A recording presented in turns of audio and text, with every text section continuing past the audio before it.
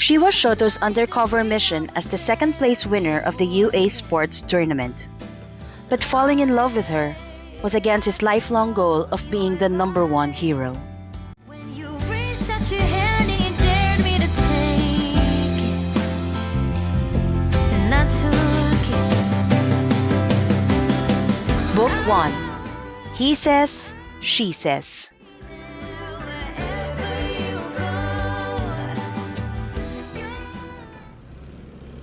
Watch out! Kazumi pushed a kid who ran past her to catch his ball that rolled on the street. The little boy hastily crossed the road, totally disregarding the red pedestrian light. Kazumi didn't think twice. She ran and pushed him out of the street. And as she heard the loud screech of the vehicle brakes, she thought that was her end. She tightly closed her eyes and waited for the impact. She felt the vehicle hit her, but to her surprise, she was not thrown out. In fact, it felt like a person just heavily bumped into her. She did get off balance and hit the ground. She opened her eyes and found herself face to face with the front bumper of a truck. And then she shivered. She got confused on why it had gotten cold all of a sudden.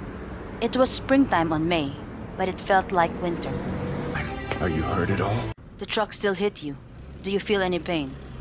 A boy with blue and gray eyes stared and cradled her as she sat on the ground. For a moment, she was hypnotized by his eyes. Even in the quirk era, she seldom met a person that had two colored eyes. And oh, what a cliche to think that she had died, gone to heaven, and was now being welcomed by an angel. But that was how she truly felt. Nobody had ever been this close to her. His hands were warm in the sudden winter-like cold. She could feel heat from his hands penetrate the long-sleeved hoodie she was wearing. His touch may be warm, but his voice was cold and monotone. His words were the memorized and by-the-book first 8 questions required to be asked from any accident victim.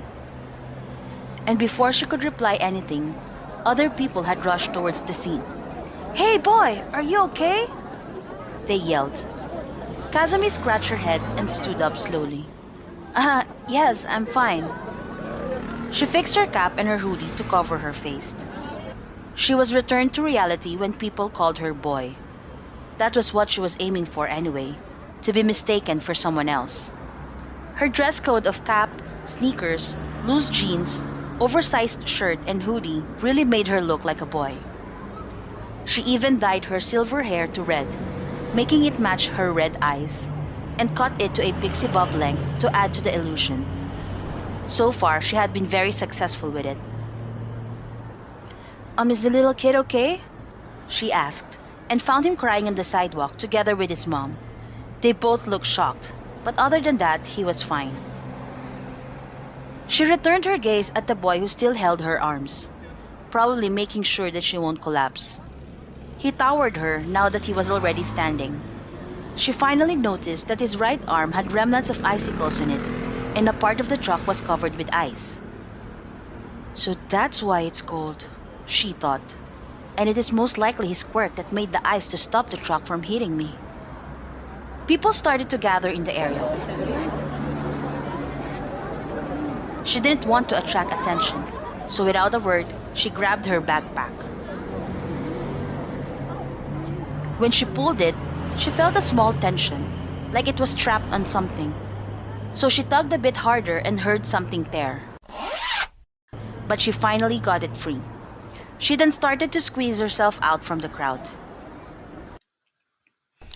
"I'm back!" she yelled as she entered the back door of the flower store that she was working for as a delivery boy. "What took you so long?" The lady who was her legal guardian and also an employee in the flower shop yelled. She took Kazumi in as her dependent, let her sleep in the shop, and sign on her paper for her 3-year homeschool requirements for high school. In return, she demanded 70% of whatever Kazumi earned from delivering flowers for the store owner. Kazumi didn't mind the setup. She was glad that her guardian was not personally interested in her. She does not even read the papers that she would ask her to sign, so it meant less questions and less attachment to the woman. My bike broke down, so I had to walk all the way back. Her bike did not break down, but her left elbow felt really bruised from the truck accident, and she could not really bend it safely to ride the bike. But there was no need telling her that. It will only cause her guardian stress, thinking she would need some days off from work, thus a deduction from her income. Kazumi went straight to the logbook to fill out all her successful deliveries, then went to her space under the stairs going to the storage room. Inside, she sat on the floor and took out her bed table. It was one of the very first things she bought when she got to Tokyo early that year. She wanted to be able to do her homeworks in the most proper way that she could afford. Despite being always on the run, she made sure to prioritize education.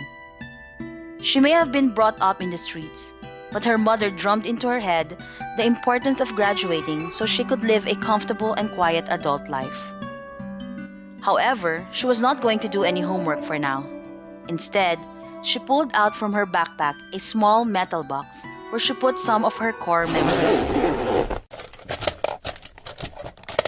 She was about to put a tiny rock she picked up on the accident side when she saw a small cloth stuck in the zipper of her bag. Her eyes widened as she realized that was why her bag felt trapped earlier. But at the same time, she giggled, realizing that she tore a part of his shirt. I hope he's not mad about it, she thought.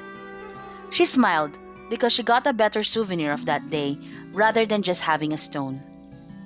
She daydreamed a bit as she held the torn cloth. His eyes were gray and blue, his hair white and red, his hands were cold and warm. Today, I finally met my future husband. You live in the moment, carried away from who you are. 'Cause you're lost in illusions. She closed her metal box with a loud thud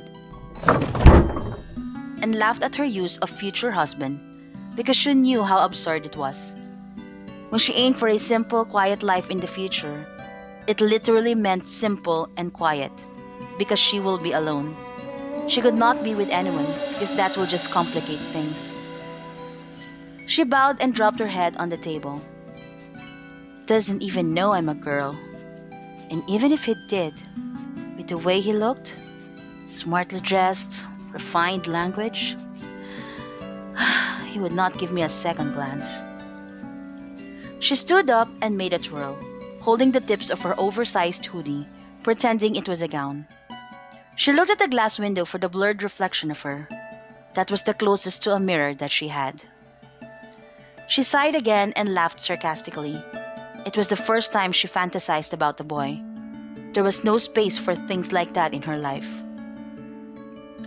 As far as she could remember, all she did was run away with her mother who had a crazy grandfather. So crazy that he wanted his grand and great-granddaughter dead. As soon as her mother realized this, she packed her things and ran for her life, bringing with her the 1-year-old Kazumi. First, they lived with friends, and then with friends of friends, and then with just mere acquaintances, and then finally with strangers. It was her mom who cut her hair into a boy's length and dyed it red when she was a toddler, hoping it would help put her grandfather off track. Hey! The list of deliveries for tomorrow is on the reception area. Make sure to arrange the flowers tonight and send them out in the morning. Her guardian knocked on her door, interrupting her thoughts. Yes, I'll do it. I'll just finish my schoolwork, she replied. She kept her metal box of memories and brought out her homeworks.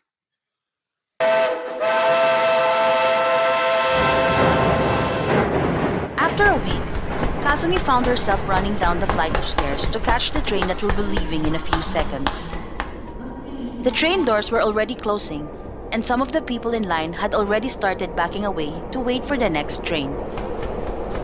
But she was decided she could make it. She ran past them saying "excuse me" multiple times. Excuse me, I'm sorry, excuse me. She felt bad as she knew she stepped on a foot or two along the way. but she was running late. She successfully swept in sideways to the closing train doors. She even felt the doors touch the bouquet of flowers that she was about to deliver. Whew, that was close. She breathed out. As the door finally locked, she turned to look at the glass doors and her eyes widened. Her future husband was looking straight at her from the outside. As the train started to move, she could not help but lean on the glass. She twisted her head and looked at him until he was far away already. She could not tell if he remembered her. He was looking back at her, but his eyes did not show any emotion. Wow, who would have thought I will see him again? Kazumi was really not expecting that. Oh no, was his foot one of my victims? She thought as she closed her eyes with embarrassment. The next station was the last for that rail, so he would definitely be going down there as well. Kazumi decided to wait. Well, so much for catching the first train, only to wait for the second one, she thought. But she had not said thank you yet when he saved her, and now she needed to apologize too if she indeed stepped on his shoe. After a few minutes, the next train finally arrived. He was standing on the same area as she was standing on at the previous train. He is so prim and proper, she thought. He was walking with his back straight and chin facing towards the exit door. He seemed disinterested with all the people around him, so now she was having second thoughts if she actually stepped on him. Oh well, might as well apologize for his shirt and thank him for saving her. As soon as he got out of the train, she approached him. When she bowed to say thank you, her eyes went straight to his white shoe, where one of it definitely had a shoe stain from her. I am so sorry for earlier. Wait, I can clean it, she said with panic on her voice. She hurriedly rummaged her backpack. Fortunately, she brought with her today her shoe cleaning brushes, which she used earlier when she serviced one of her alley neighbors. She dropped on her knees to brush his white canvas shoe. It's okay, you don't have to, her future husband started.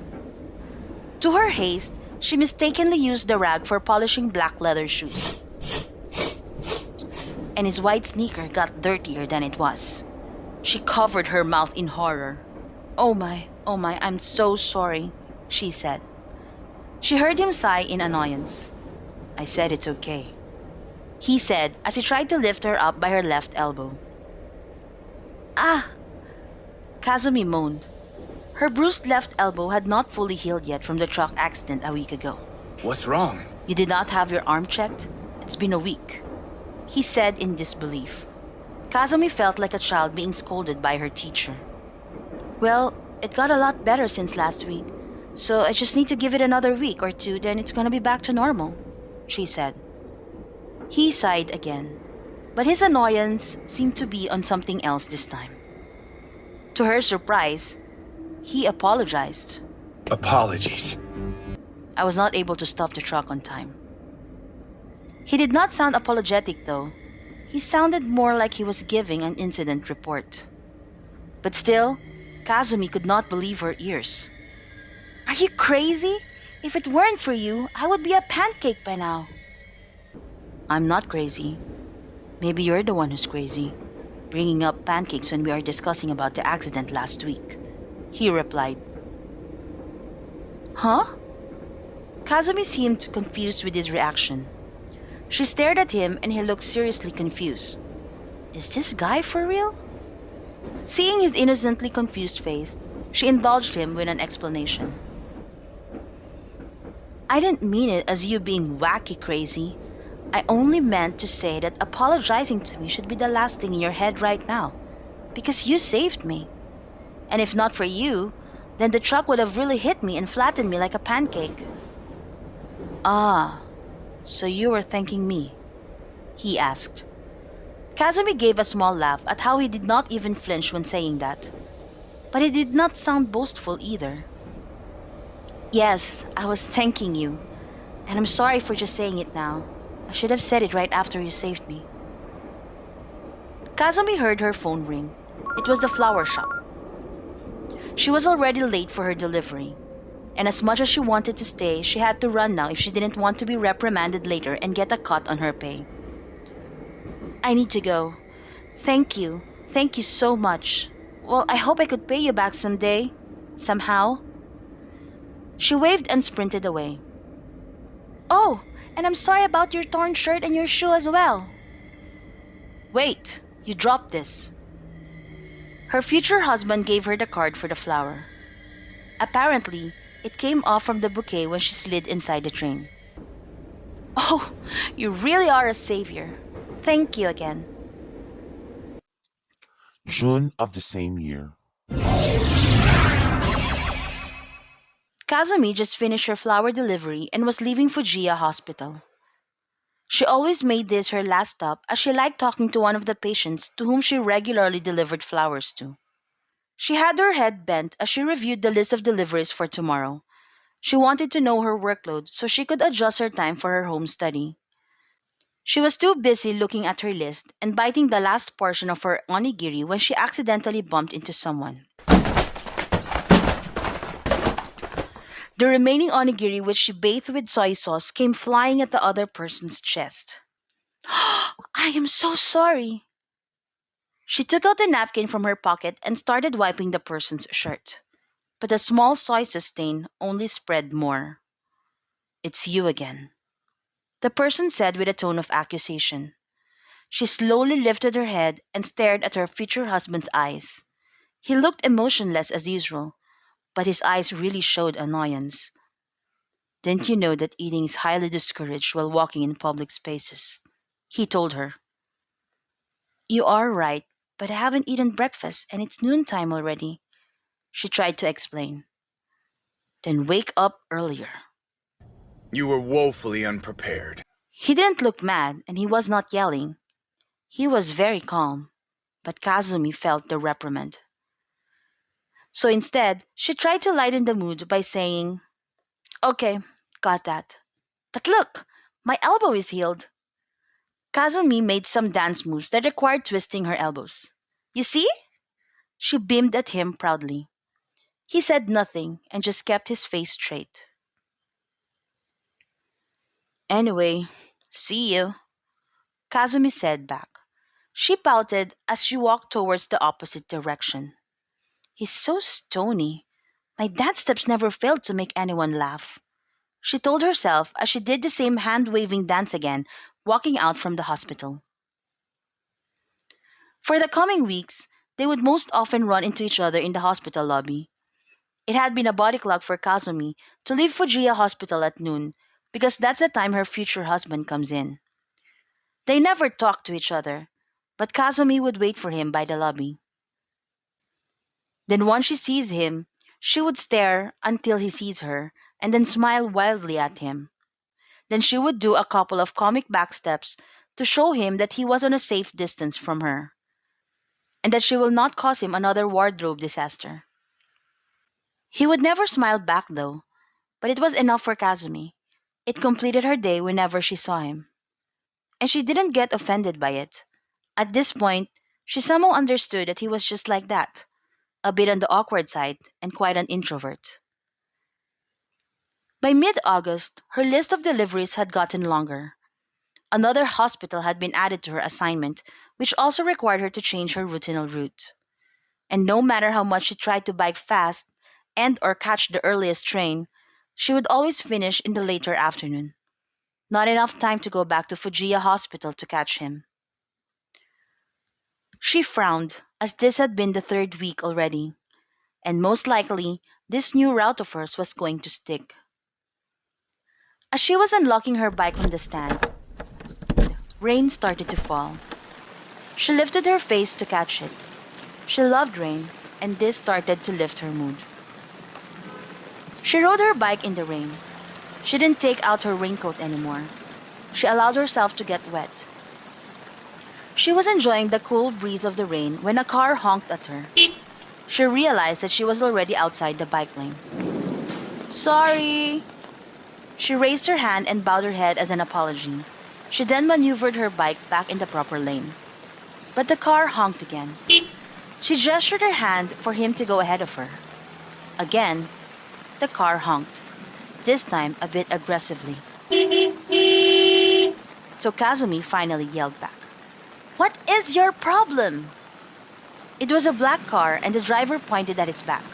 His passenger was her future husband. "Could you pull over?" The driver yelled as his voice almost got drowned by the pouring of the rain. She was surprised to see him, to say the least. She pulled over at the nearest bike stop. His car parked in front of her. He went out with a black umbrella. He then said something to his driver and the car drove off. He walked towards her and covered her with his umbrella. "Don't you have a raincoat?" he asked. "I do," she answered. "Then why?" Instead of replying, Kazumi decided to be spontaneous and took his umbrella and closed it. Now they were both being drenched under the rain. "What?" Kazumi smiled at him and said, "Just enjoy it." She got down from her bike and started walking. "Come on." He was bewildered and looking annoyed again when she closed his umbrella. But he started to walk beside her. After a few blocks, Kazumi noticed he looked like he was relaxing and was starting to enjoy the rain already.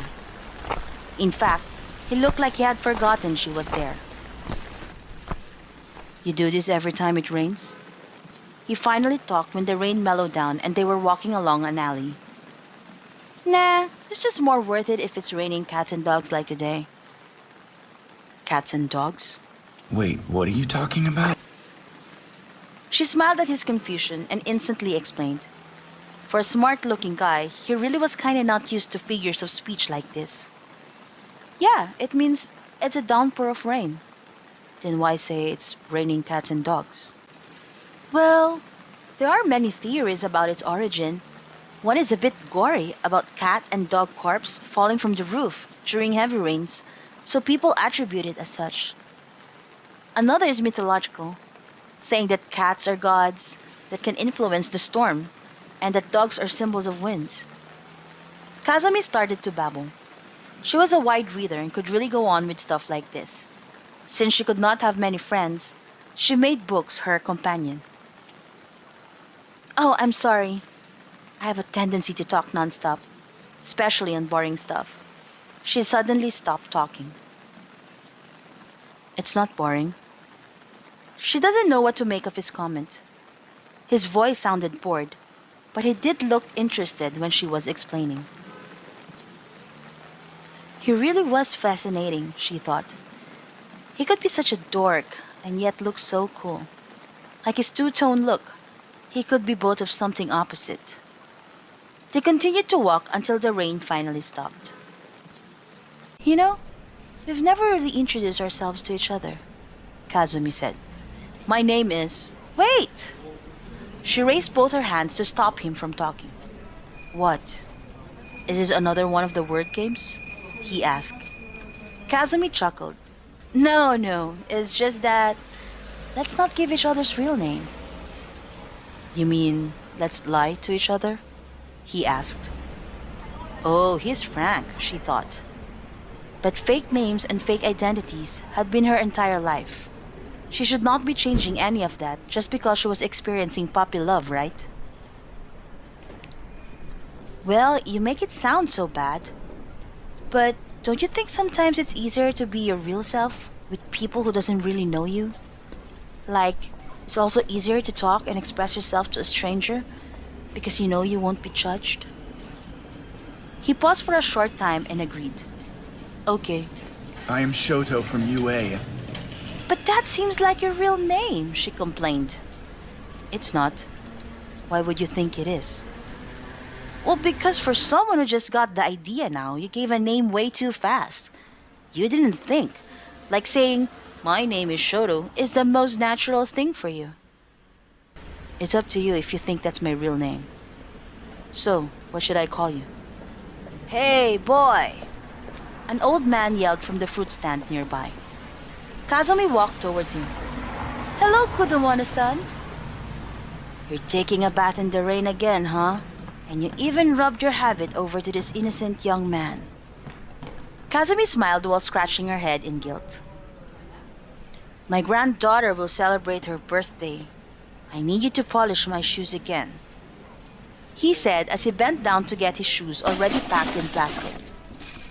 Give me a discount this time, okay? He added. You can count on it. I'll give this back to you tomorrow morning. Kazumi took the shoes.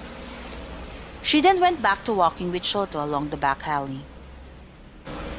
The flower shop I work for is just around the corner. I could lend you one of my hoodies if you're alright with that. Okay. When they finally reached the back door of the store, she urged him inside, gave him a towel, and asked him to wait as she went inside her room.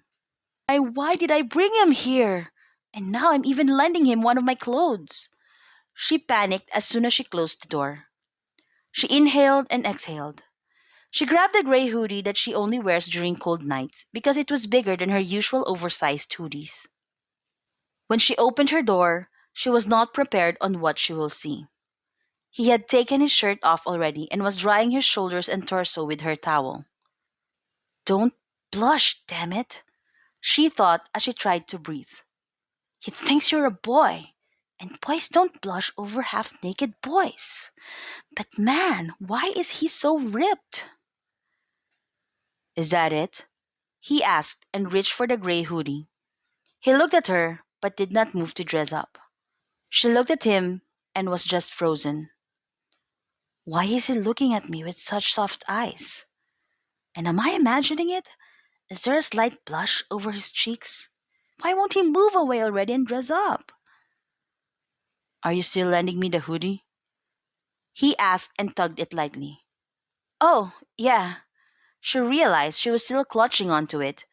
She turned her face away as she blushed even more. This is so embarrassing, she thought. I'll wait for you outside, she said, and went out so she could breathe. I'm just at the third alley of that street. She heard him say over the phone, most likely telling his driver where to pick him up. When he hung up, he faced her and said, I haven't been seeing you at Fujia Hospital. Yeah, my weekend schedule changed.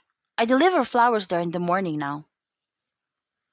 The street where I saw you biking earlier, is that your new regular route? Yep, she replied. Then we could still bump into each other then, every 4 o'clock in the afternoon, he said. Kazumi smiled. I would love that. Well, at least that's what the real her would have said. But of course a bro shouldn't reply like that. So instead she said, That's cool. Cool. The casual and slang reply did not fit his personality, but he really sounded so cute, she thought. A short honk sounded from the main street. His car and driver were already there.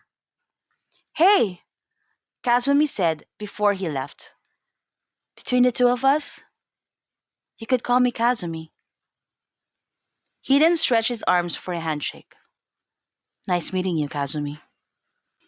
She shook his hand and replied, Nice meeting you too, Shoto.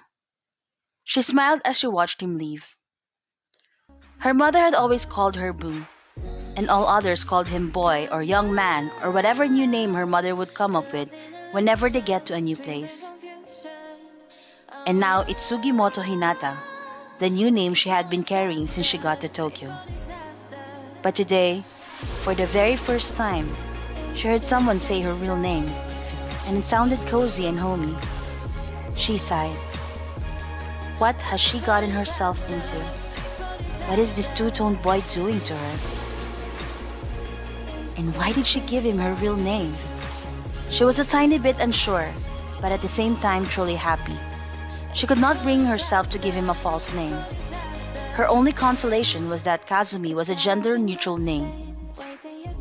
She may be playing with fire and might end up regretting this later on, but she decided not to worry for now. She felt like spoiling herself by letting the feeling of happiness linger. Besides, it's not every day that she gets the chance to walk under the rain with a boy named Shoto. In the moment, carried away from who you are. 'Cause dreams and confusion. Oh yeah. Watch out! As soon as Shoto heard it, he ran and let out his eyes to stop an incoming truck.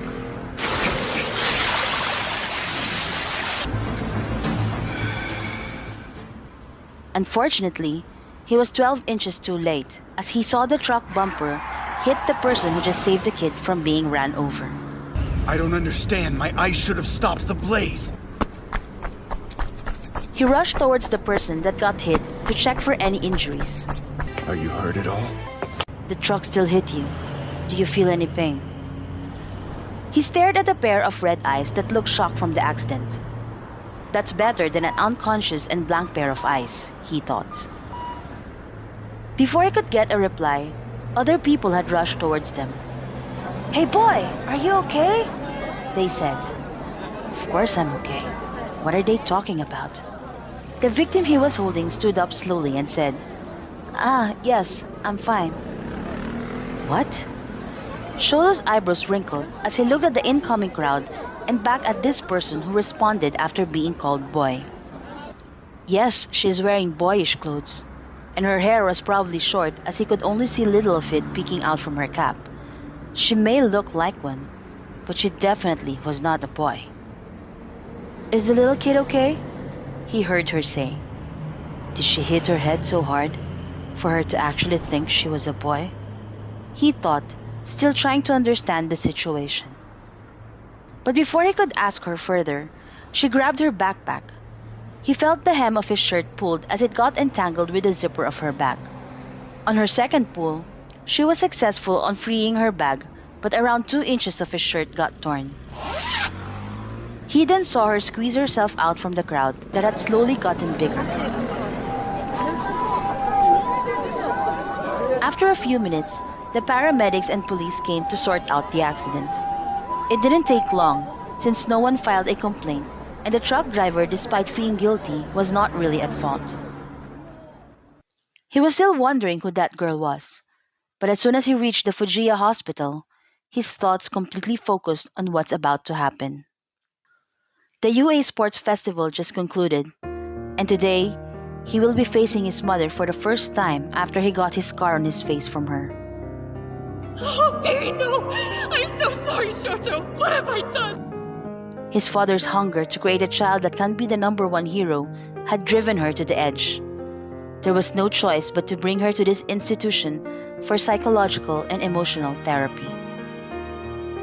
He hated his father for it and vowed to be #1 in the future without using his flames for battle. Shoto felt anger growing inside him whenever he thinks of his father. So he took a deep breath and tried to release some of that anger. When he straightened his shirt, he remembered the torn bottom part. He felt a bit irritated. This was the first time he was meeting his mother, and his shirt was looking like this. He sighed and tucked the side of his torn shirt in his pants and walked towards her room.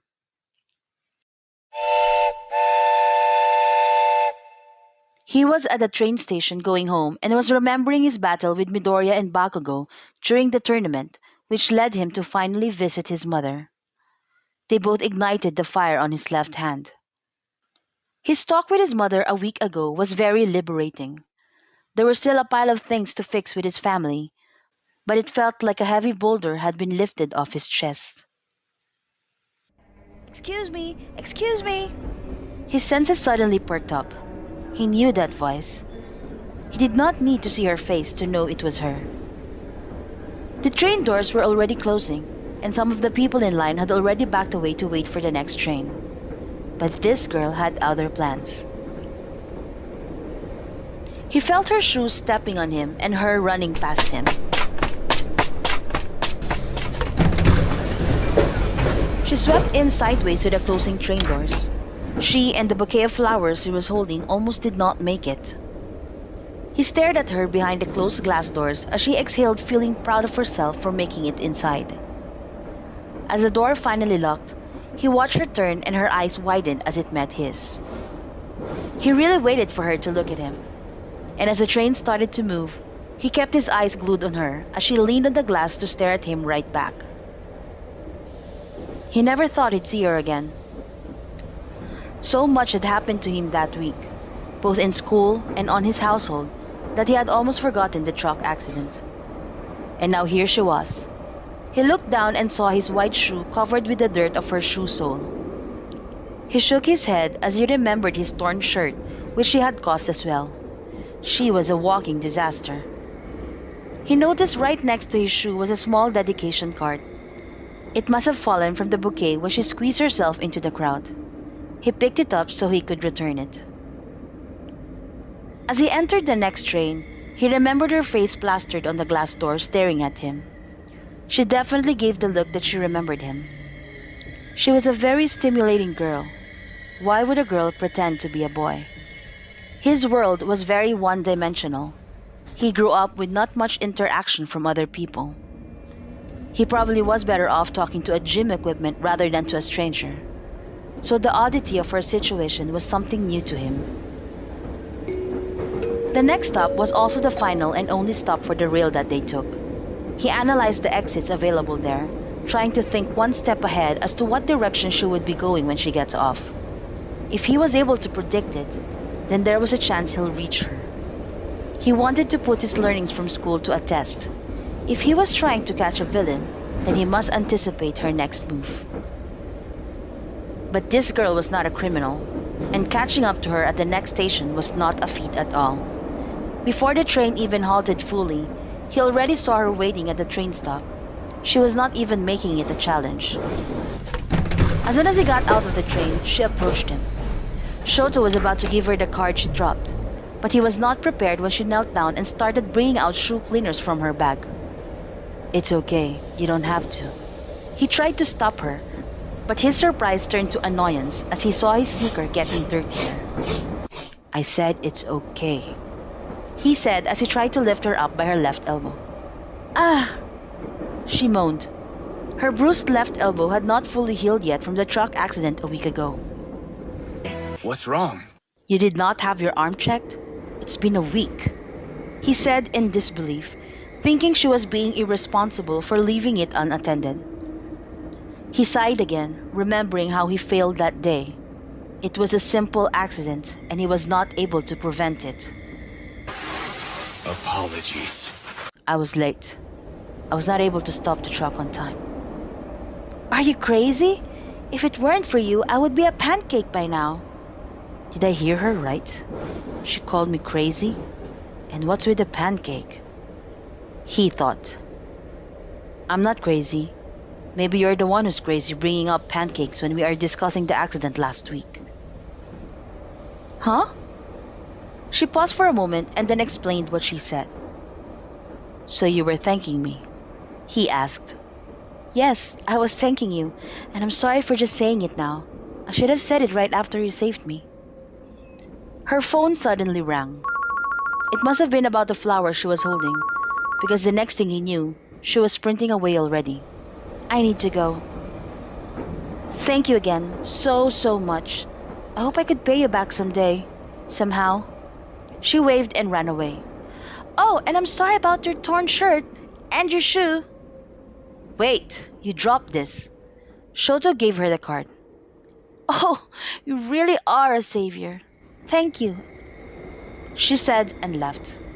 He watched her, finally leaving him at peace. June of the same year.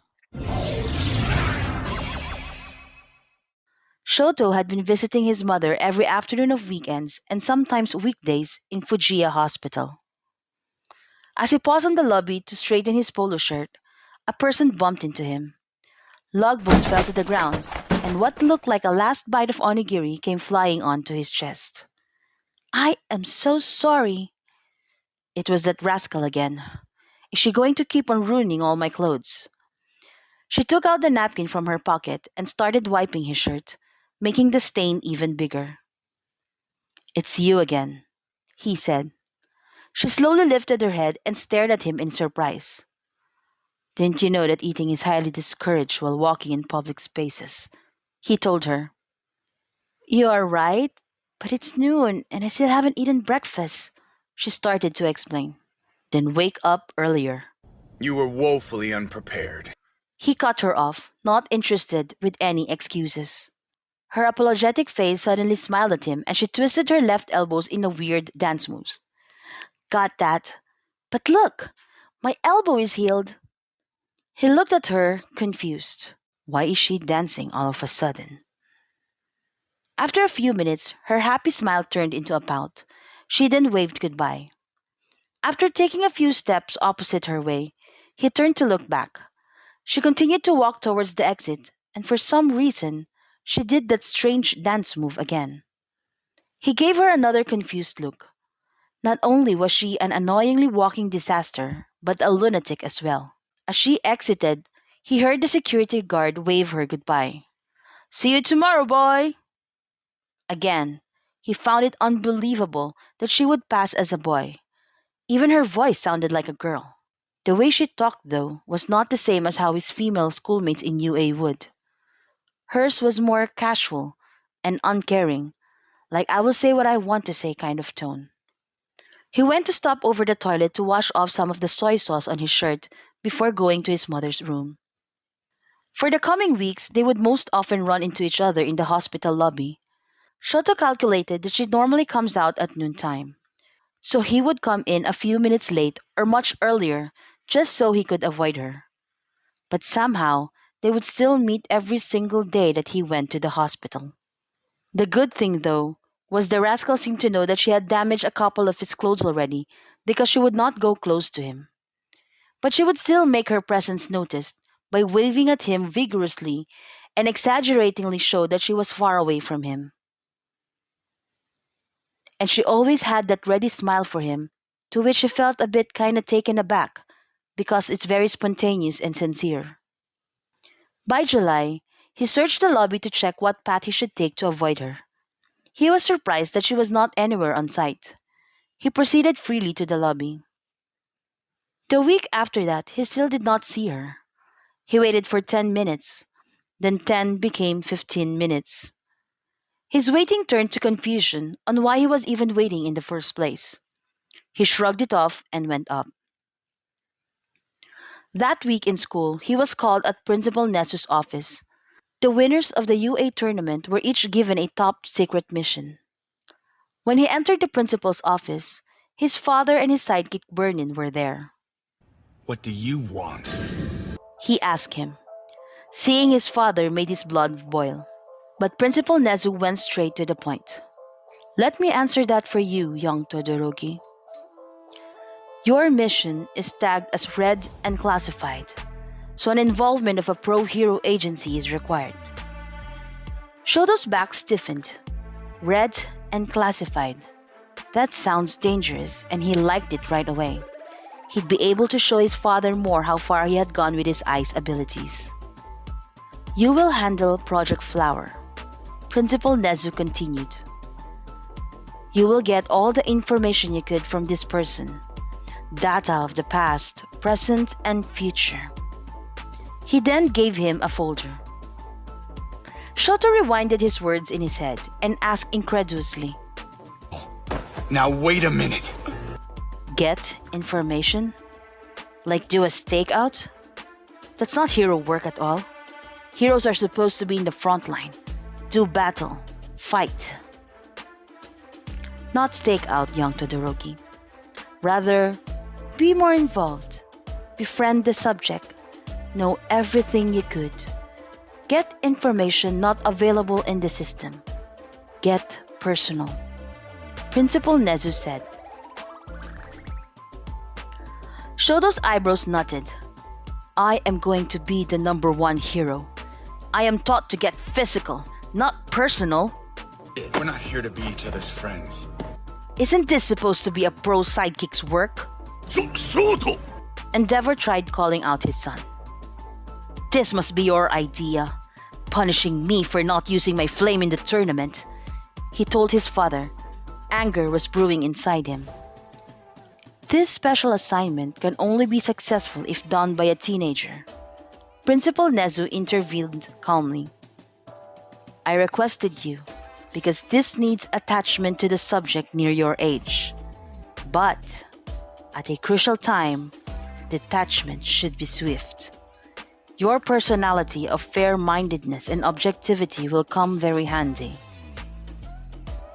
Shoto's chest was still heaving with annoyance, but he was in no position to defy any orders from Principal Nezu. He opened the folder he was given. It contained one picture. This girl? He almost yelled, looking at the rascal's wide red eyes. It was a stolen shot where she was riding her flower delivery bike and she was smiling wildly as usual. Bernard peeked behind his shoulder. That's a boy, Shoto-kun! Todoroki sighed and glared at her. Even Bernard cannot see her real gender. Her name is Sugimoto Hanata, Principal Nezu said. So, that was her name. Shoto checked the folder again. There were no other contents. That's all? Just this picture and a name? Yes, Principal Nezu replied. First, this intel only came in last night, so very minimal information is available.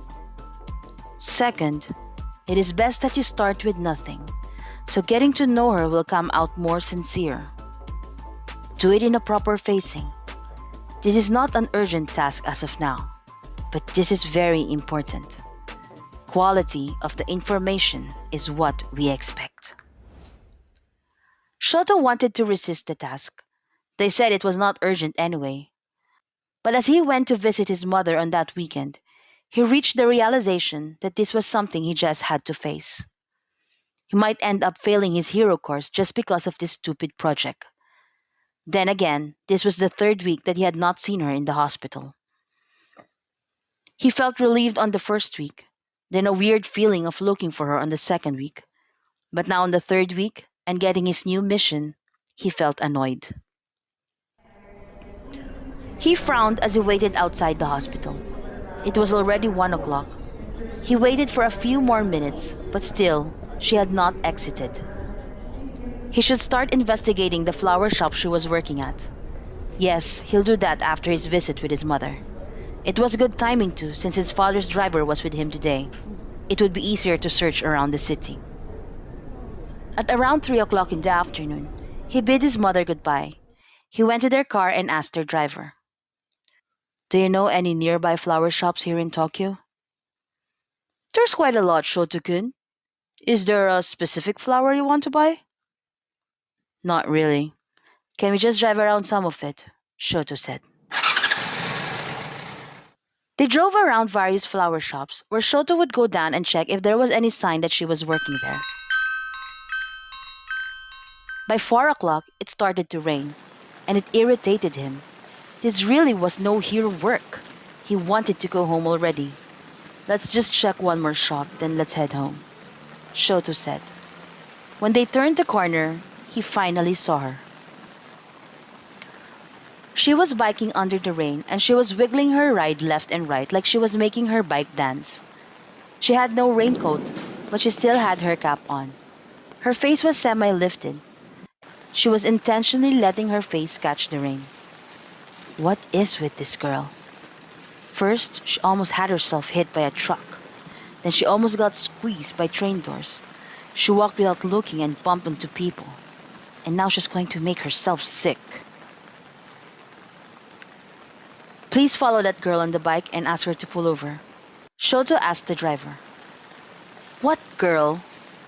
Shoto groaned. Does she have an illusion quirk where she could really deceive everyone? "That one in the blue hoodie," Shoto pointed. The driver did as instructed. He honked at her first to get her attention, but she only waved her hand and urged him to go past her. He honked at her 2 more times until she finally turned and yelled, "What is your problem?" "Could you pull over?" Shoto's driver asked her. Shoto took out an umbrella and went out of the car. "I can go home from here." "Oh, I have nothing else to do. Just ring me and I could pick you up after," he replied, then drove off. Shoto then ran towards her and covered her with his umbrella. "Don't you have a raincoat?" "I do." "Then why?" Instead of answering, she took his umbrella and closed it. Now they were both being drenched under the rain. What? He started. Her hands were too fast and he wasn't expecting her to do that. But he did not want to walk in the rain. He wanted his umbrella back. She smiled at him and said, "Just enjoy it." She got down from her bike and started walking. She urged him to follow him. He sighed. Befriend her. That was the mission. The faster you get through this, the faster the mission ends. He encouraged himself. They walked for a couple of blocks, and he noticed that they walked leisurely in the middle of people rushing to get off the rainy street, and those without umbrellas looked irritated as they searched for some shed. But she told him, just enjoy it. As much as he wanted to deny it, the walk was slowly becoming pleasant. It was like doing meditation, wherein the sounds around you slowly fade, the people and the vehicles becoming a blur, and you become more aware of yourself. The rain felt cleansing and rejuvenating. "You do this every time it rains?" he asked her. The rain had mellowed down and they were walking along an alley. "Nah, it's just more worth it if it's raining cats and dogs like today." Wait, what are you talking about? Cats and dogs? They're back with figures of speech again. He did not research idioms and metaphors as he never thought that going undercover will be part of being a hero. And honestly, he had not been talking to many people, much less people his age, to be updated with the current slangs. She smiled at him and immediately explained, "Yeah, it means a downpour of rain." She then started to give him the origin of the statement, which he found enthralling. Very clever. He was also a bit surprised. Not that he did not see her as smart, because for one, he knew that she was a street smart. But he did not take her as a reader, which she obviously was one, most especially when she started talking about mythology. He should not forget to add this detail to his report. "Oh, I'm sorry. I have a tendency to talk nonstop, especially on boring stuff." "It's not boring," he replied quickly. "Talk some more. Give me more information to report," he thought. They continued to walk until the rain finally stopped. "You know, we've never really introduced ourselves to each other," she said. Finally, Shoto thought. He had been wanting to reach that level of familiarity so he could start delving in with deeper questions. So he hurriedly started. "My name is—" "Wait!" She raised both of her hands to stop him from talking. "What? Is this another one of the word games?" He got confused. Did he miss something? She chuckled. "No, no, it's just that let's not give each other's real name." "You mean let's lie to each other?" "But don't you think sometimes it's easier to be your real self with people who doesn't really know you? Like it's also easier to talk and express yourself to strangers because you know you won't be judged?" He paused and thought That's not it at all, is interesting wording. It suggests there is something that you're not supposed to talk about. that maybe that had something to do with why she dressed as a boy. But she would not know anyway if he was giving her his real name or not. All the more, it would not matter as soon as Project Flower gets completed. "Okay, I am Shoto from UA. but that sounds like your real name." "It's not. Why would you think it is?" "So, what should I call you?" He wondered if she would be giving him a real or a fake name. He waited in anticipation. "Hey, boy!" an old man yelled from the fruit stand nearby. Shoto's excitement dropped to the ground. He closed his eyes, quite irritated. Boy, again? It's getting tiring for him. Are all these people really blind? The old guy gave her shoes for polishing. Most likely, it's another of the things she does for a living. He suddenly remembered his white sneakers that she smeared with black shoe polish. Why were her parents letting her do all these things? He remembered the first time he saw her at the hospital lobby. She looked like she was juggling with schoolworks too. His report's going to be soon filled out. Does this girl even rest? She brought him to the flower store she was working at. She gave him a towel that went inside a room under the stairs to get a hoodie which she said she would lend him. He took off his drenched shirt and patted his face and upper body dry. He heard a gasp and saw that she came out already and she was holding a gray hoodie. Is that it? He asked. He reached for the hoodie, but she would not let it go. He looked at her and noticed that she was blushing furiously.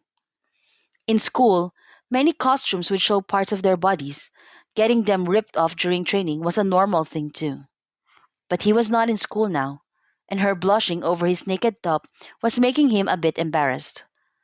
Are you still lending me the hoodie? He tugged it lightly again. Oh, yeah, I'll wait for you outside, she said and hurriedly went out. He took that moment to also call his father's driver as he went out of the back door. After he hung up, he faced her and said, I haven't been seeing you at Fujia Hospital. Yeah, my weekend schedule changed. I deliver flowers there in the morning now. The street where I saw you biking earlier, is that your new regular route? Yep. Then we could still bump into each other then, about 4 p.m. That's cool. Cool. He imitated her reply, but he felt weird and totally uncool when he did it. A short honk sounded from the main street. He looked at his driver waiting for him, but he still had not gotten past the exchanging of names. How will he complete his work if he could not even get past level 1? This is the first obstacle. He needed to ask, so he took a deep breath, forget being awkward, and just ask. Before he could say anything, she called out, Hey!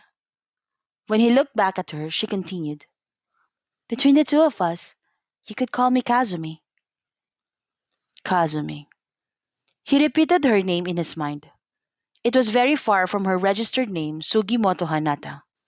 But it felt like it was her real name. Or maybe not. Kazumi was both a boy and a girl name. But it does fit her though. He stretched his arms for a handshake. Nice meeting you, Kazumi. She shook his hand and replied, Nice meeting you, Shoto. He then turned and walked back to the car. In the car, he finally exhaled all the tension that built up inside him. Talking to people really is not my thing. I hate this mission. Just give me villains to fight. That's what it means to be a hero anyway. Seen somebody move like you before. There's something about the way you leave it on the floor. And now we're moving closer. Can't keep my composure.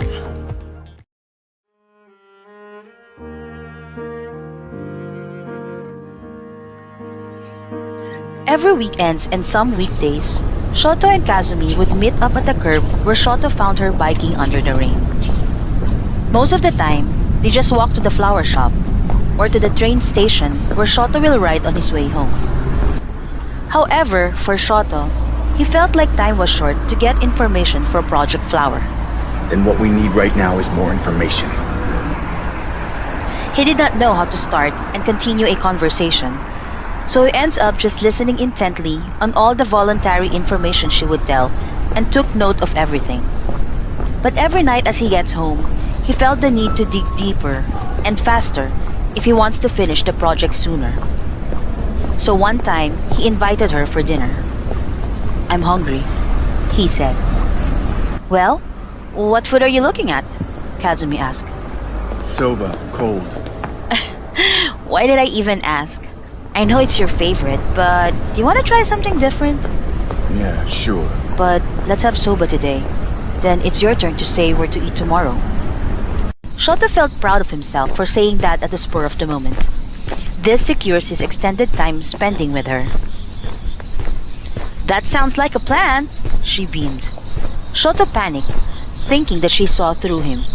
No, I didn't plan it. Huh? What are you talking about? Are you plotting on something? Kazumi joked. No, I just meant we could take turns in choosing what to eat. Kazumi chuckled. Chill, I only meant that it sounds like a good idea. Oh, I see. He relaxed. Come on, there's a place nearby. Plus, I do part-time job there every Saturday, she said and grabbed his hand casually. She dropped it as soon as she held it. She was so excited to eat with him for the first time that she wanted to drag him right away before he changes his mind.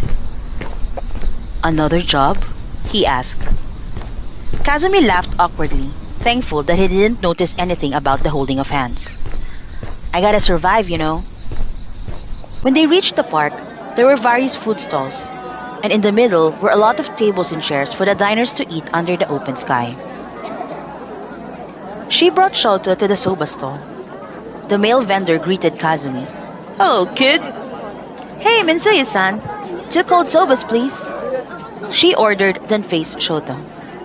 You want it with poached egg and tempura? Okay. You heard the man, Kazumi told the vendor. Good thing you're early, because you won't have time to eat later, boy. We're expecting a lot of people today due to the bazaar that opened on the other street. What kind of work you do here? Shoto asked her. I pick up the food for most of these stalls and serve it to the diner's table, so they could just wait comfortably while sitting. Shoto nodded in understanding, then took a slurp of his soba. This tastes good.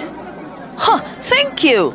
The recipe of this handmade soba was handed down to me by my grandmother, who got it from her grandmother, who also got it from her grandmother. The vendor narrated, to which Kazumi laughed.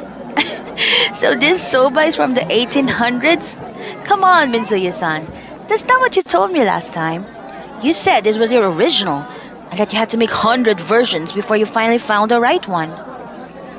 I like both histories, Shoto said with a blank expression. See? I like this one, kid. You should bring him here more often. Don't worry, I will. As soon as they finished eating, a bell from one of the stalls rang. Kazumi excused herself as that's her sign that there was food to serve. But before she dashed off, she looked at Shoto. This will only be during rush time. Maybe an hour? You could say a bit, right? You're not in a hurry to go home? Kazumi couldn't hide the hopefulness in her voice. She liked spending time with him. She broke her name rule anyway. Might as well break some more for him. She had never felt anything like this with all of the people she crossed roads with, and that is saying a lot, because she had met far too many. But with Shoto, it was different. There was an air in him that just made her want to breathe in. She only had maximum 3 years in this city, and she wanted to make the most out of it. I have plenty of homeworks, he started, but then he remembered this is schoolwork as well, so he added, but I could stay. Kazumi smiled and then finally left. Oh, that's weird, Minsuya-san told Shoto as he gave him some hot tea while he waited. Shoto looked at him for an explanation. Sugimoto is a cheerful boy, gets along with anybody, but he likes keeping to himself. He's always busy, doing all these odd jobs. He then looked at Shoto closely. You look like a rich kid. You don't seem to be one of the co-workers in one of those jobs he's been doing. Shoto disregarded his comment on him and asked, where are his parents? I'm not sure. The boy is kinda new here, just a few months old. But from what I've gathered, he doesn't have one anymore, except for that ugly guardian. He then paused and watched Kazumi jump from one stall and one table to another. Well, he's doing pretty well by himself anyway. If only my son could be half as hardworking. Shoto looked at Minsuya-san, who seemed very proud of Kazumi. What more if he finds out that the Sugimoto he had been praising was even a girl who could actually do a man's job? Shoto also watched Kazumi and thought, what does Principal Nezu want from her? Aside from the disaster she caused on my clothes, she seemed like a harmless person. And to think, Project Flower was even considered red and classified.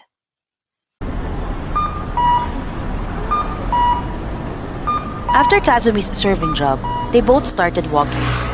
When they reached the intersection where they would either go left towards the flower shop or right towards the train station, they stopped. Kazumi was not sure if it's time to part ways, so instead, she just broke the silence.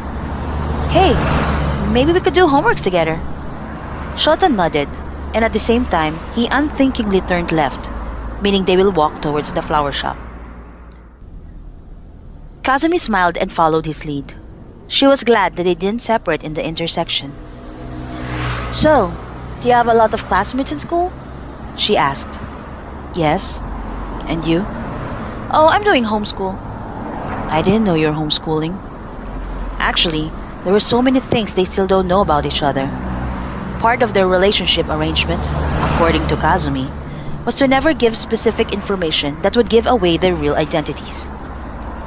Shota respected that, but it made getting to know her even more challenging. I'm on my first year in high school. And you? I'm on my first year too. I'm taking a hero course. Hero course?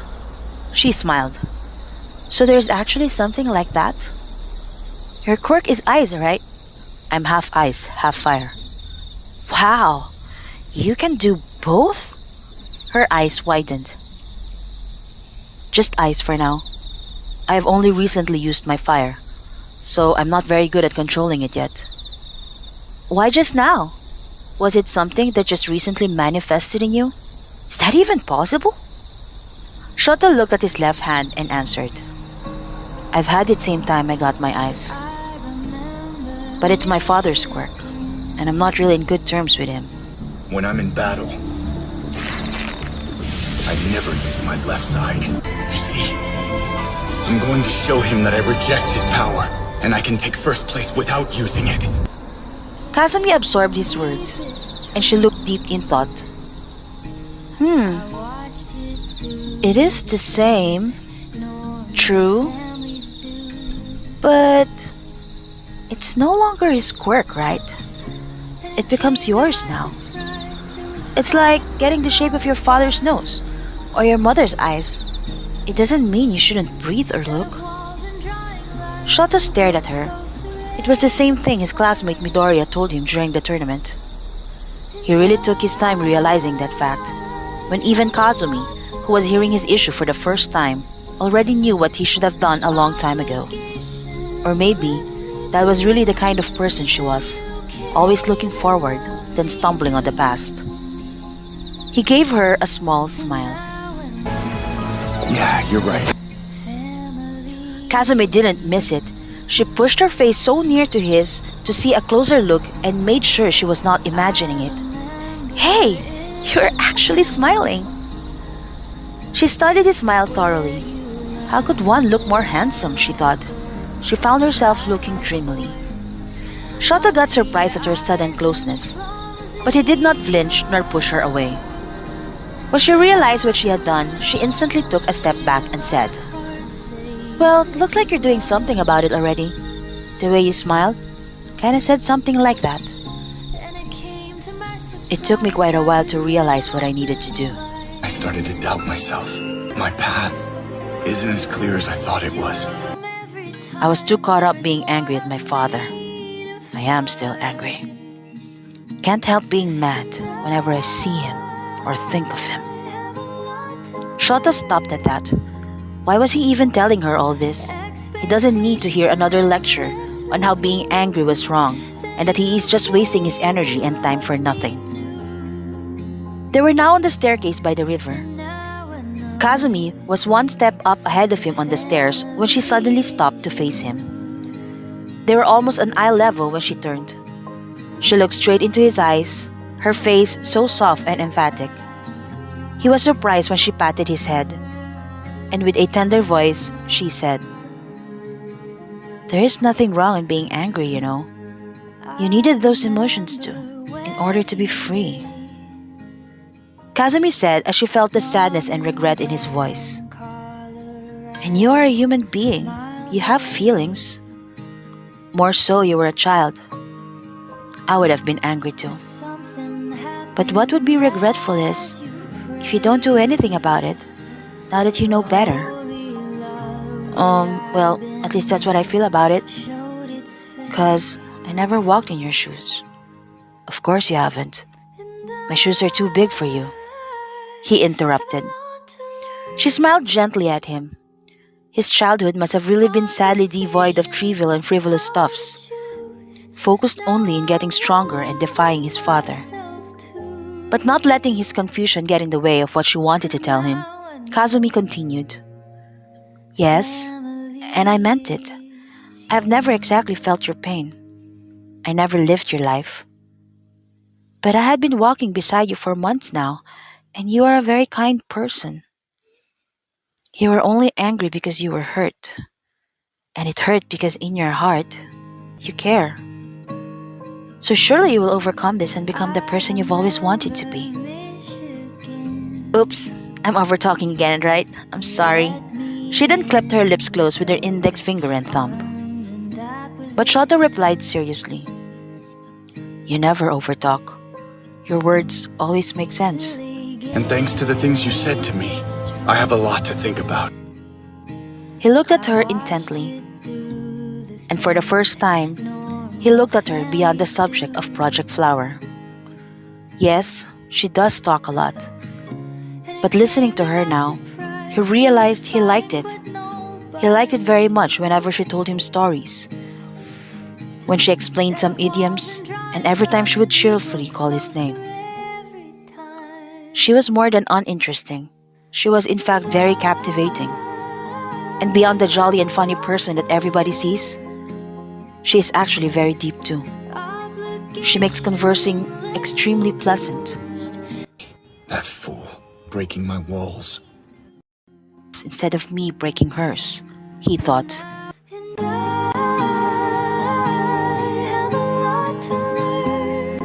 She interrupted his thoughts by laughing. I'm thinking, if I have a quirk, it would be to talk a person to sleep. You're quirkless? He said, not laughing back. Yep. Perhaps that's also the reason why I'm not into hero and villain stuff. She said, not finding being quirkless as making her less of a person. I mean, no offense to you. I know the sacrifices our pro heroes make, and I'm super thankful for that. I'm just not into the hype of it all.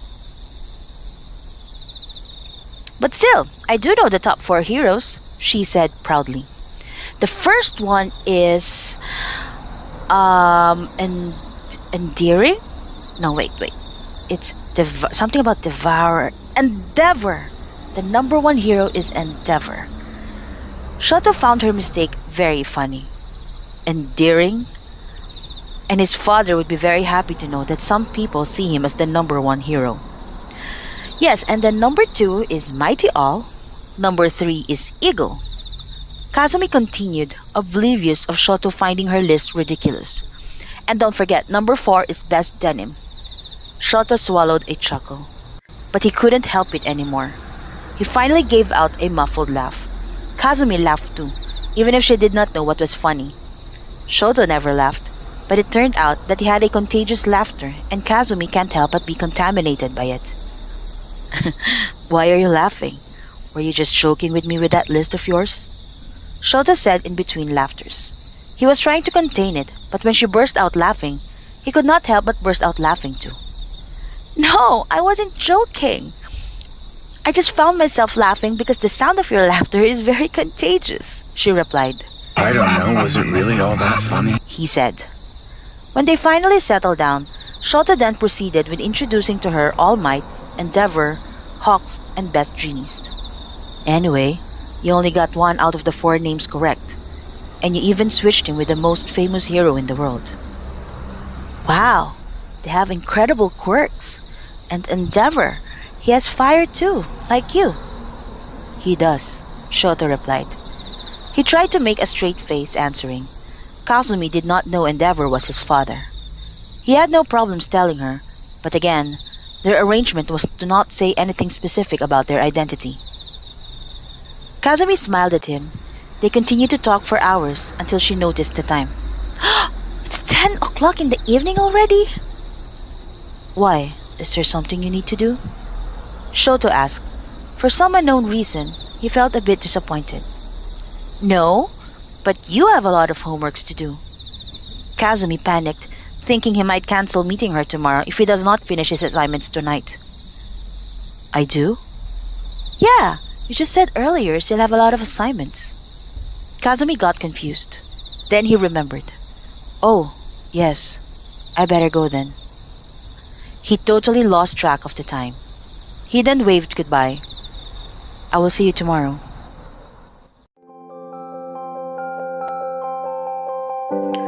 And so their tomorrows continued. He had met already a lot of her acquaintances and friends, but never a family member. Her legal guardian seemed always mad and demanding. Sakimoto, the list for tomorrow is on the table. Make sure to start arranging the flowers by 3 in the morning and ready for out by 6 o'clock. I'll be out the whole day, so I want the logbook filled up properly when I get back. Make sure to throw all the garbage. And wipe the glass windows And too. wipe the glass windows too. Kazumi finished the sentence together with her guardian. She then looked at Shoto and laughed quietly. I know it by heart already. I don't know why she still needs to say it every single day. Kazumi then made a face but made sure that only Shoto saw it. For a moment, Shoto saw the teenager in her. A child playing a video game, then being asked to do house chores by an adult. Although hers were no ordinary house chores, these were actual work, and she was forced to do it in order to make a living. Her guardian said a lot of to-do stuffs, but never did she mention things like she left snacks for her or she should take some rest. Shoto also remembered when they bumped into the hospital for the first time. She was eating onigiri at noontime, explaining she had not had breakfast. He snapped at her to wake up earlier, and still, she smiled at him and even did a weird dance. If only he could take back those words, now that he learned she'd been starting work at 3 o'clock in the morning. He also met the twins, who do flower deliveries with her. They were older than them, probably 18 or 19 years old. They were very bulky, but very harmless. Write me a love letter, come on. The older of the two said while all four of them were eating soba at the food stall one weekend. They sat on a square table and took one side each. Your girlfriend will end up falling in love with me if you don't start doing it yourself. Kazumi smirked, her chin resting on her right hand. Hey, Shoto, do you have a girlfriend? The younger one said. Kazumi's head shot from right to left toward Shoto, who was seated on her left side. She had been wondering, to be honest, but never had the guts to ask. I don't, he simply answered. Her heart danced at his reply. She had to bite her bottom lip to stop herself from smiling. Really? The twins reacted. Well, that expressionless face and scar of yours really give up a bad boy look. Maybe they're scared you'll break their hearts. Kazumi studied his face and replied, Bad boy look? I don't know. His scar actually kind of makes him cute, she said in a dreamy voice, her eyes staring at his scar, and a small smile formed on her lips. This time, it was Shoto's head that shot towards her. Why is she looking at me like that? More importantly, why do I like it that she is looking at me like that? The twins fell awkwardly silent and stared at her, quite surprised with her reply. Kazumi's eyes widened the second she realized what she said. She forced a laugh and swayed like a drunkard on the seat. Mitsui-san, the twins are making me drink alcohol again, she yelled. Shoto saw Mitsui-san roll a newspaper and hit the heads of the surprised and confused twins. I told you never to give him any alcohol. Wait till he gets 18. And he hit them again. The two twins did not seem to mind to be hit by the old man, and was in fact feeling guilty for something they did not even do, so they ran away to escape. A bell suddenly rang, giving Kazumi an excuse to leave. Oh, that's my signal. She then ran off. Shoto was all of a sudden left alone on the table. He looked at Kazumi's cup and smelled it. There was absolutely no sign of any alcohol in it. He did not want to assume, but he did hear her clearly and soberly say that his scar made him cute. He smiled by himself. Cute was the last thing he would ever expect a person to describe him and his scar. At the end of her serving job, they left and went to the bridge where they saw a stray mother cat a few days ago. At that time, Shoto noticed that she did not hesitate to give them the food she brought for her breakfast the next day. This time, though, she asked for some of the stall some leftovers that she could give the cat. Shoto watched her as she fed the mother cat. The kittens were running around and playing. She picked up one. Careful now. The mother cat might bite you. He tried to stop her. But she already carried one and started petting it. They are so adorable. The mother cat didn't seem to mind at all, and the other two kittens started to walk around her feet. Here, hold one. When Shoto played with the one she was carrying, their hands slightly touched. It was not the first time he touched her hand, but this time, he felt something different, like a warm jolt. He can't really explain, but it made him want to fully hold her hand. He looked at her if she felt it too, but her full attention was with the kitten. She continued to cup the kitten in her hands, while her thumbs caressed his neck and Shoto cupped a part of her hand. He also wanted his thumb to caress her hands. He wanted to do it so much, but he stopped himself because he did not understand why. He moved his eyes from their hands and instead watched how her eyes light up with joy. And now we're moving closer, can't keep my composure. Oh, I wanna get to know ya. Can I He still did not know what she went through in life and what she still was going through. Yet unlike him, he did not sense any anger in her, only positivity and hope. They both seemed to have a difficult childhood, yet they were so different in handling the past. If they had met earlier, maybe his perspective would be different. Maybe he would be different. Maybe he would not be so hard. Maybe he would not have been so sad. Ouch! Kazumi said when the kitten accidentally scratched her. Are you okay? Shoto took her affected hand right away to check. She chuckled. It's just a small scratch, and this kitty cat didn't mean it. Then she baby talked the kitten. Am I right, you little baby Scratchy? And she continued to play with it. After a few more minutes of petting both the mother cat and the kittens, she said goodbye. We're going now, cuties. Just hang on a bit. On Monday, I'll drop you off to the vet and post you for adoption. Before they leave, Shoto stopped her and pulled her to one of the benches. Let's clean your wound first. Seriously, Shoto, it's a tiny scratch. She smiled at him, thinking he was overreacting. Yes, I am serious. The kitten could have rabies. He remembered her bruised elbow that took her weeks to heal. And knowing you will just endure the pain until it's gone. You never think of yourself. She gave in and watched him. For someone who was trained to be tough for battle, he was extremely tender, afraid that his touch would pain her. There were also times they would do their homeworks together in the public library. I go here a lot on weekdays after my deliveries. Once in a while, I would relieve the librarian here when she has an emergency at home, she said when she brought him there for the first time. But there is almost nobody in here, Shoto noticed. In the era of the World Wide Web, kids are doing research online, so these books get less love these days. But that's okay. At least I get to have them all to myself. And now to yourself too, she beamed. They are both ours now.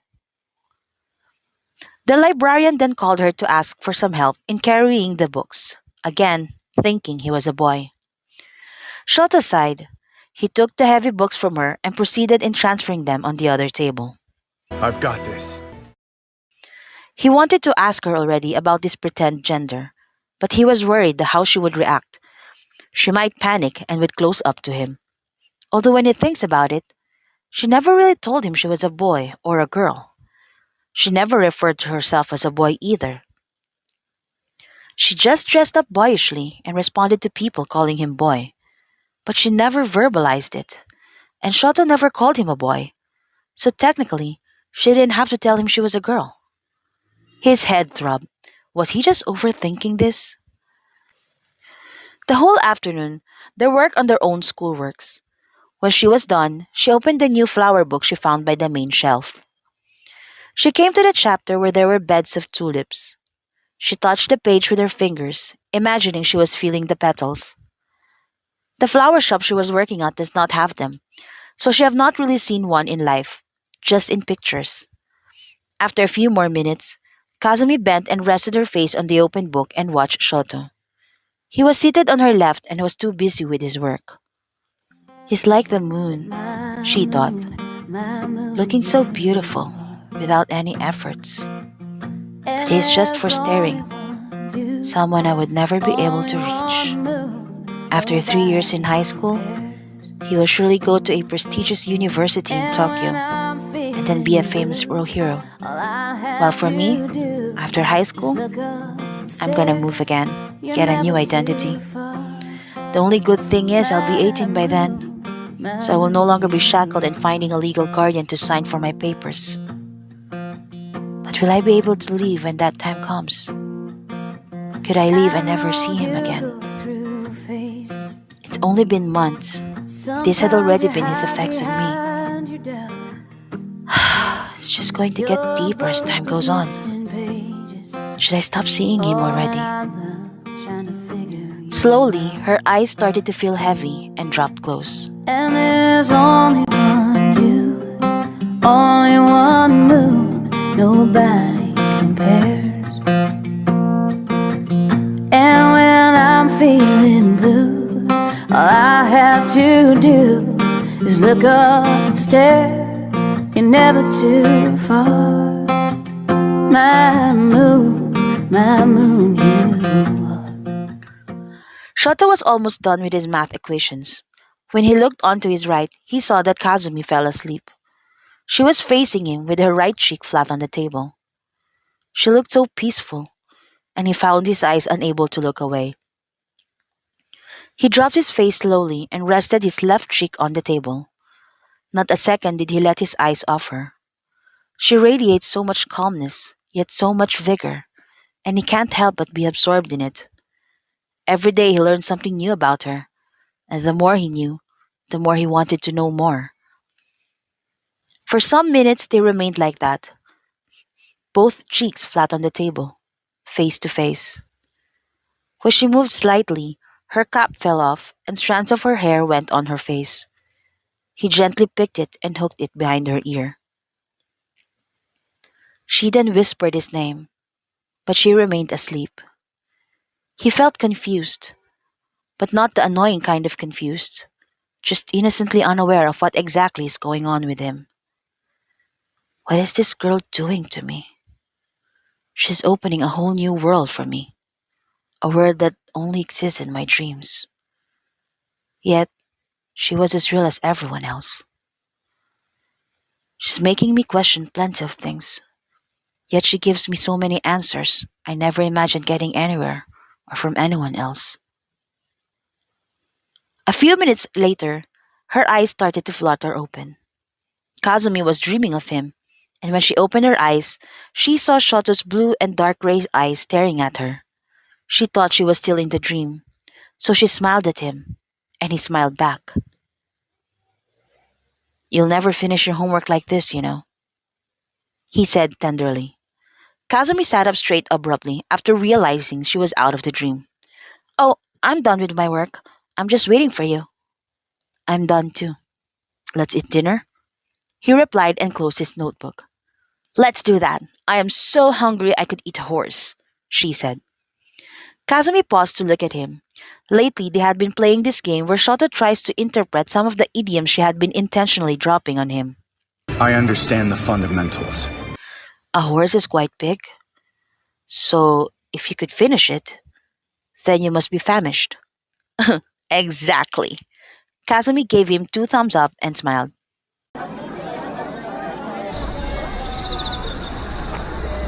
After eating, the two started to walk back to the flower shop. They took another route again. Each time they walked, they always end up taking longer routes. They were not even aware of it, but that made them spend more time with each other. On this particular route, They came across a clothes store with a big sale sign outside. Can we stop by a bit? I just need to buy some gloves. Kazumi told Shoto and ran inside without even waiting for him to reply.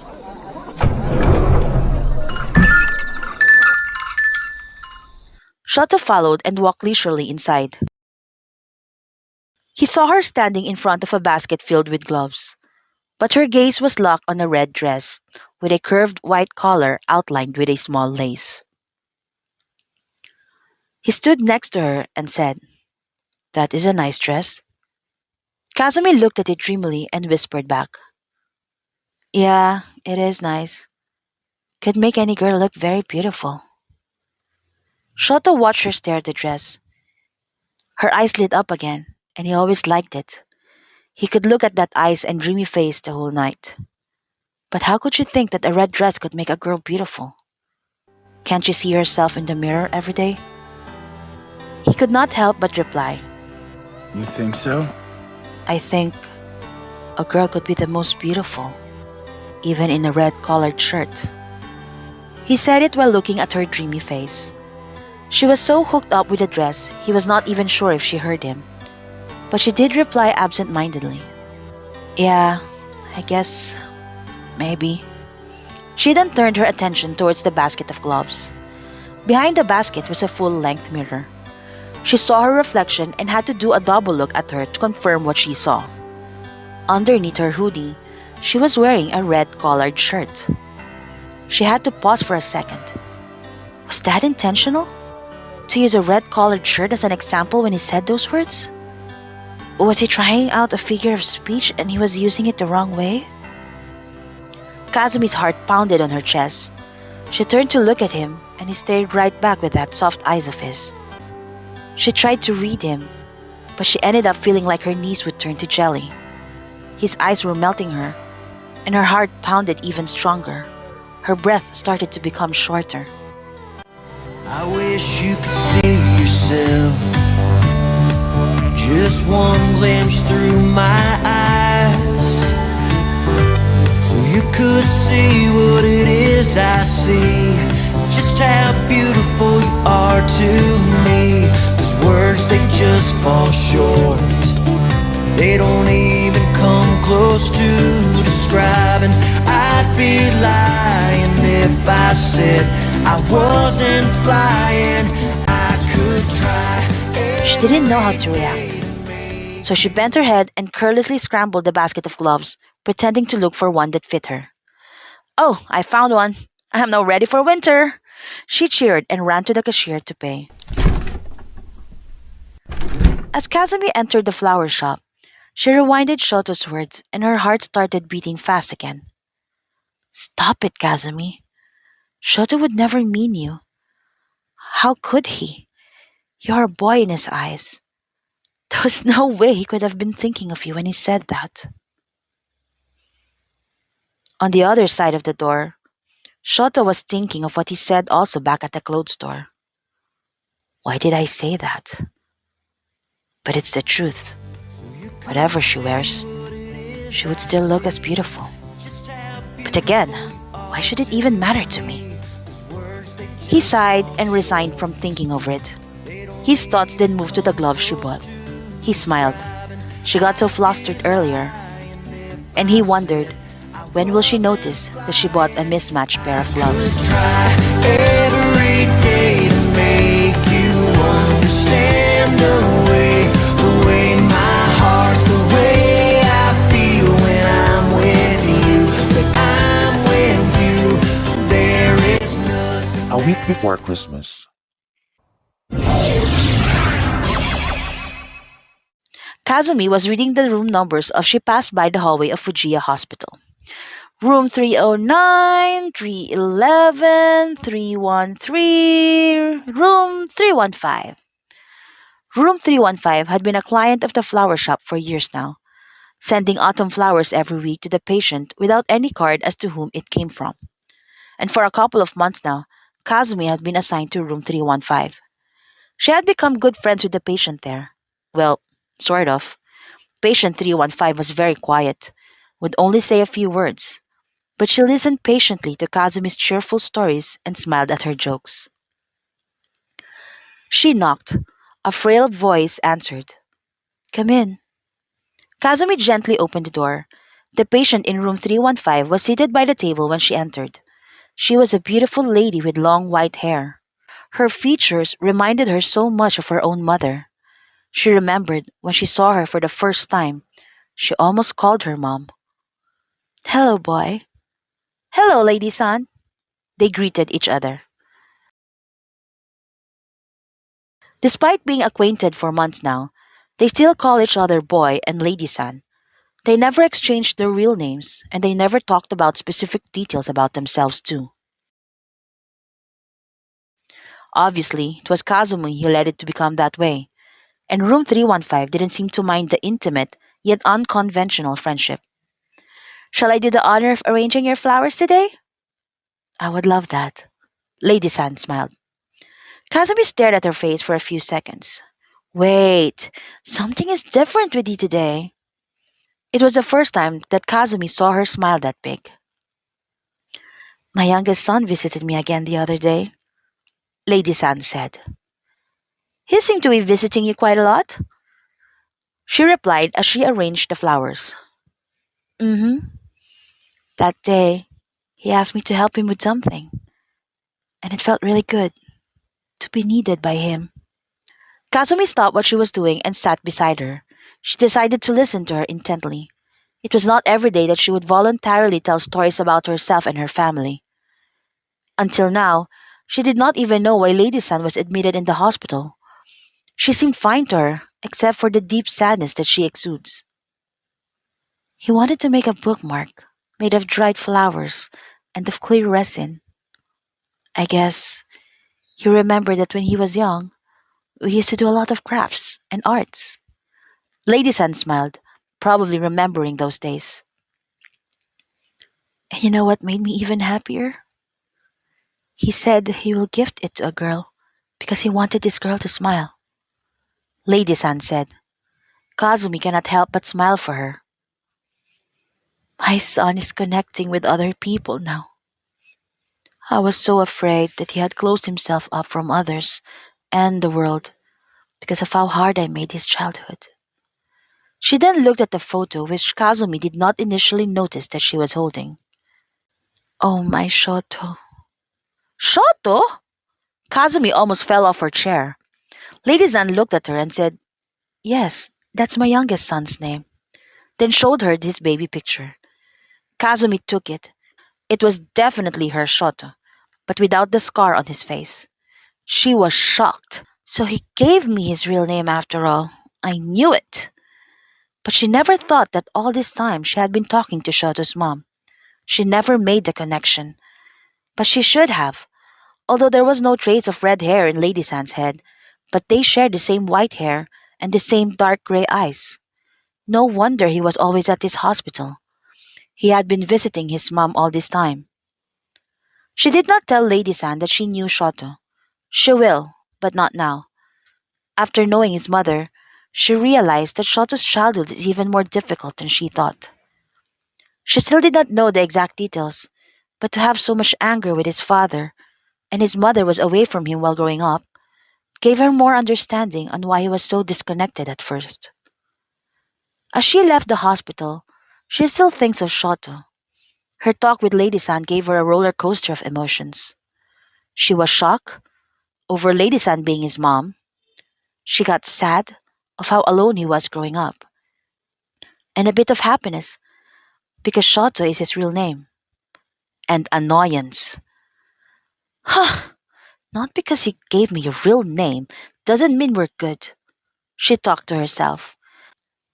Giving a girl a handmade gift made her really irritated because now the gift becomes even more personal. She gritted her teeth in annoyance. On the morning of Christmas Eve, Kazumi's list of flower deliveries were so long. Make sure to finish them today, Kazumi's guardian yelled as she went out the door to meet and celebrate with her friends. We'll go ahead with our assignment now, and if we don't catch you, then Merry Christmas to you, bro, one of the twins said. Yeah, Merry Christmas to both of you. As the two head out, Shoto came in. "Hello," he said. "Shoto!" She was so happy to see him that she had forgotten her petty annoyance over this girl that he wanted to smile. Shoto smiled at her reaction. "What are you doing here? I'll be out in a few minutes to deliver flowers." Which means I'm going too. "Join me?" "Yes, I can read a list of addresses and I can ride a bike. I could help you, then you will finish earlier," he said. "Well..." Kazumi looked at her list with multiple deliveries in just one building. Having two of them would really make things more efficient and faster. His offer was really tempting. "Don't worry, it's going to be a piece of cake for me," he said. Piece of cake? Did he just utter an idiom? Hey, did you just... I did. So, what are we waiting for? Kazumi took the offer. She grabbed the extra bike at the storage room and placed a bunch of flowers in his basket. Together, they biked the streets of Tokyo. He seemed a bit awkward at first, but just a few blocks after, he was already a natural. He looked like the day he walked under the rain, aloof at the beginning, then smiling as time went by. Kazumi even thinks that sometimes Shoto was forgetting that they were working because he looked like he was enjoying it too much. He looked free, and she can't help but smile with him. Oh, when I see clear skies, nothing but sunshine and blue. Oh, I see clear skies, and another nice day with you. Oh, I see clear skies, and a peace I never know. Oh, I see clear skies, and another nice day A little with after you. 5 o'clock in the afternoon, they finally finished everything. They sat by the park to rest. Despite feeling tired, Shoto felt alive and full of zest. He closed his eyes and inhaled the freshness of the snowy breeze. "Are your female schoolmates pretty?" Kazumi asked out of the blue. Um, I guess so." Shoto was a bit confused with the question, but he answered while trying to imagine the faces of his female classmates. He gave a tiny smile when he envisioned Invisible Girl. But the smile irritated Kazumi. "Huh, just thinking of her makes you smile, huh?" she thought. She decided not to ask him further questions, as she didn't want to ruin her good mood. When they got back to the flower shop, Shoto just stayed for a few minutes, then bid her goodbye. He did not even greet her Merry Christmas. He probably forgot. Her legs were throbbing, but she felt happy, remembering him doing deliveries with her. By 11:59 p.m., she heard a knock by the front of the store. Who the heck will knock at this time? "I'm coming!" she yelled as she heard another knock. When she opened it, a delivery boy greeted her.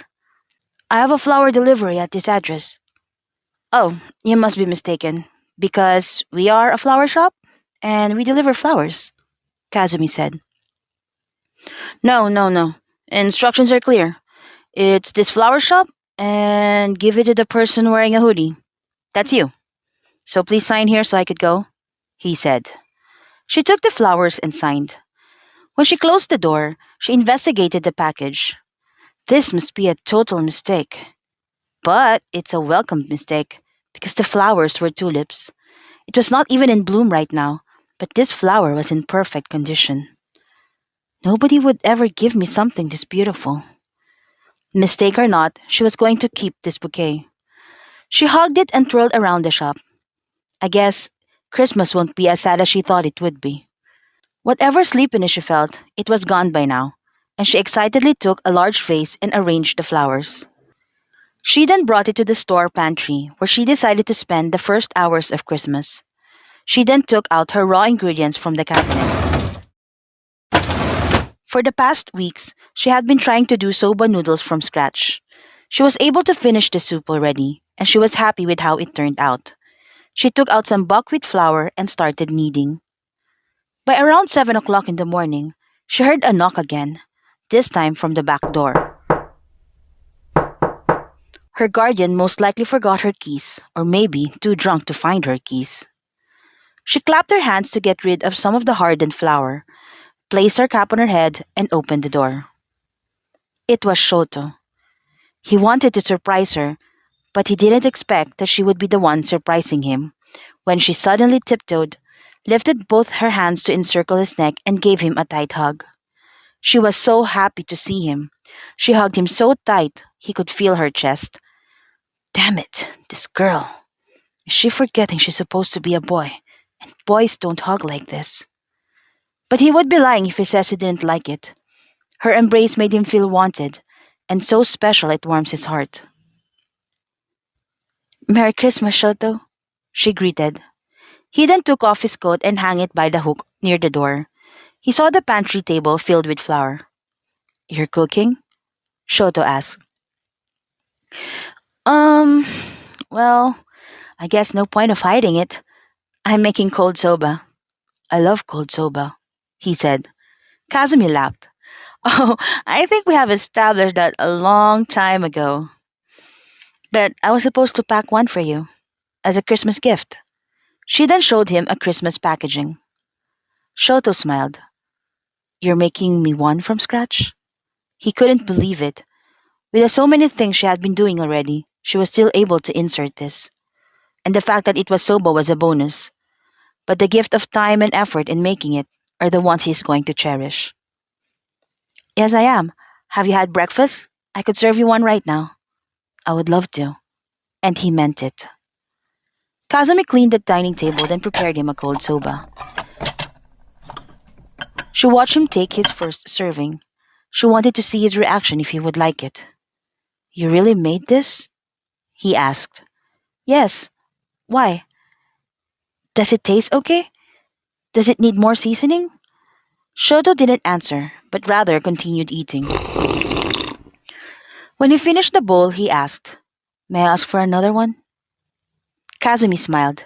I guess he liked it then. He was nodding as he ate his second serving, and that was all she needed. She started eating her own. This tastes really good. Thank you. I really made it just for you as a Christmas gift. So I'm so glad you liked it. She replied softly. Thank you. I am very happy with this gift. But what? Kazumi readied herself for the critic. Can you not just make it on Christmas Day? He requested. Kazumi was relieved to hear that. Of course. Shoto then stood up. He took a box from his coat and gave it to Kazumi. Merry Christmas, Kazumi. He finally greeted her. She opened the box carefully. Inside was a well-crafted bookmark. There was a single flat tulip immersed in a thin rectangular clear resin. She smiled as she touched it. It was so beautiful. The tulip was floating inside. The color was so bright and perfect, and it is now immortalized for her to look at every day. Shoto smiled looking at her. He always likes it when her eyes lit up, and he liked it even more if he was the one that caused the fire in her red eyes. He must have surprised his mother when he asked her to teach her how to make the bookmark, and he was glad he did. Kazumi's reaction in seeing it was all the Christmas gift he could hope for. But little by little, her eyes started to widen, and slowly she turned her gaze at him. What's this? She asked. It's a bookmark. I know it's a bookmark, but why are you giving me this? Because you love books, and you love tulips, he replied. Is he teasing me? She thought while trying to read him. Kazumi looked at him, and the words of Lady San echoed in her head. He said he wanted this girl to smile. I am the girl? She thought, not believing everything that's happening right now. So many images came to picture. When they briefly held hands, when he talked about the red dress, it was a collage of memories with him. She looked at him and he just looked back at her, always with that soft eyes of his. The tulips on the table behind him also came to focus. He had that delivered too?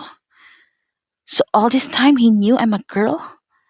She didn't know what to feel first. She was so touched by his gestures and gifts, and yet cannot overcome the fact that he knew she was a girl all this time. Long minutes of silence passed, but Shoto was patient. Finally, Kazumi was able to talk. I'm a girl. Yes, you are. He replied in as a matter of fact tone.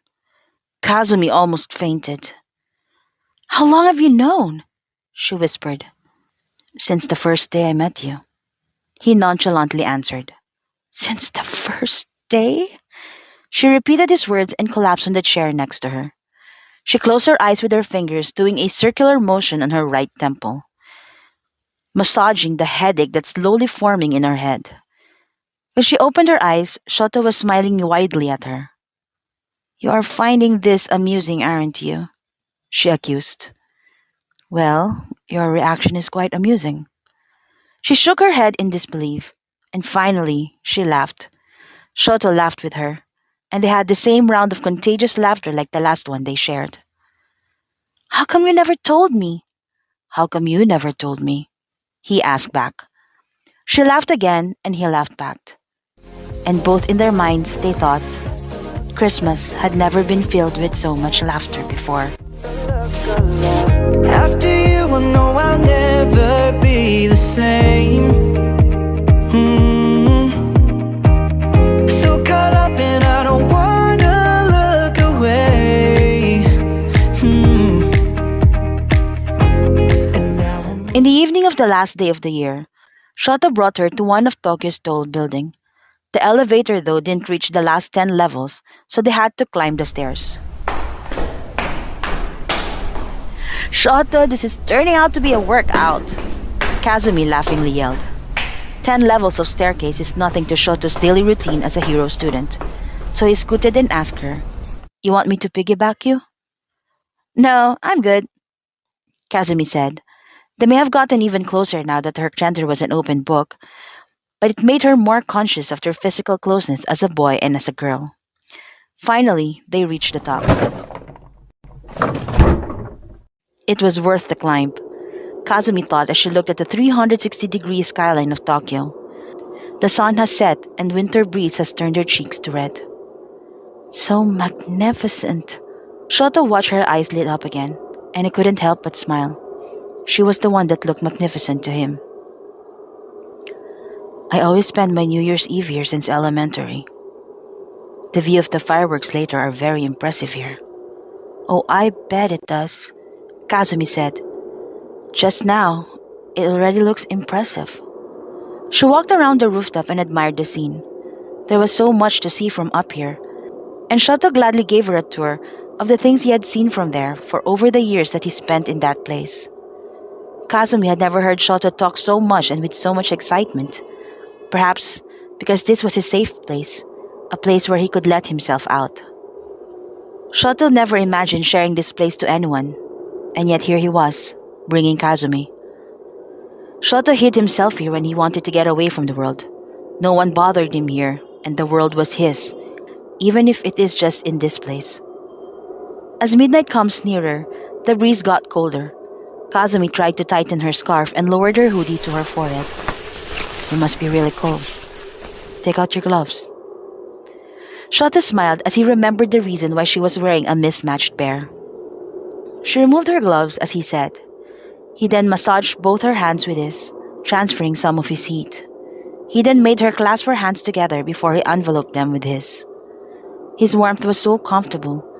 His hands were so much better than her gloves. I want to show you something, she said, and slowly stepped back a little. I'm due to cutting my hair and dyeing it red, but before I do that... As soon as she finished saying it, she took off the hoodie and the cap from her head and let her hair down. It was not that long, but it reached her chin already, and the natural silver hair grew from the roots to the top of her ear.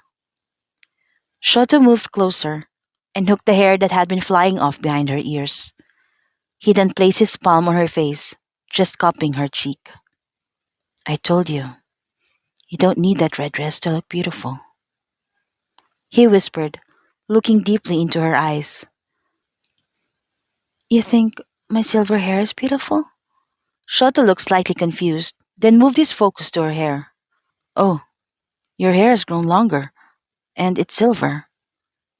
Yes, it's beautiful too. Kazumi frowned a little. But that was what I was showing you. What were you looking at? He then returned his gaze to her face. He stared at her so deeply he wanted to drown in her eyes at that moment. I was looking at your eyes. Your eyes lit up again. But tonight, it lit up differently. It looked free. You're so beautiful, Kazumi. Then the fireworks started its glorious performance. But they did not notice it.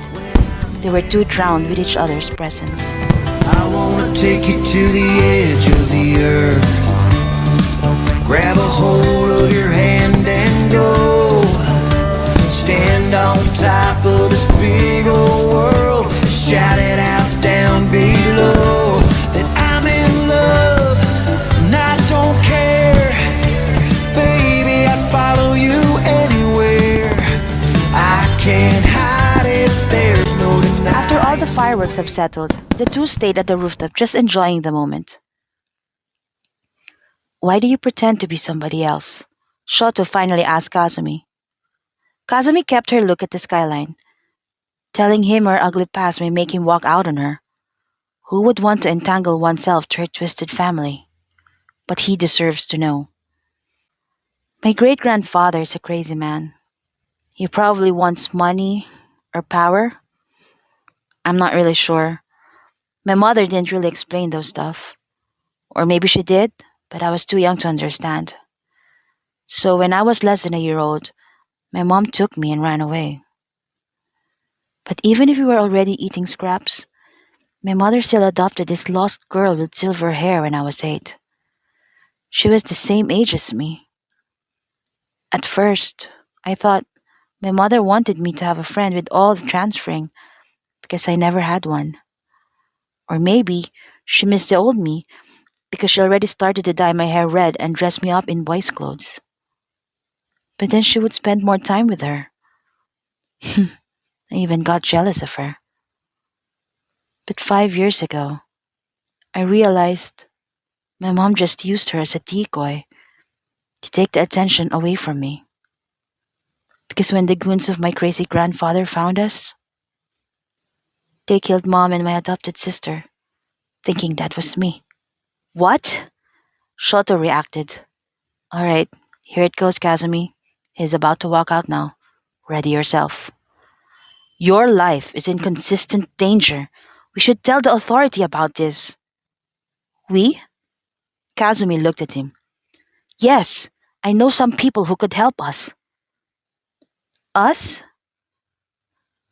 Shoto already took out his phone, about to call someone, but Kazumi grabbed it. Wait! This is not your problem. Shoto paused. Then Kazumi sighed. I mean... Her eyes suddenly softened, realizing that he actually had no plans of leaving her alone on this. Thank you. Thank you for being concerned, Shoto. But I'm safe now. My adopted sister saved me.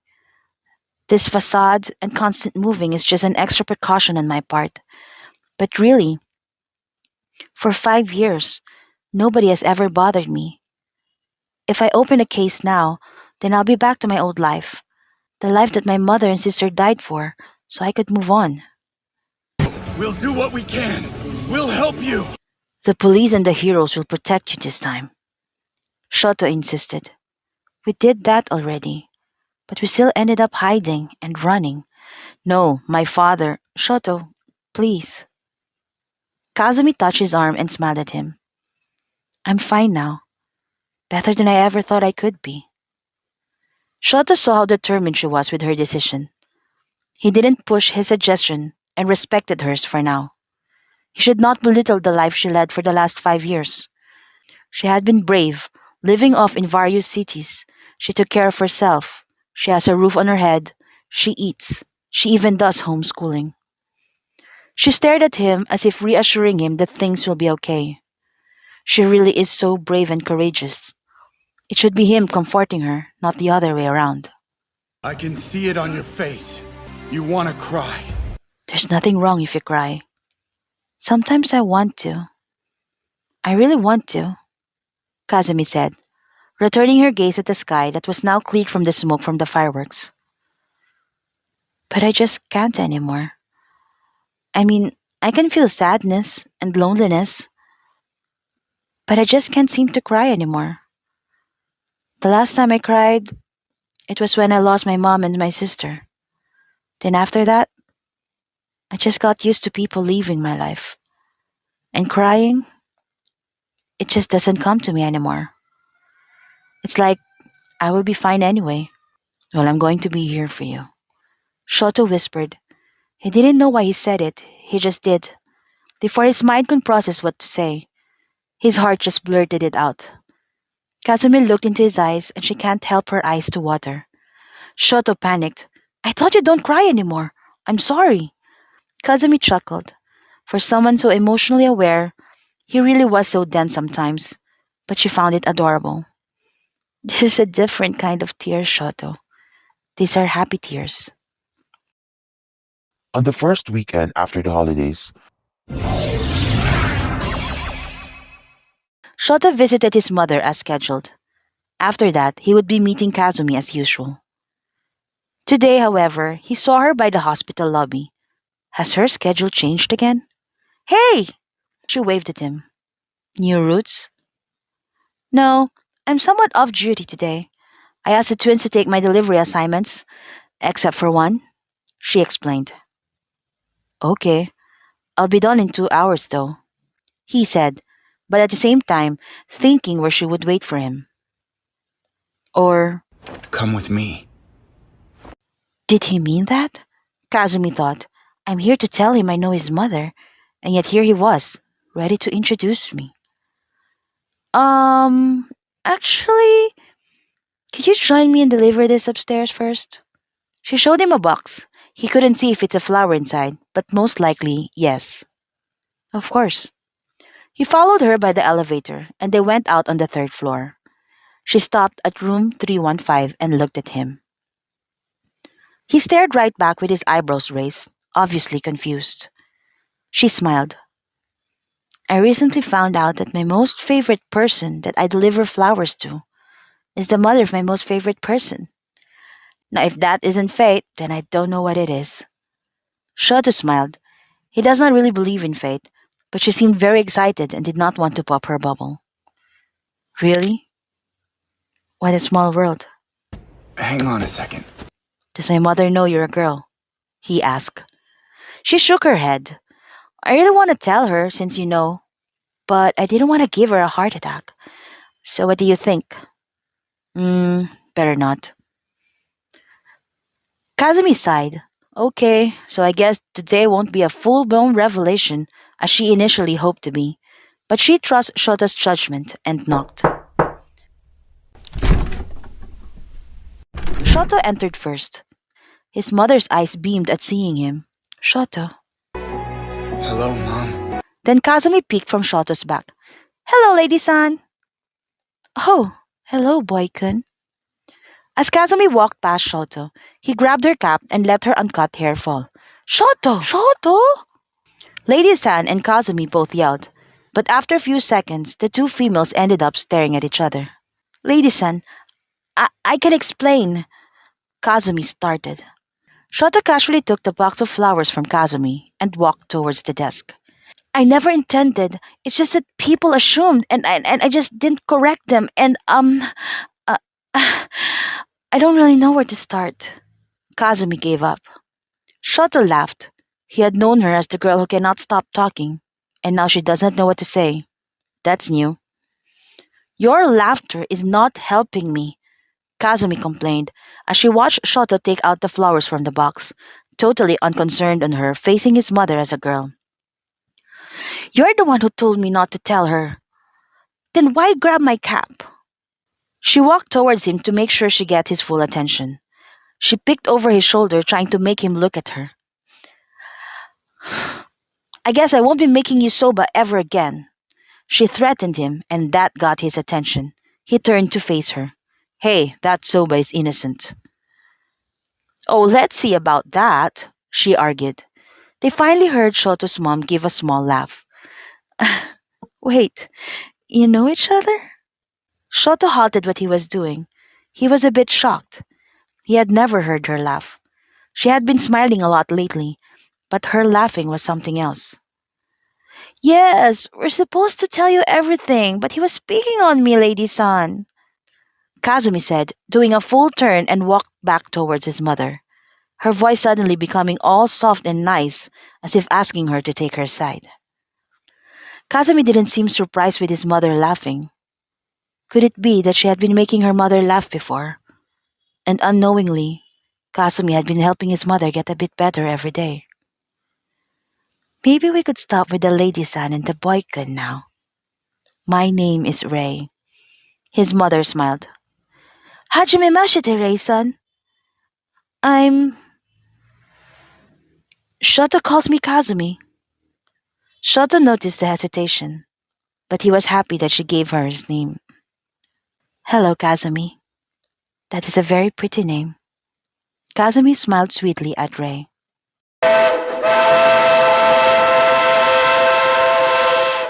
After the hospital visit, Kazumi walked with Shoto to the train station. He asked weekend school workout with his class. Before they part, she got thirsty, but realized she didn't bring a water bottle. So Shoto opened his and gave it to her. Thanks. As soon as she placed it on the bike basket, Shoto took it and drank from it. Kazumi tried to stop him, but he already drank from it. What? He asked as he closed the bottle with its cap. It's just that... Why did you drink from it? I already drank there. She was blushing and Shoto had no idea why. So? Are you sick? Will I catch a cold from you? He asked. No, it's just that... Kazumi didn't really know what to say. Have you drank from someone else's bottle? No, he answered. Okay, good. But do you see yourself drinking from someone else's bottle? Shoto tried to imagine it. Not really. Okay, that's also good. Just don't do it with anyone else. Promise? Shoto felt confused, but nodded. When he reached school, he saw Midoriya and Uraraka sitting by the bench. Can I ask you something? He asked them.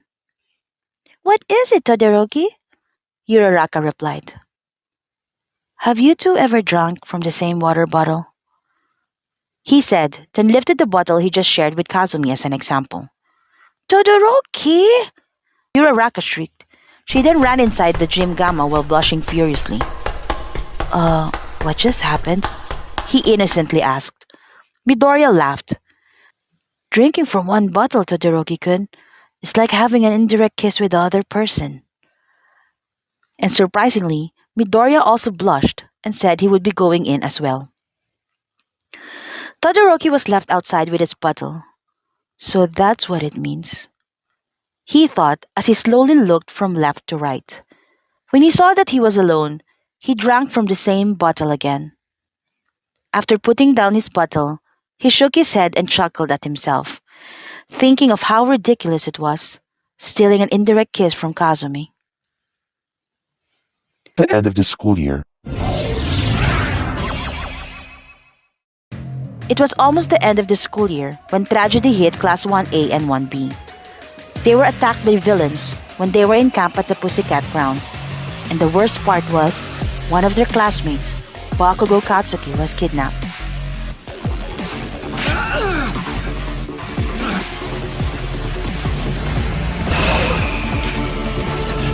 Checkmate. Shoto felt bad that he could not save him. He was within his reach, but still he lost him right in front of his eyes. He wanted to save him now. His classmates wanted to save Bakugo too, but they were all hesitant. And nobody could blame them. They were not allowed by law, and they were, after all, still students. Kirishima, though, was very sure that he wanted to go get Bakugo. They both talked to Momo and Midoriya, and if they were going with them, then it's going to be tonight. He should be preparing mentally for that night, but he found himself going to Kazumi. Her bike was not in the alley when he reached there, He sighed, thinking he should have called or messaged her at first. But he really didn't even know why he went there in the first place. It was like he felt he needed to tell her and hear her thoughts about it. What they were going to do was somewhat selfish, because it would only feed his guilt, and also because Bakugo was not just some random person. As weird as it looked and sounded, he was a friend as well. He was about to leave when Kazumi called out, "Hey, Shoto!" She was walking with her bike. "This is a surprise?" She smiled, but it faded when she got nearer and saw his face. "What's wrong?" He told her what happened. "That was your class in the news? That's horrible!" she exclaimed.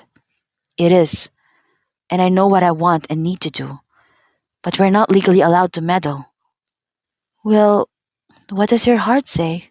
We're going against everyone's wishes and being completely selfish by doing this.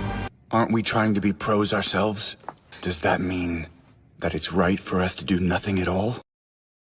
"I am a friend and a hero," he replied. Kazumi said nothing, but she raised her right hand and gave Shoto a clenched fist as a way to motivate him.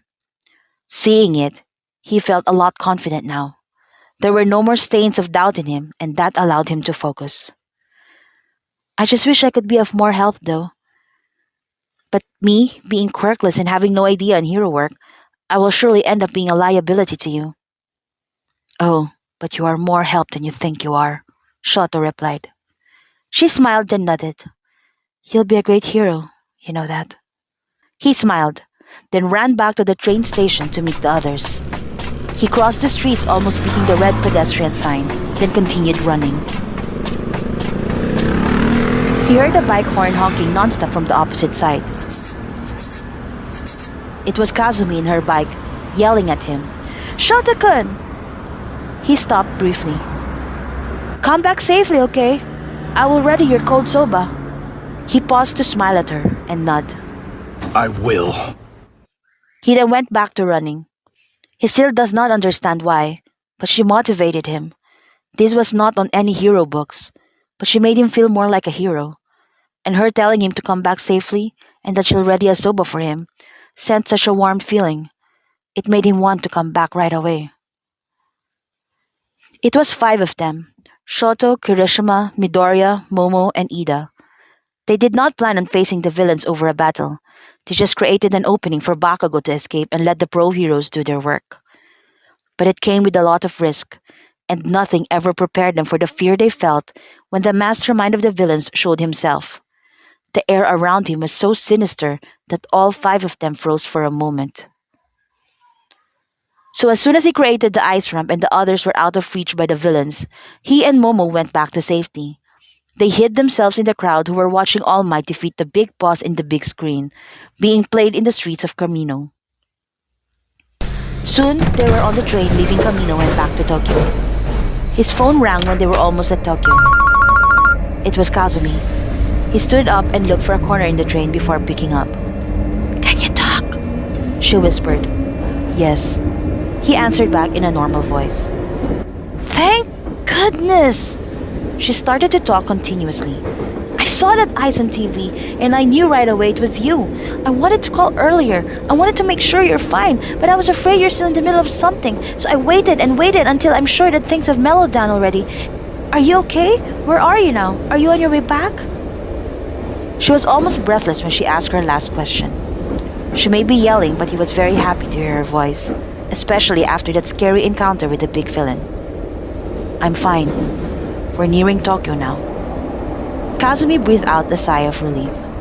Okay. I'm sorry for sounding like a nagging wife."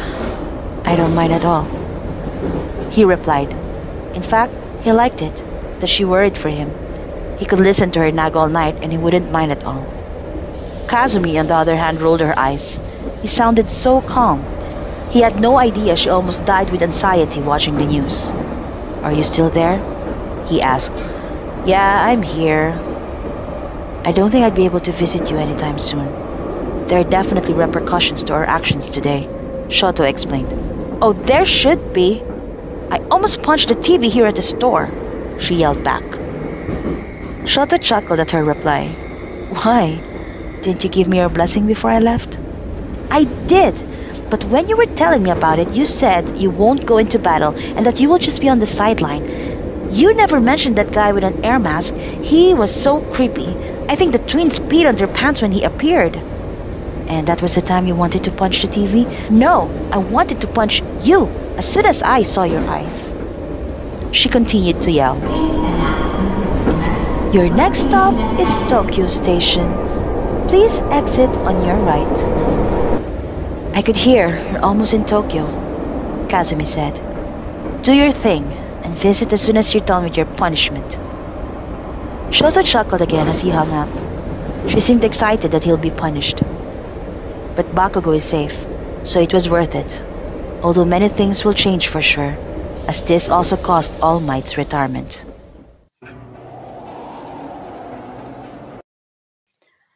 After the Camino incident, UA followed a dorm system, and Mr. Aizawa was disappointed at them all, for the 5 who disobeyed him and for the rest who knew the plan but didn't stop them. You 5 are the ones who broke the rules and went to rescue Bakugo that night. Good thing he expelled no one and welcomed them to their dorm. It was a new setting for Shoto, but it was not imprisoning. They were free to go in and out of school, especially on weekends, as long as they are in their dorms by 9 in the evening. That weekend had been allotted to them moving in and fixing their rooms. He had not seen Kazumi for days. He was not able to call or message her either. As part of the 5's punishment, their phones were confiscated and were on house arrest. But today will be the last day of their suspension. On the dawn of Sunday, he woke up with a sudden bad feeling. He was not having a nightmare, but he felt like he was choking. He checked the time. It was 3 in the morning. When he went to the kitchen to drink a glass of water, he saw a basket in the middle of the table, and it has all their 5 phones. He immediately took his and saw an alert message from Endeavor Agency.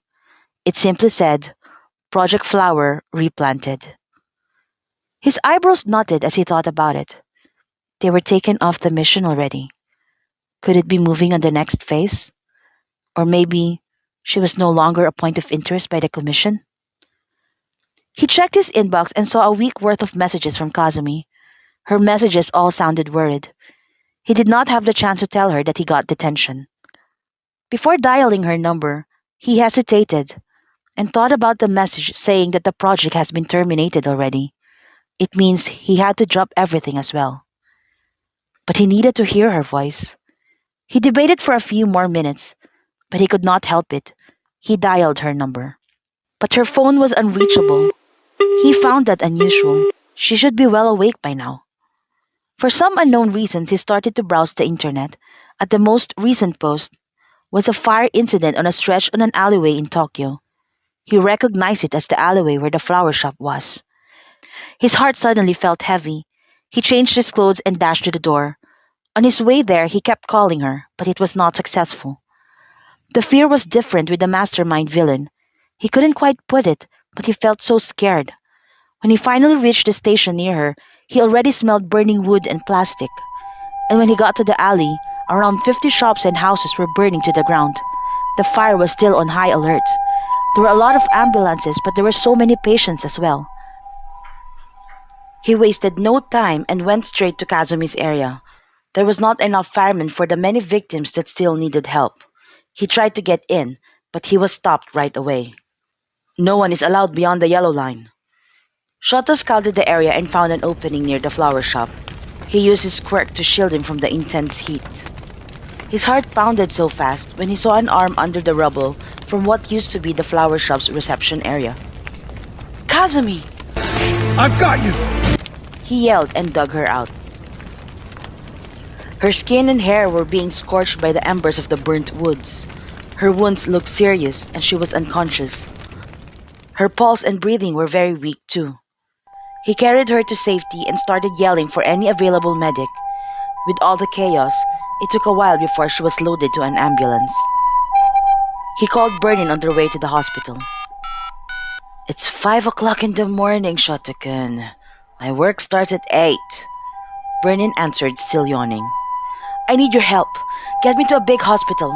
There was a fire in Kazumi's neighborhood. She was badly hurt.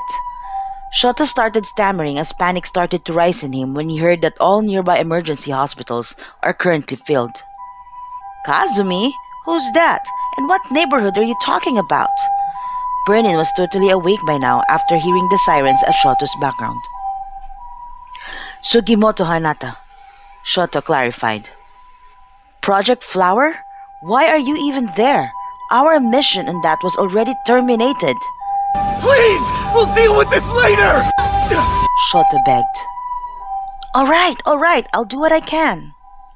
The clinic where Kazumi was brought to did the best they could to stabilize her condition, but Shoto felt she needed more attention. He tried calling Burnin again. I'm here, Shoto. Burnin appeared from the entrance, followed by Recovery Girl. Recovery Girl! Shoto felt so relieved. What is young Todoroki doing here? Recovery Girl was surprised.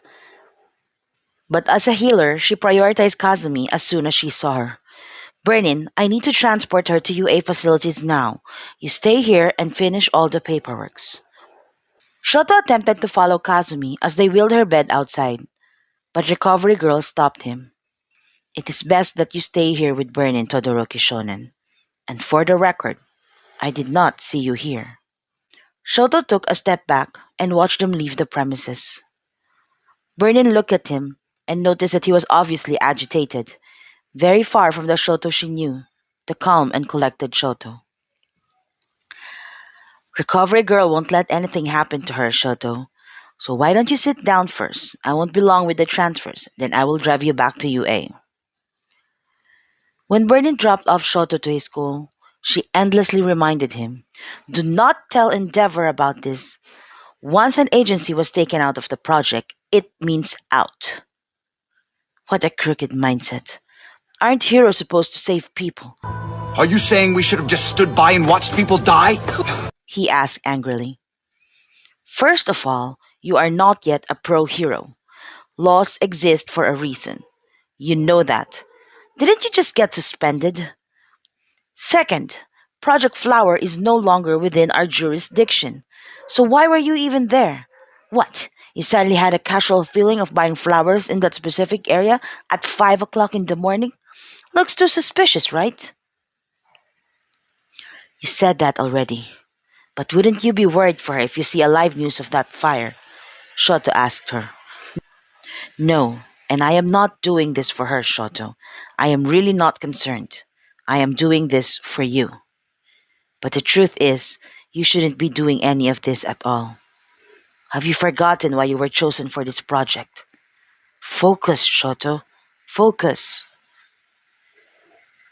Don't think you know her. There is a reason why we shouldn't get personally involved with our mission subjects. And if the principal finds out about this, it could invalidate all your reports.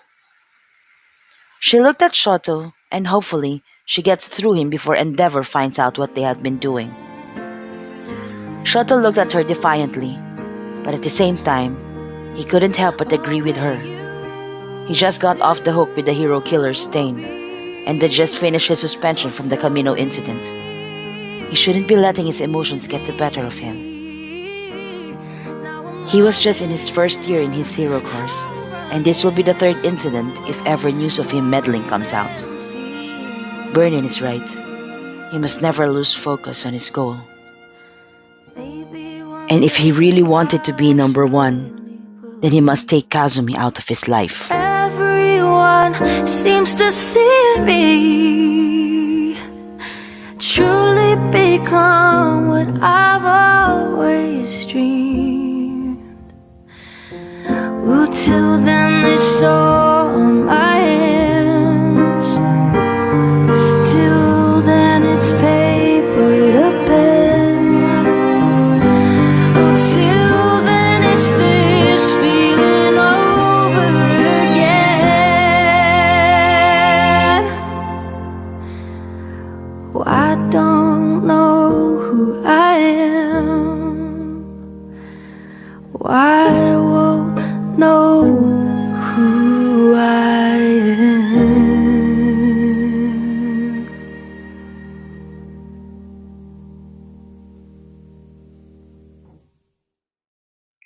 Book 3, The Second Meeting. In this book, we will see how things unfold now that Kazumi knows of Project Flower and that Shoto had been the undercover hero assigned to her.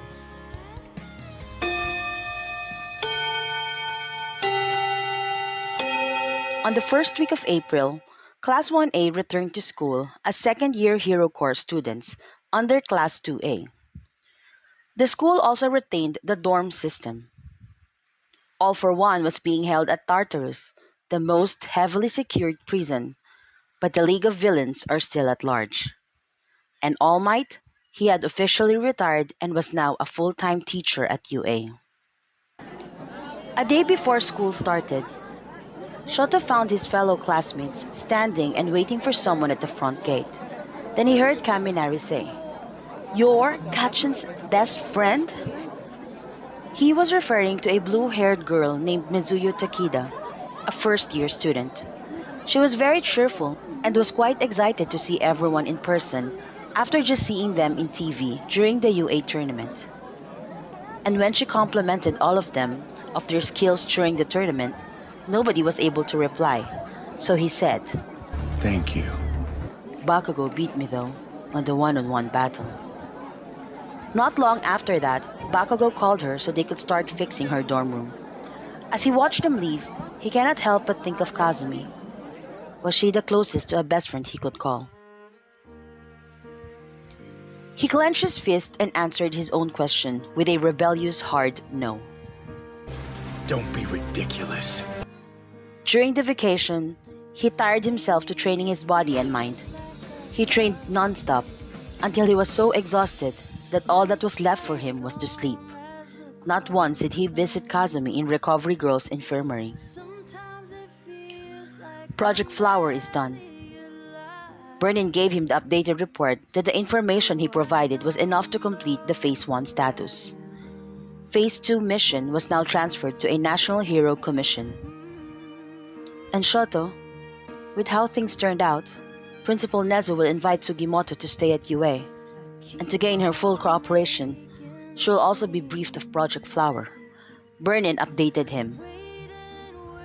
He also asked if a representative from our agency would like to be present during the briefing. Your father said there is no need, but I'm thinking, you might want to. She said it with a bit of uncertainty in her voice. Shoto had no plans of joining anyway, so he instantly replied, no. But Burnin continued, "Look, I may have been too hard on you last time, and with all the changes, this project might still be important to you."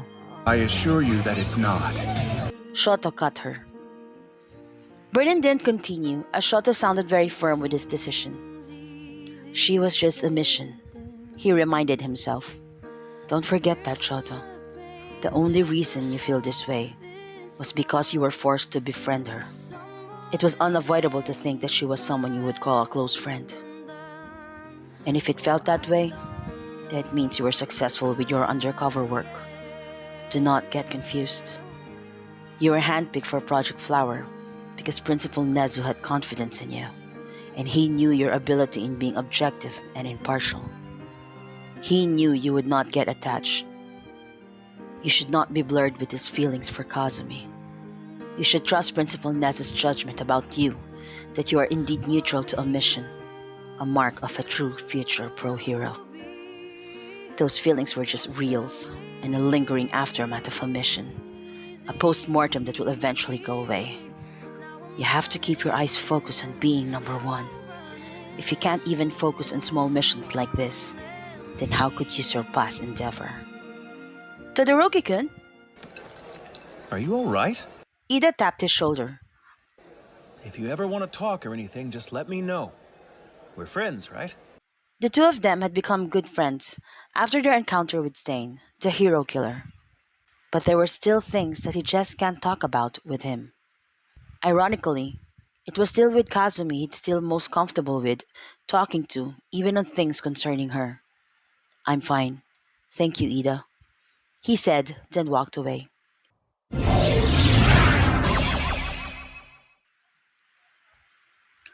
Kazumi looked at herself in the mirror. Aside from minor scars, she looked fine after the fire broke in their alley. It happened too fast. She was not able to grab anything. She thought of her metal box and felt really sad. It contained her life core memories. It was the only thing she could bring with her whenever she moved from cities to cities. But now, everything was burnt. She tried running to safety, but she lost her footing and got stuck on the burnt woods that fell from the roof. And at the same time, she lost consciousness as she inhaled so much smoke. The next thing she knew, she woke up to this small lady kissing her.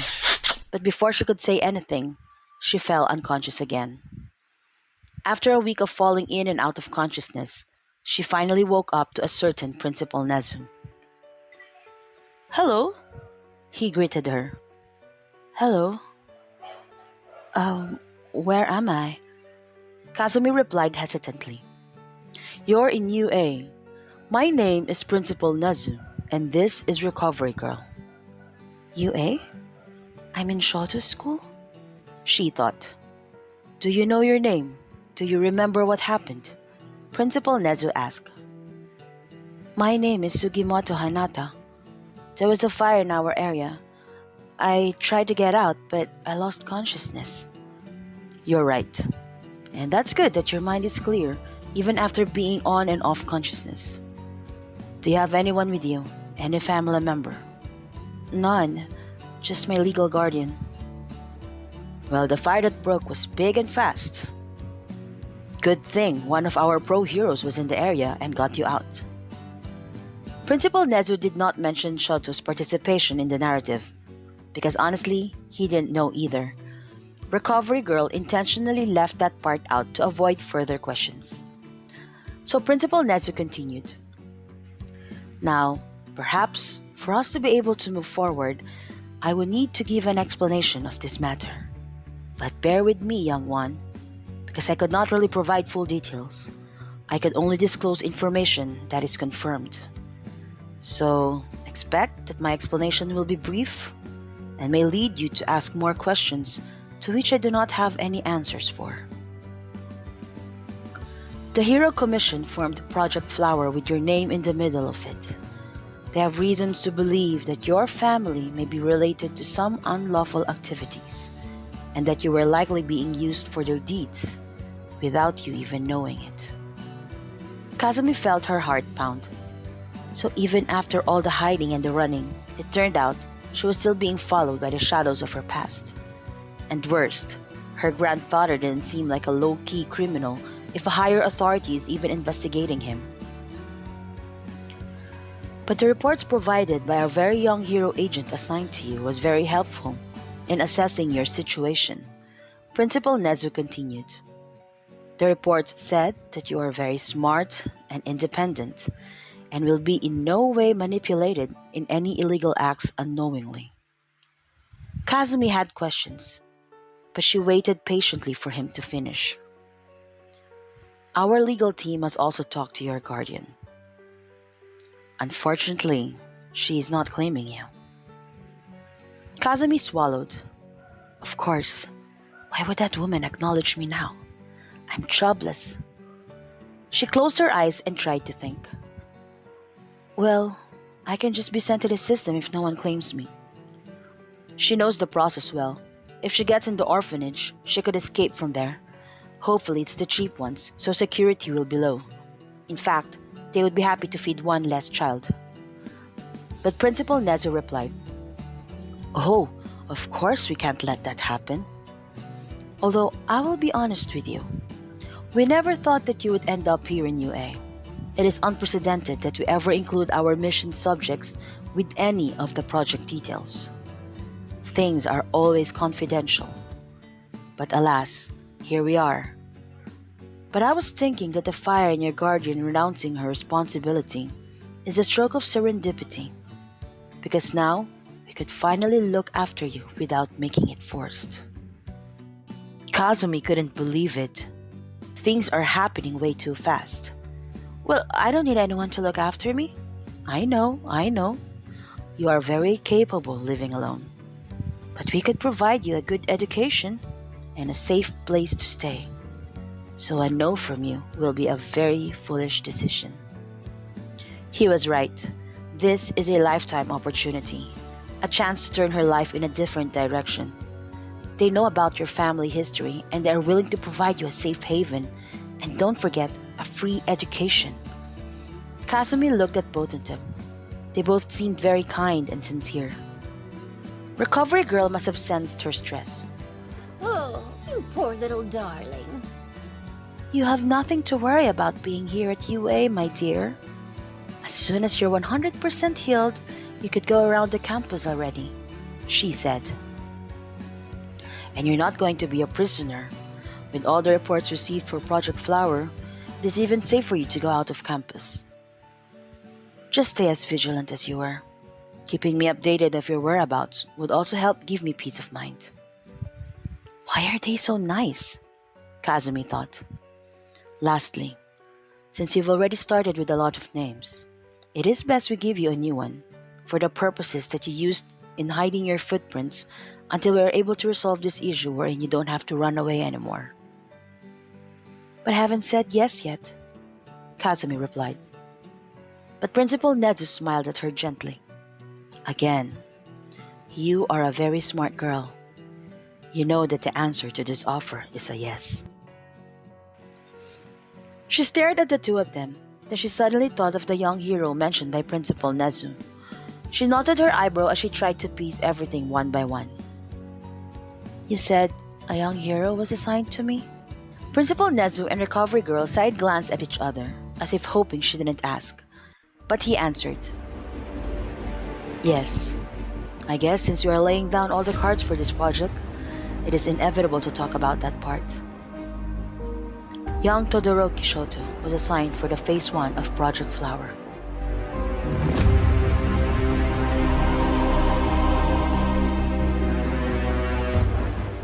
For a moment, everything just froze for Kazumi as she tried to absorb what he just said. But he's just a student. She tried to reason, hoping she was hearing him wrong. True, an extraordinary one at that, but that's not what she really wanted to hear. Kazumi's head suddenly ached again as she tried to process everything. Now out of everything he said, why did that news have the biggest effect on her? I'm Shoto's mission? All this time? I'm a project? Somehow her mind focused on that. Her mind stopped at the fact that her relationship with Shoto was... She could not even think of a word to use. She felt more suffocated now compared to when she was trapped in the fire. She was more disoriented now as flashes of all her moments with Shoto came to her head. No, this can't be happening. She wanted to get out. She needed to get out. Why don't you rest now and think about all these things later? I know it's too much information. We are sorry, but we wanted to be transparent to you if we want you to stay with us, Recovery Girl said gently. Kazumi just nodded. Honestly, she was already going to accept the offer. Everything she owned, every money she saved, they are all ashes now. It was just the part of Shoto being undercover that made everything flipped. Her head started to throb again, and she felt really dizzy, and her stomach began to growl. Before long, she fell unconscious again. As soon as she regained consciousness, her thoughts were filled with Shoto and all the things they did together. She wanted to lose consciousness again because it hurt so much. Maybe it's a good thing that her metal box got burned. Despite spending only a year with him, more than half of its contents were about him. But now, they were all burned to ashes. And maybe that's what she should do with the memories of him. She wanted to cry. She wanted to shout. She wanted for tears to fall down her cheeks. But nothing came out of her eyes. Her heart felt so tight just thinking of him. He was just a dream, and now it was time to wake up. She never meant anything to him. She was a mission he needed to accomplish. All those warm smiles, those soft looks, they were all for show. Damn, he would make a good hero. She was too clouded with her feelings towards him that she never saw it coming. No wonder he stopped replying to her. Principal Nezu said that right after the Camino incident, He was already taken off the project. April, first day of school. Kazumi took the offer because even if Principal Netsu sounded like she had an option, she really didn't. It was a done deal when they were telling her about it. It took her a while to get used to her new look. She was wearing a skirt as part of the UA uniform. Her hair reached her elbow and now back to its original color of silver white. Recovery girl said she didn't know how long her original hair was, so she let it grow while she was healing her, and just let Kazumi cut it to her preference. Would he even recognize me? I look totally different now. I could not even recognize myself. Her dorm mates and classmates were all very nice. She was introduced to them as Imai Ayaka, a transfer student from Hokkaido. Some of them have quirks, but around 5 of them were quirkless. As soon as the lunch bell rang on the first day of school, her female classmates started running to the ground floor. She decided to wait in the classroom because even the girls from other classes were rushing along the hallway. What's up with all this? Is there a fire drill or something? Kazumi asked her female seatmate. Fire drill? No, but quite close. Come here. She pulled Kazumi towards the open hallway that was overlooking the open ground floor. They stood from where the stairs landed and where most hero students go down from since they were only situated on the second floor. They almost never rode the elevator going up and down their classrooms. See all the girls out there hanging out by the pathway from the stairs? Her classmate pointed out. That is a mix of first, second, and third years. It's extra plenty today because it's the first day of school. They all ran down there to wait. Wait for what? Wait for the class 2A boys. But majority of them were waiting for Todoroki Shoto. I mean, let's admit it. First, he's smart. Second, his skill level is so badass. He is actually eyed as one of UA's future big three. Then third, he is hot as his fire quirk. And fourth, his lineage came from the number one hero, Endeavor. His father is Endeavor? Kazumi felt so stupid. Not only did she miss out that his mother was room 315, and now she missed out that his father was Endeavor. I know, right? He's the total package. So obviously, he's the cream of the crop. Girls drool over him. But if one thinks about it, probably less than 10% of the whole UA female population would ever catch his attention. Finally, she saw all the girls at the ground floor change their body languages. Mostly started to fix their hairs. Others gave side looks from the stairs below them. Her classmate rested her elbow on the solid concrete balcony and placed her chin on her hand and said dreamily, "Here he comes." She was right.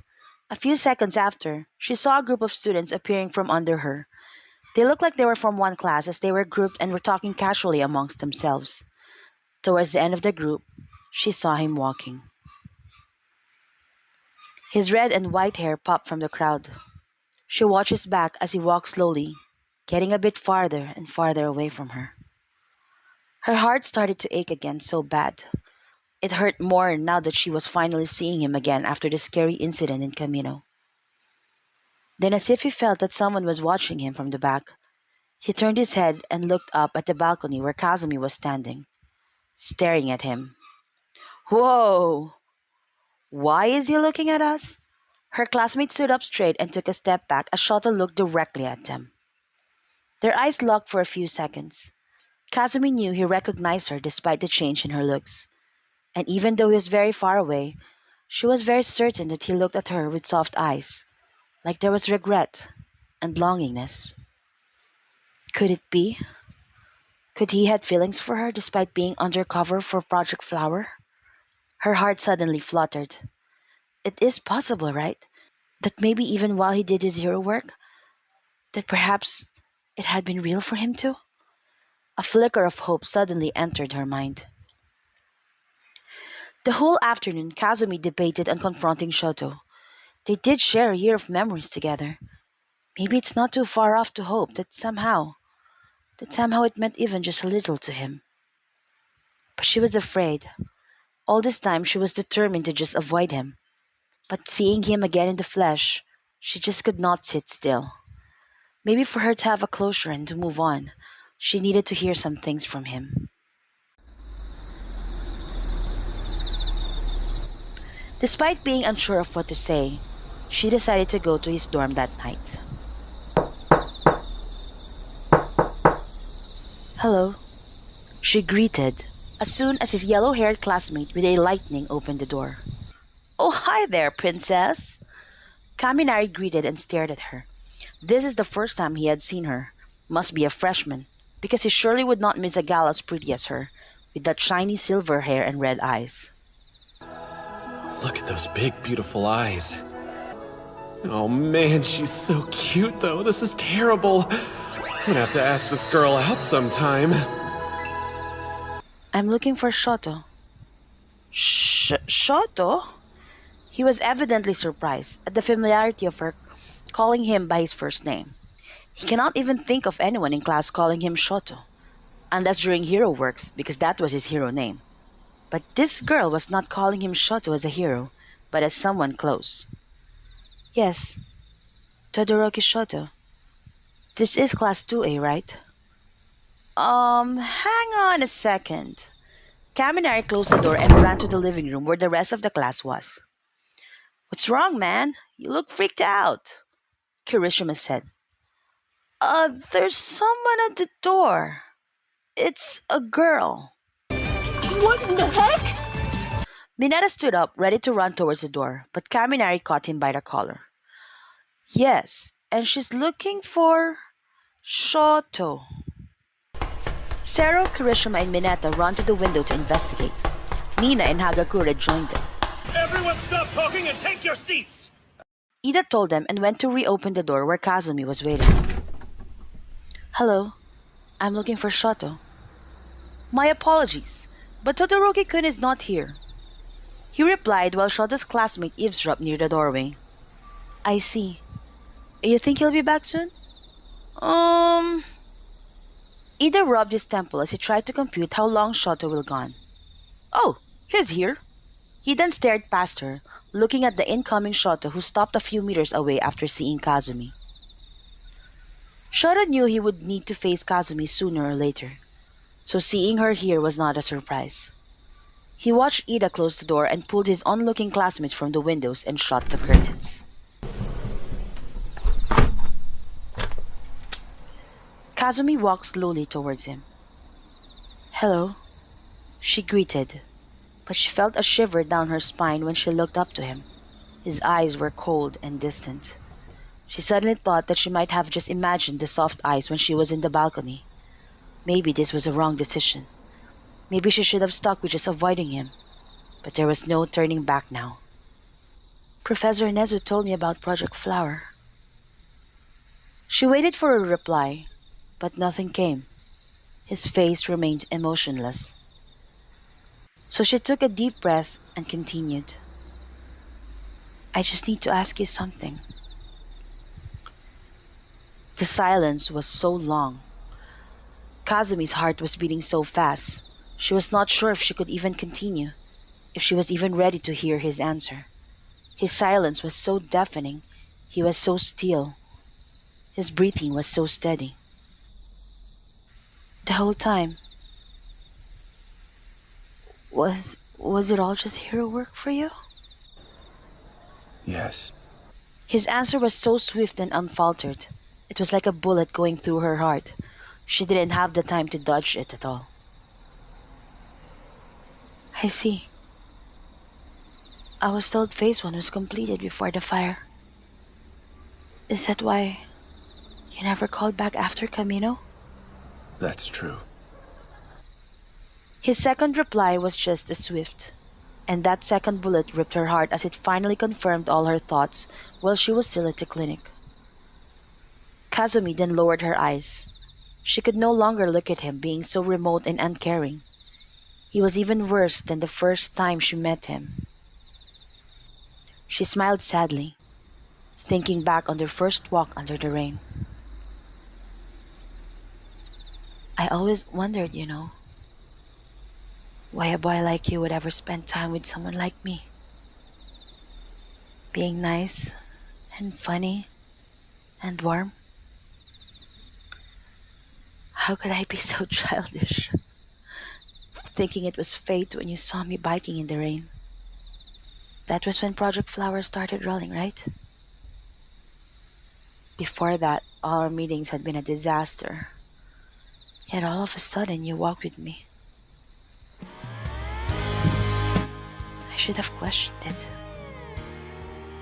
but I didn't, because it was such a beautiful rainy day for me. For the last 5 years, Kazumi tried so hard to cry, to free her of so many locked emotions, but the tears never came. Yet today, just when she needed to show that she was fine, that she was strong, for the first time in 5 years, her eyes burned. She didn't want him to see her cry. He didn't need to see how hurt she was, because it was not his fault. It was not his choice that she was the mission. He just did what he needed to do. But it was her choice to fall for him. And just as the tears were about to fall, she bent down on her waist and bowed so low, making sure to cover her face from him, and just let the tears fall to the ground. She couldn't speak for a few seconds, and she tried to keep her sobbing really quiet. Still bowed down, she said as calmly as she could, "I'm sorry for being such a trouble, for making you listen to many dumb stories and do silly things. I will do my best not to get in your way in school."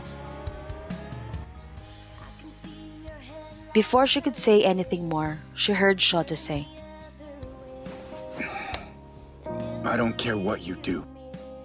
He then walked past her and went straight inside to his dorm building.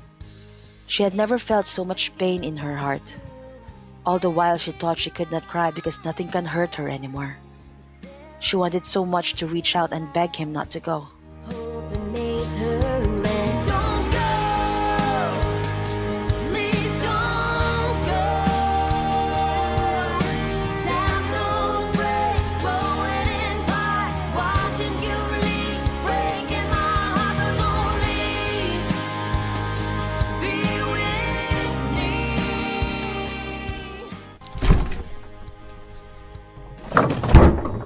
Damn it. She cried. She never cried. Shota gritted his teeth and clenched his fist so hard to prevent him from touching her.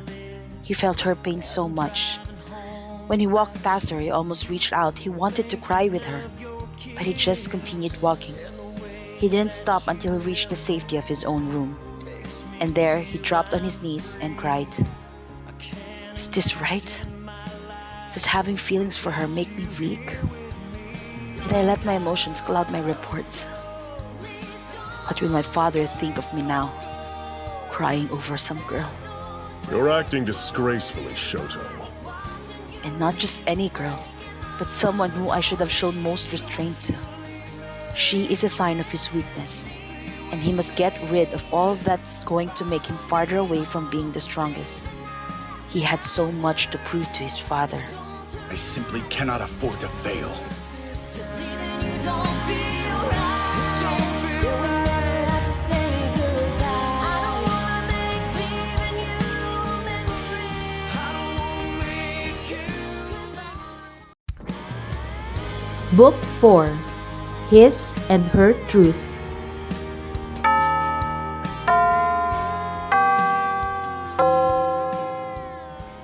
The week dragged by for Shoto, but in the crowd, even without looking for her, she would always be the first one he would see. And what's even more ironic, she would be in the farthest away from him, in a corner hiding, making herself a wallpaper to be glossed over. Yet every single day he would see her, like his eyes were automatically drawn to her. One Friday, when the cafeteria was all packed, he saw her as soon as he entered. She was walking towards him to exit. Her head was bent down reading a book, and she was eating an onigiri. It brought him back to the early days when they would run into the hospital.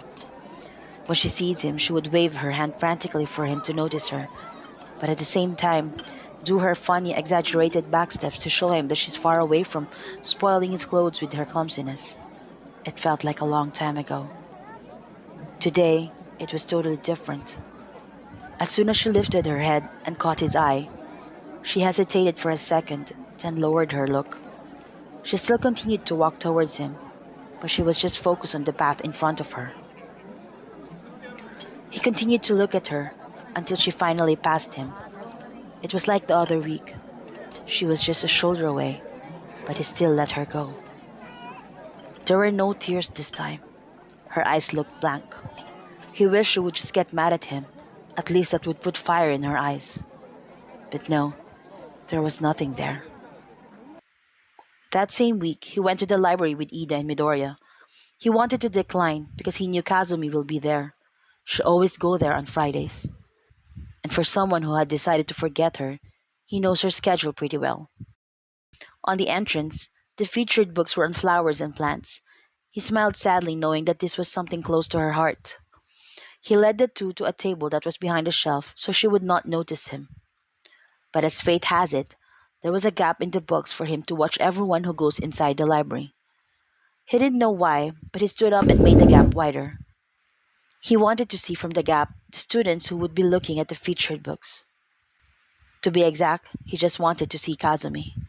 At least from there, he would see her eyes light up, even from afar. And just as he predicted, when she entered the library, she stopped by the featured books and opened one of them. So he waited. He waited for her eyes to light up. It had been quite a long time since he had witnessed it. But after flipping randomly the pages of the book, she closed it, totally not interested. She then went to follow her classmate for their group study. Shoto sighed and dropped his head on the open book of his table. He ruffled his hair in annoyance. What am I doing? First, you got attached when you were not allowed to. So you detached yourself, even if it was the last thing you wanted. You even made her cry. And then now, you're subjecting yourself to being attached to her again. Make up your damn mind. For the next week, it was the same. The moment he entered places where her class would be there, he would see her. And although he was successful in getting through the place without bumping into her, he could not help but always steal a glimpse of her. This isn't how I expected things to play out.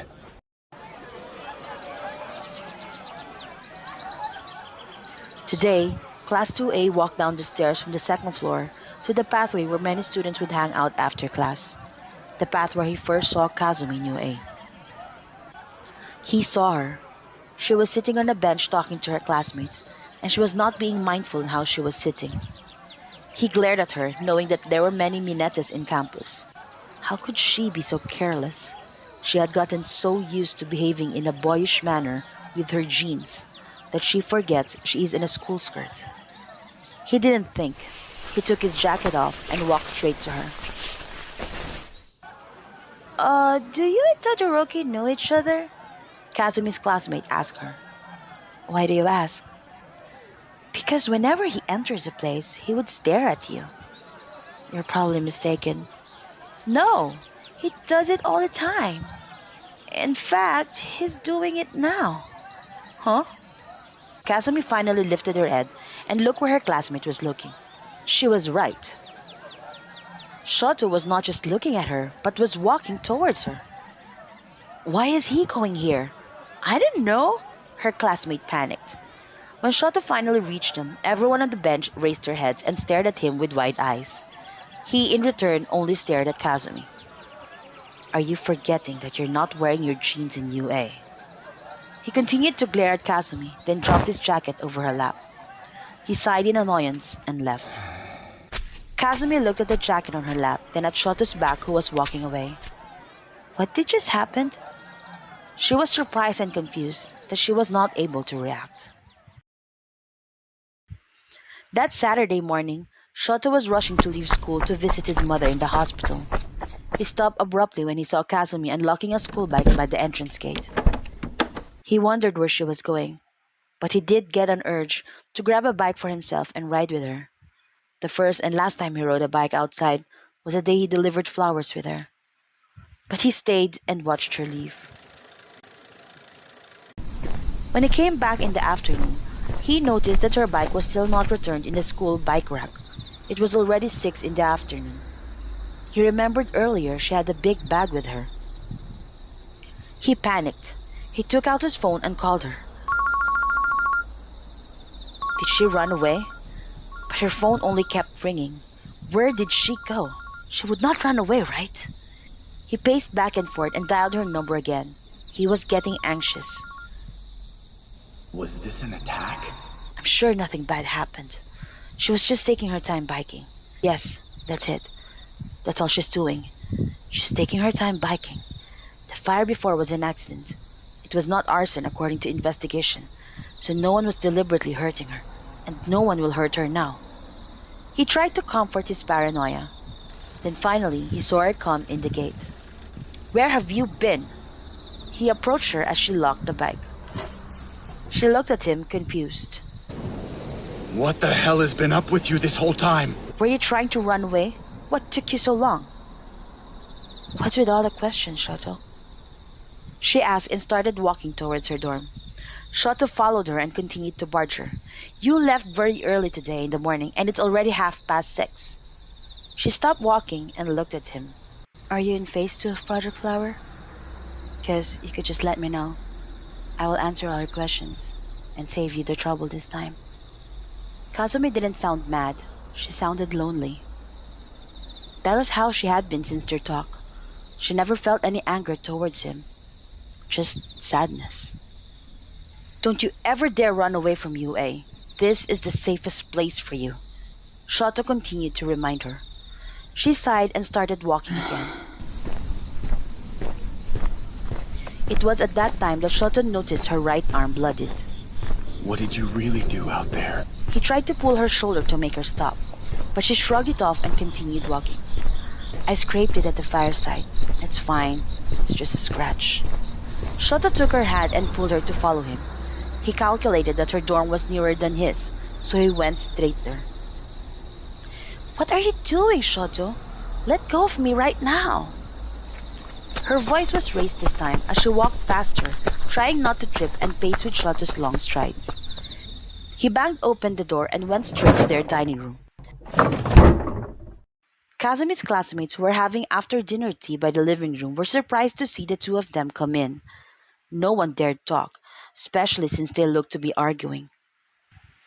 Shoto rummaged the cabinet near the sink. All the dorms followed the same layout, so he was familiar where the first aid kit was. You always do this, never taking care of yourself. He whined as he pushed her down on one of the chairs, then opened a bottle of medicine. I can manage on my own, she replied back and stood up to show her rebellion. Manage on your own? If I don't patch this tonight, you will just definitely leave it be for sure. Now sit down. She looked at him. What is he doing? Why is he meddling with me again? Did he make it clear already that I'm just a piece of report? Shoto pulled up her sleeve and noticed that it was a long, deep gash. Just how did you get this? Did you let it bleed out a bit to avoid infection? He exclaimed, surprised at how big the wound was. No, I didn't. She could hear him groan in annoyance and squeeze the wound a bit to let some blood flow out. Stay calm. I'll patch you up. I am calm. You're the one who's panicking. To stop the bleeding, he tore a long part of his bottom part shirt to make a compression strap that he could tie around her arm. She gasped at his action, to which he answered without taking his eye off her arm. Don't react as if you've never seen me half naked before. What? I wasn't reacting because of that. There were gauzes there. You could have just used that instead. It's already done, so don't complain. And what made you think I was looking when you were changing last time? Because I was totally... Ouch! She stopped mid-sentence when Shoto placed an unnecessary pressure on her wound intentionally. You did that on purpose. It did quiet you down, right? And hopefully, that should remind you not to be thoughtless with your actions. This is not a small scratch as you claim it. Your wound is deep. He looked at his masterpiece and checked the clock. It's late. I have bothered the old lady far too much already, but there is time. He then sent someone a text message. Now where's your phone? Shoto asked and Kazumi gave it to him. 14 missed calls? Your phone rang 14 times and you're not answering it. It was just a number. Could have easily been a prank or a mistake. You didn't save my number? I lost my phone, remember? And the directory in it. I never had a chance to get your number back. Wait, how did you know my new number? Shota didn't reply. Instead, he took his phone and opened his GPS locator and configured it with Kazumi's. Our phone's GPS is now connected, so we could always check our location during emergencies. Don't you dare deactivate it, he said and returned her phone. Then his phone rang. It was a brief call to which he replied, "Yes, she will go there now." When he hung up, he faced her. "Recovery girl will wait for you at the clinic right now. Walk fast, because it's already late." Just as he turned to leave, he picked up the plastic bag he was holding when they saw each other at the bicycle stand. "And here, these are for you." He gave it to her and walked out the door. Kazumi opened it and saw a bunch of leggings that she could wear under her school skirt. She looked at it and remembered how he gave her his coat last time to cover her legs. She had not returned it yet, because she didn't know how. "What are you trying to tell me, Shoto? Why do you seem to start caring again?" Then the dorm intercom suddenly sounded. "Imai Ayaka, please proceed to the clinic now." "Really? You're serious in making me go to the clinic?" She yelled at no one. She sighed and went out the door. Her classmates finally looked at each other. They were watching the two of them the whole time. If given the chance, they probably would have ordered popcorn and pizza because of how interesting the show was. They were obviously confused at what transpired, but more on the amused side. The girls will surely bombard Kazumi when she gets back. In the clinic, recovery girl just dressed her wound properly. Shotov made a good first aid response on her injury. "I'm sorry for bothering you at this time. Shota shouldn't have asked you anymore." Kazumi apologized. Recovery girl only smiled and whispered, "Oh, it's not his first time. And it's with you again." Kazumi looked confused. "What do you mean?" Recovery girl continued to smile. "Me and my big mouth. Well, my lips is my quirk, so that's a given." "Please, tell me," Kazumi asked. Recovery girl leaned closer to her and said, "Let's keep this a secret, okay? So no one gets in trouble. You see, Shota was the one who got you out of the fire. I was just called out of desperation to the hospital he brought you to. And of course, I helped. How could I refuse a worried and rattled young Todoroki?" "He was there?" Kazumi said, surprised. "But Principal Nezu said Project Flower Phase 1 was already terminated by then." "Exactly why he shouldn't be there. So much must be going on in his head at that time, completely ignoring the rules and defying his own father's policies. The same father he wants so much to surpass and affront. So honestly, it's nice that you rock his world. That boy deserves to experience that there are emotions that he is allowed to feel, not just contempt and anger all the time." Recovery girl then smirked at her, making her think for herself what all those things mean. "Anyway, off you go, young one. You still have a few minutes before curfew." She winked and gave her a medicinal candy. Kazumi bowed in gratitude and dashed out of her clinic. As soon as she got out, she wasted no time and ran towards Shoto's dorm building. He cared. He really cared. She didn't imagine him. She didn't imagine his eyes and his smiles. When she reached Storm, she called him. "After missing my 14 calls, now you're calling me," he answered. It's such a talent that despite him being so angry, he could still sound monotone. "Go out of your balcony," Kazumi said. She really didn't know where his room was, so she had to see where he'll come out. "What? Just do it." "I'm already outside." "Oh, so you're on the other side," Kazumi said as she ran to the other side of the door. "What are you talking about? And why are you calling?" He could hear her panting on the other line. Why are you running? Are you just on your way to the clinic? She didn't reply anymore, but Shoto saw her emerge from the corner of the dorm. When she got just below his balcony, he scaled it down and scolded her. It's almost curfew. What are you doing here? But Kazumi completely disregarded his reprimand. I will ask you again. During the Project Flower, was I all just here to work for you? He stared at her.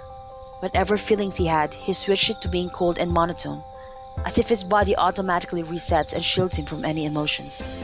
And without hesitation, he replied with the same answer. Yes. Liar! Her voice trembled, and before he could do or say anything, she plunged herself into him and embraced him so tight. He wasn't prepared for it. He was frozen for a few seconds. But her warm body was so comforting. He never thought that he needed it. All this time, he'd been needing it and wanting it. Her embrace was melting so many of his fears and anxieties and sadness. He wanted to hug her back so much, but he was afraid. He was afraid of what it would mean. He knows what he feels for her. What he doesn't know was what to do with those feelings. It was like a choice between her and his lifelong goal of being number one. He was so torn. He did not hug her back, but he could not push her away either, because he liked it so much to be in her arms. So he just closed his eyes and savored the moment, not knowing how long she would let him stay in her comfort and warmth. So still hugging him, Kazumi said, I get it now, and I'm sorry. I made myself blind with my own pain, that I didn't see what you were going through. I should have known you better. I should have felt it. I can wait, Shoto. I will wait until you sort things out. I may not be a very patient person, but I can be the most patient in the world with you. I will walk with you all the way, to all the pain, to all the confusions and the expectations, the small victories and the losses. For as long as you need. Even when you think you don't need it, I will be beside you. I will hold your hand, and I will walk with you through it all. Kazumi started crying. It was not a happy cry, but it was not a sad cry either. It was a cry filled with so much mixed emotions. And Shoto felt his walls slowly shatter with her words. No matter how hard he tried to reason with his head, he just cannot stop how he feels anymore. Kazumi. Her embrace and her words were just too much for him to deny what he really wanted to do.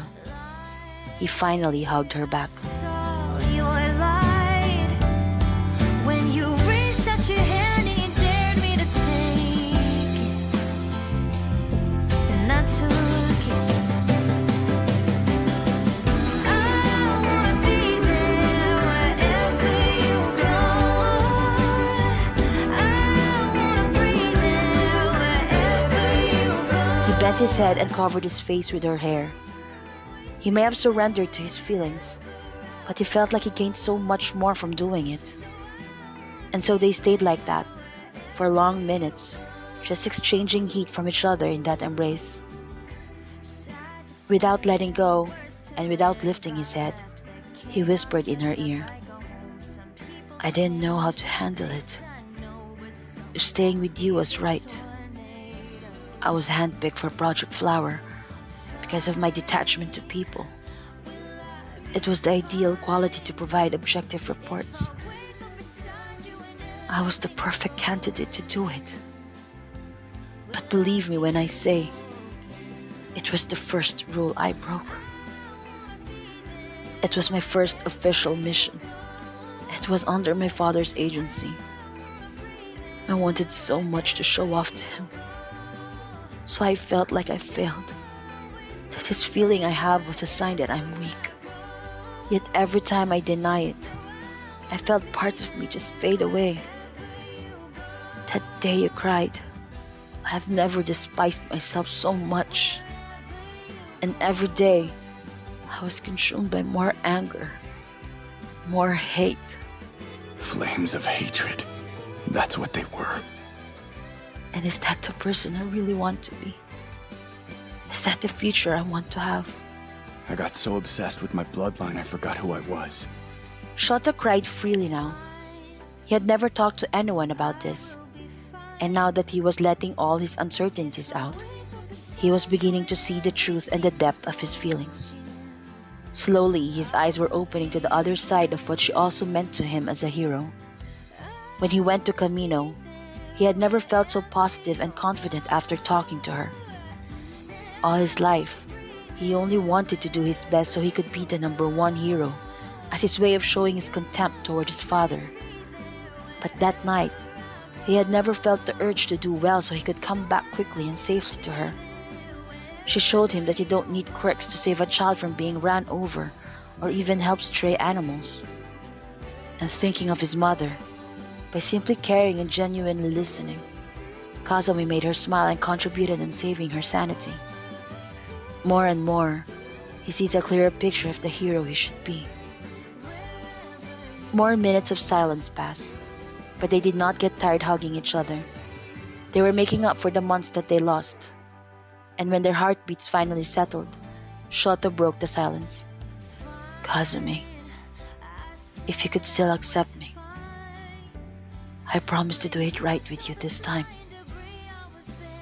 She could not see his face, so she listened intently at every word that he said. He paused again.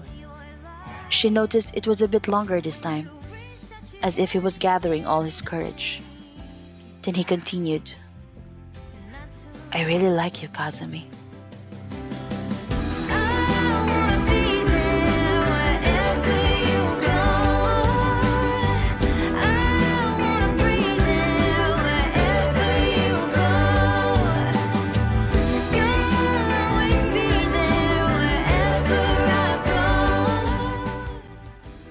She froze. Did she hear him right? Was she dreaming? Did Shoto just say he likes her? She was not able to react or say anything back. She knew that their relationship was not an ordinary one, but she was not expecting any confession from Shoto. Kazumi could feel Shoto's chest pound. She felt his vulnerability at that time. She looked up slowly, lifted both her hands and touched his cheeks. Her fingers caressing his cheekbones still wet with tears he shed. His eyes, his nose, his lips. How could people say he is stoic and emotionless when he was fragile and filled with so much passion inside? This is real. He is real. Shoto. That was all she could say at that moment. Shoto had never kissed anyone, but the urge to touch his lips on hers was so intense. He was not sure if this is the right way or the right time, but he just had to do it. Before he could even think further, he bent his head and kissed her. Her lips were so soft and so warm against his. He didn't know how long a kiss should be, but he didn't want it to end. And when Kazumi wrapped her hands around his neck and pulled his head on hers, he lost all his remaining analysis. He did the same with his hands that were resting on her waist. He pulled her closer to him until there were no more space between them. It doesn't matter to him anymore if he was not doing it right, because everything felt right. When the kiss finally ended, Shoto kept his head bent, resting his forehead on hers. Then Kazumi whispered, I like you too, Shoto. I like you a lot. After hearing her words, Shoto could not stop himself. He kissed her again, with more confidence this time, more passion. Kazumi was getting so dizzy. She watched many TV shows and read novels of people kissing, but she never thought it would feel like this. She felt so light, as if she was floating, and at the same time, she was drowning in this dreamlike dimension, and for the first time, she is really forgetting herself, forgetting everything around her. It was just all about this kiss and this boy who was completely knocking her out of her senses. It was already past curfew when they decided to part. Let me walk you back. Nonsense. That's subjecting us more to being caught after curfew. And after arguing about it, Kazumi won. Shoto watched her as she disappeared in the shadow. After many weeks, he finally found himself smiling. Since the fire broke out, he had not been sleeping and eating well. He always felt tired and heavy, but still he found himself unable to sleep. The other day, he and Bakugo failed the provisional exam, and it added to his already piled up stress. But now, he laid in bed feeling so peaceful. Instead of tension and anxiety for his makeup exam, he felt motivated and inspired to do good. All these times, he thought his feelings were an indication of weakness, but it's actually the opposite, because right now, he felt like he can take on the world. He continued to smile until he felt sleepy and dreamy. Kazumi was almost on the porch when Hound Dog caught her scent. He only barked two words: phone and detention. Kazumi sighed and gave him her phone. The next day, her detention was to clean the tables in the cafeteria 30 minutes every day for 1 week. As soon as Shoto entered the cafeteria, he saw Kazumi. Her back was facing him. He walked towards her. "Hey, I've been calling you." She turned around at his voice, and then his eyes fell to the sprayer and a table rag she was holding. She was also wearing an apron and a pair of gloves. "Is this what happened after Camino? They just get your phone and assign your punishment?" she complained. Shota gave a tiny smile and nodded. "In jail, a person is even allowed to make one phone call. But last night, I was already reaching for the doorknob when I was caught. 9 o'clock curfew? I just realized that's craziness. I go to the convenience store for midnight snacks whenever I'm hungry." Shota really couldn't help but smile at her monologue. He missed all those snappy comments of her, and he can't wait to hear all her stories again. She just never runs out of it. She can make a boring narrative into a fun-filled and animated one, and not to mention her humor, which never fails to make him laugh. "Well, I could go to the principal to file a complaint if you want," Shota said, trying to be serious. "I could do that?" "You could try, but it might lead you to another detention for questioning a seemingly practical school policy." She smirked and rolled her eyes. He almost laughed at her, complaining. How did he survive more than a month of not experiencing this? She was more than just a ray of sunshine. She was his sun. "Hey, I know you," Ida said, finally reaching the two of them after ordering his meal. "You are a friend of Todoroki-kun." But Shota corrected him in his usual monotone voice. "She's my girlfriend."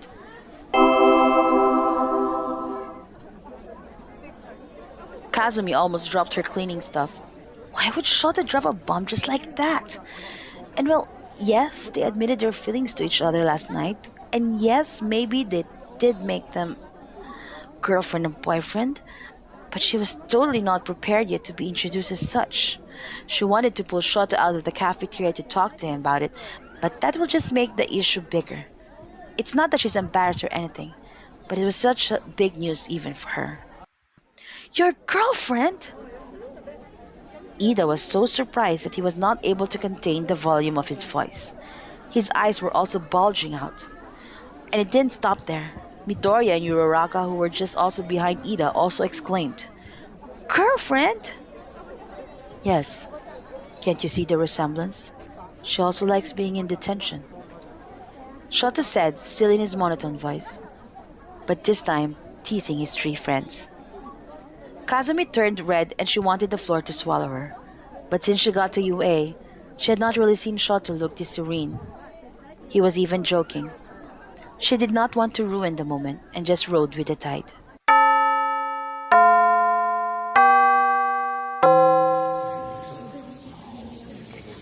Kazumi knew that many girls were talking behind her back. Not that they were hating on her, but her relationship with Shota spread like wildfire in school. Some who did not hear Shota introduce her as his girlfriend in the cafeteria were saying that people were exaggerating. So at the end of each day, many girls swarmed Kazumi's classroom. "When will they stop coming?" her classmate said. "You just can't believe that one of our own classmates has wrapped the school heartthrob around her finger."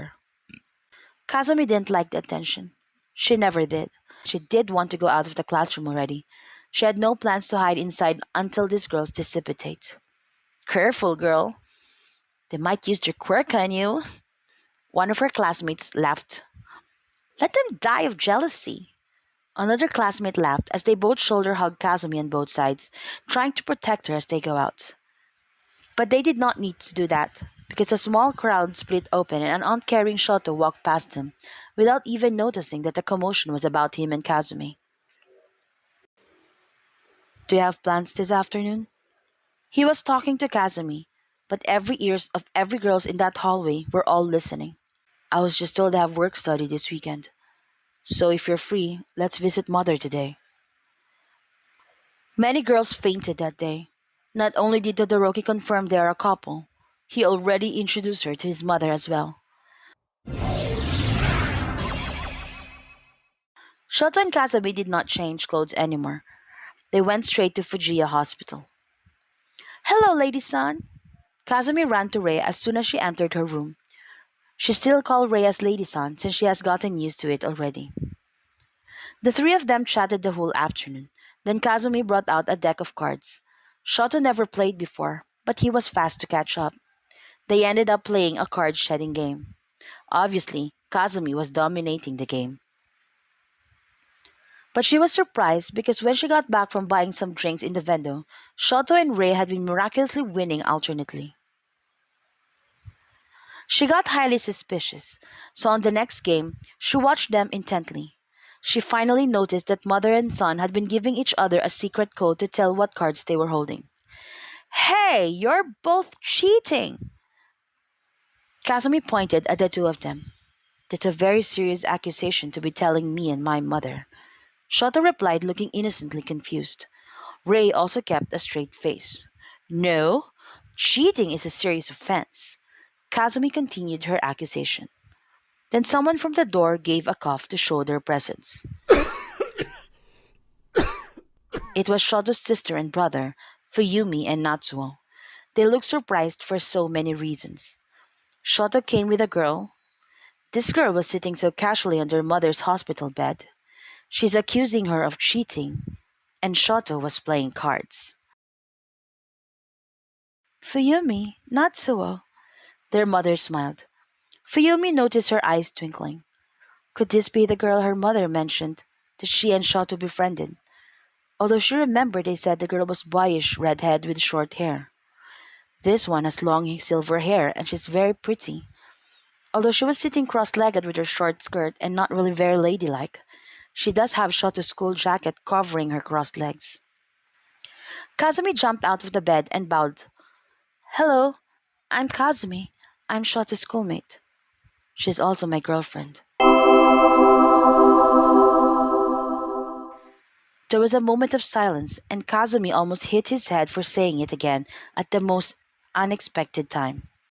Good thing his older siblings were good at covering their surprise and greeted her back. I'm Fuyumi. This is Natsuo, and we're Shoto's older sister and brother. Kazumi felt so embarrassed. Not only was she not prepared with the introduction, but they must have surely heard her saying that her mom and brothers were cheaters. She started to gather the cards on the bed so as to forget the incident. Oh, you finish your game. Don't let us interrupt. We're done anyway, right, Shoto? Kazumi's face was already red. No, we still have cards on our hands, and we're betting on who's going to wash the plates. I'll just do the dishes. Kazumi gritted her teeth and glared at him. Oh, you shouldn't, especially if these two are cheating, Fuyumi said. Kazumi melted. I'm sorry, I didn't mean for you to hear that. But they really were, because it's impossible that I got so good at it all of a sudden. And it even mysteriously happened just after I went out, and they were doing this and that. She imitated the winking and the facial signals that Shota and Ray were sending each other. They were really blatantly cheating. Ray laughed softly. I will take care of the dishes later. It was a short laugh, but it sounded great for Shoto, Fuyumi, and Natsuo. While the three siblings paused to savor the moment, Kazumi obliviously carries on chatting with Ray, and Ray continues to laugh freely. Next time we play cards, team up with me. Let's gang up on Shoto, okay? Because next week, he will definitely ace in poker, don't you think? He will be the champ on that. Ray laughed a bit loudly this time as Kazumi teased Shoto. I can hear you loud and clear. Shoto interrupted their conversation. Kazumi laughed and wrapped her arms around his waist. I'm just teasing. You know that I could still read you behind that poker face. Shoto smiled at her and wrapped his arms around her too. Fuyumi and Natsuo never thought that this visit would bring them too many surprises. But they were all good surprises, as they both looked at the three, smiling from ear to ear. We brought some cake and tea. Kazumi jumped away from Shoto as soon as Natsu would talk. She got too touchy and forgot everyone else in the room. She instantly went to the pantry to get some tea sets. I also brought your newly washed linens, Shoto. And could you please stop using these shirts as your pillowcase? She then pulled out a white shirt with a torn bottom and another shirt with a black stain. Just leave it alone, Shoto said and quickly grabbed it, but not before Kazumi saw it. Oh, okay, Fuyumi said, confused, when Shoto blushed furiously. His brother never blushed. They spent the rest of the day chatting and laughing together, until it was time for Shoto and Kazumi to go back to school. They still had a curfew to beat. Class 2A were walking back to their dorms one day when Kaminari saw a big box by the main door. He ran ahead of everyone and checked it out. Hey! There seems to be a delivery for you, Todoroki! He yelled at him. Kaminari could not help but open the lid and peek in. That's a lot of manga, dude! Todoroki approached him and checked the large box, not really minding Kaminari poking in. And those are romance mangas. What are you going to do with them? Kirishima pointed out. Todoroki, time to give us some details. It's for research. Todoroki replied as he casually checked if the sets were complete. Research for what? Shoto! Someone yelled from the back of the whole class. Everybody's head turned. It was Kazumi. And even if you did not hear anyone say anything, their face definitely gave an "oh" expression. Can I get your mom's number? I think I left my book in her room. Shoto closed the box and gave Kazumi his phone. Here, check my directory. I'll just bring this one up and be back in a few minutes.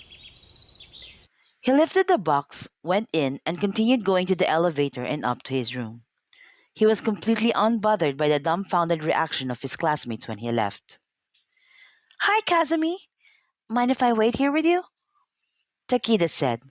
She's not from Shoto's class and was a year younger than her. She was Bakugo's best friend, and lately, she was Shoto's regular sparring partner because of their opposing quirks, fire versus water. She was also one of the very few people who called her Kazumi in school. To most, she remained as Imai Ayaka. But since Shoto had been calling her Kazumi, those quite close to him called her that as well, and no one bothered on asking why. No problem, Kazumi said and sat down by the bench. You know, Shoto-kun seldom talks, but when he does, he mostly talks about you. Kazumi couldn't help but giggle too. Takeda had always been friendly, a very cute contrast from her best friend Bakugo, who was always angry. She bet the two of them get a lot of personality sparring too. She bent down and opened Shoto's directory, but she didn't find his mom's personal number. Rather, it was the hospital's number ending with her room number. She tried calling, but it was not working. She decided to just open his internet and search for the hospital's updated number. When she pressed the search portion to type the hospital's name, Shoto's recent search history came out. How to make a girl like you. Best gift to a girl you like. What to do on a first date. How to ask a girl for a date. Kazumi couldn't help but giggle. He is so adorable, she thought. Hey, what's funny? Takeda looked at her and tried to peek at what she was reading, but Kazumi covered the phone and laughed some more. Takeda also acted like a little sister to her, and she liked that. Nothing! She laughed at Takeda, still trying to hide Shoto's phone screen. Then the door burst open. It was Bakugo. Here's the book you're borrowing. Takeda stood to get it. Thanks, then waved at Kazumi goodbye. See you around, Kazumi. Hey! Don't you put a crease on any of those pages! Bakugo yelled at Takeda. Takeda looked back, opened the book, and pretended to fold one of the pages. Kida! He threatened. He looked scary, but Takeda only laughed at him. You don't have to tell me, Kachan. I know how you are with your stuff, okay? So chill. I'll give it back to you tomorrow. Takeda answered and turned to go back to her dorm. Bakugo watched her walk away. He then turned at Kazumi sitting by the porch. Hey, what the hell are you doing in here? I'm waiting for Shoto. She smiled at him.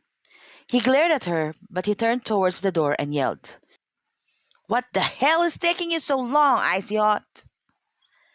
Kazumi continued to smile, and not a second after, Shoto opened and went out the door. He almost hit Bakugo. Watch it, Two-Tone! But Shoto only said calmly, I think Takeda dropped your book. He then pointed at Takeda, picking up Bakugo's book. Takeda's eyes widened as she saw all three of them looking at her. It was an accident, Kachan! I swear it was! She yelled and ran. You better run fast, Mizuyu Takeda! It's all between you and me now! Bakugo then dashed for her. Kazumi laughed as the two of them disappeared in the path. Here, I made some tea. Shoto said. Together with the tea, he brought out a sponge cake. Mmm, that smells like... No way. How did you get that? Shoto just smiled and cut the cake. Shoto, there's no way I'm wrong with that smell. Shoto cut a piece with a fork and placed it in her mouth. Then he waited for her eyes to light up. Mmm, Castella cake from Namasaki. How? How did you get this? Shoto stared at her. He couldn't take his smile off his face as he watched her. It was just a cake, but she made him feel like he had given her a piece of heaven. We had a meeting with Hawks, and since we're already in the south area, I decided to go more down south and buy you one. Now you don't just have to remember the smell. You actually know how it tastes. Bernard gave him a smile that day. She told him she was happy he didn't listen to her and that he followed his heart. However, she made him promise never to mention that he was at the fireside during the incident. That one they had to carry to their grave. Kazumi smiled tenderly at Shoto. He takes down everything she told him, even those that she just in passingly mentioned when she once told him that she used to live in Namasaki and that whenever she goes home at dawn, she would pass by this cake commissary, even if it was the longer route, because the smell was so good. Next time, we will eat this cake in Namasaki. Would you like that? Of course! I would love that, and I will walk you everywhere there. Kazumi beamed. But how about we go to your most favorite city first? Hawkeye? Kazumi said, then dreamily remembered the place. She lived there for a year with her mom and sister. It was her favorite city, until her grandfather's goons found him and took his mom and sister away. Lots of memories there. But you will love the snow there, Shoto. It's so laid back, and life is slow and very simple. Unlike here in Tokyo. Yeah, one day. Let's go there, okay? It has one of my most favorite scenery, and only I have been there. It's my secret spot. But when we go there, I'll bring you to it. Then it's going to be our place, the place that only two of us would know. Well, I guess it will be our place before the year ends. Huh? Kazumi looked at him confused. I bought us plane tickets to go there after Christmas. What? Yes. My sister has booked the hotel for us already, so you can't really decline anymore. Whatever plans you made for the holidays, you need to cancel them now. Kazumi was so dumbfounded. Shoto was throwing one surprise after another. Her emotions could not keep up. And as a finale, he said, "And this one belongs to you." Her eyes widened. It was her metal box. It was supposed to be buried in the ashes at the flower shop. And yet, here it was.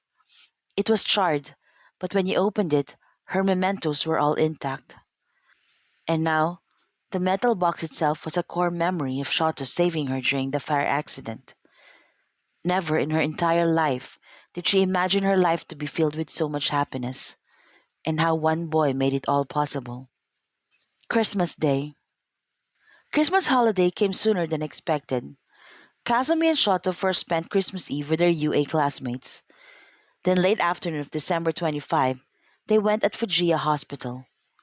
But on Christmas night, they went to Shoto's house to spend the occasion with Fuyumi and Endeavor.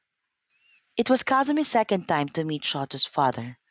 The first time, though, would not really count, because he was unconscious when Shoto brought her to visit him in the hospital when a Nomo attacked him and Hawks at Kyushu the other month. After getting the medical report from the doctor that he was no longer in critical condition, Shoto already pulled Kazumi out of the room with him. He was silent as they rode the train back to school that day, and Kazumi did not intrude his silence. She just held his hand the whole time, and she would feel him squeeze it every now and then. And now, she was sitting with him on the dining table, eating their after-meal cookies. She looked at him, and he seemed so huge. The scar on his face was a lot bigger than Shoto, and it made him look even more fiery. She wondered how he feels with Shoto being very close to her. He even brought her to his house. He didn't look surprised though when he saw her, and Shoto didn't seem agitated as well in introducing her to him. Perhaps Shoto had already gotten into terms with it, and it didn't bother him what his father would think. She must have stared too long because he asked her, "Yes?" Kazumi jumped in surprise as she went back to the present. "Oh, I'm sorry, sir. It was so rude of me to stare. I know that. It's just that when I saw your scar, I remembered Shoto's own scar. But yours, it's a lot different. It's. It's." She paused, not knowing what adjective to use. "Oh, why do you have to be so talkative, Kazumi?" she thought. It's a bad scar. Looks painful. Shoto butted in as he slurped his soba. "Shoto!" Kazumi softly reprimanded him. "No, sir, it's not what I wanted to say at all." Kazumi blabbered, but father and son only looked at each other with stoic expressions. She looked at both of them, but could not say anything. Finally, Fuyumi broke the silence. "Father, we will be flying to Hawkeye tomorrow. Natsuo will join us. We will be back in 4 days." Endeavor moved his gaze to Fuyumi. His stoic expression did not change. "I will call my office there, so you could have a driver in a car to easily move around." Not interested. Shoto answered. I was just looking forward to it so much, weren't you? Weren't you, Shoto? Fuyumi laughed awkwardly, and then silence followed. This time, it was Kazumi who broke it. "Oh, this gift is for you." Kazumi gave Endeavor his present. Endeavor looked at the box she gave. Only Fuyumi gives him gifts. His sons never gave him one, and he was not surprised. But this box has a card that says it came from Kazumi and Shoto. He looked at the card for a long time and read Shoto's name quietly. Shoto. "That didn't come from me. She just wrote it there." Shoto clarified the card without being asked. "Well, I asked him what gift you would like, and he was the one who said that Kuzumochi is your favorite. So it kind of makes it both our gift," Kazumi explained. Endeavor did not smile, but he looked at her and his face softened. "I do like Kuzumochi." "Thank goodness. I had a tiny hesitation when I bought it, thinking he said to get Kuzumochi because you have an allergy on it or something." Endeavor didn't laugh, but the softness in his eyes didn't leave either. Then they heard a muffled laugh. It was from Shoto. "That's a good idea. Maybe I'll do that next time you buy him a gift." "You will do no such thing. Plus, he's going to know it's you, because I will always be putting your name next to mine." she argued. The two seemed to have forgotten the presence of Endeavor and Fuyumi as they continued to tease each other. But Fuyumi surely noticed how easily Shoto can smile now, and how her father looked at him with so much tenderness. Probably because it was the first time that he had seen Shoto smile in his presence. Despite not being complete for dinner, Christmas had not been this good for quite a long time in the Todoroki household. The Hawkeye trip was fun to say the least. Kazumi learned that it was the first time for the Todoroki siblings to go on a vacation together. Natsuo and Fuyumi had been going to places with their own friends, but for Shoto, who led a different childhood, had never been on a vacation anywhere. On the afternoon of their third day in Hawkeye, Shoto said that he and Kazumi will explore the city on their own. Fuyumi nodded, since she wanted to shop a lot of souvenirs, and Natsuo will meet a classmate they bumped into at the airport. So, where do you want to go? Shoto asked Kazumi when the two of them got to the streets. I will bring you first to the best view in the city. Kazumi pulled him towards the cable station, then to the ropeway going to Mount Niwa. When they reached the top, Shoto saw one of the best panoramic view of a city. It is different from the Tokyo skyline. This one gives you an unobstructed view of the whole city, since there were no skyscrapers. I'm back! Kazumi yelled, not caring for the people around her. She looked at the image in front of her. When they lived here, she would always go up in this observatory deck. She always trekked though, because one, that access is free, and two, it gives her a lot of peace walking into the forest. She never thought though that she would be back, and even making this comeback more beautiful was that she was with Shoto. That's why later going down, she planned to take the trekking route so she could show him her secret spot. You know, reports said that this is one of the best 3 night views in Japan. The other 2 is Namasaki and Kobo. But if you ask me, this is the most beautiful. I'll be the judge of that after we see the night sky of Namasaki and Kobo. Maybe on our next school vacation? Kazumi was not able to reply. She looked at him as if he was crazy. Did I hear him right? On our next vacation? So he plans on going out of Tokyo again? With me?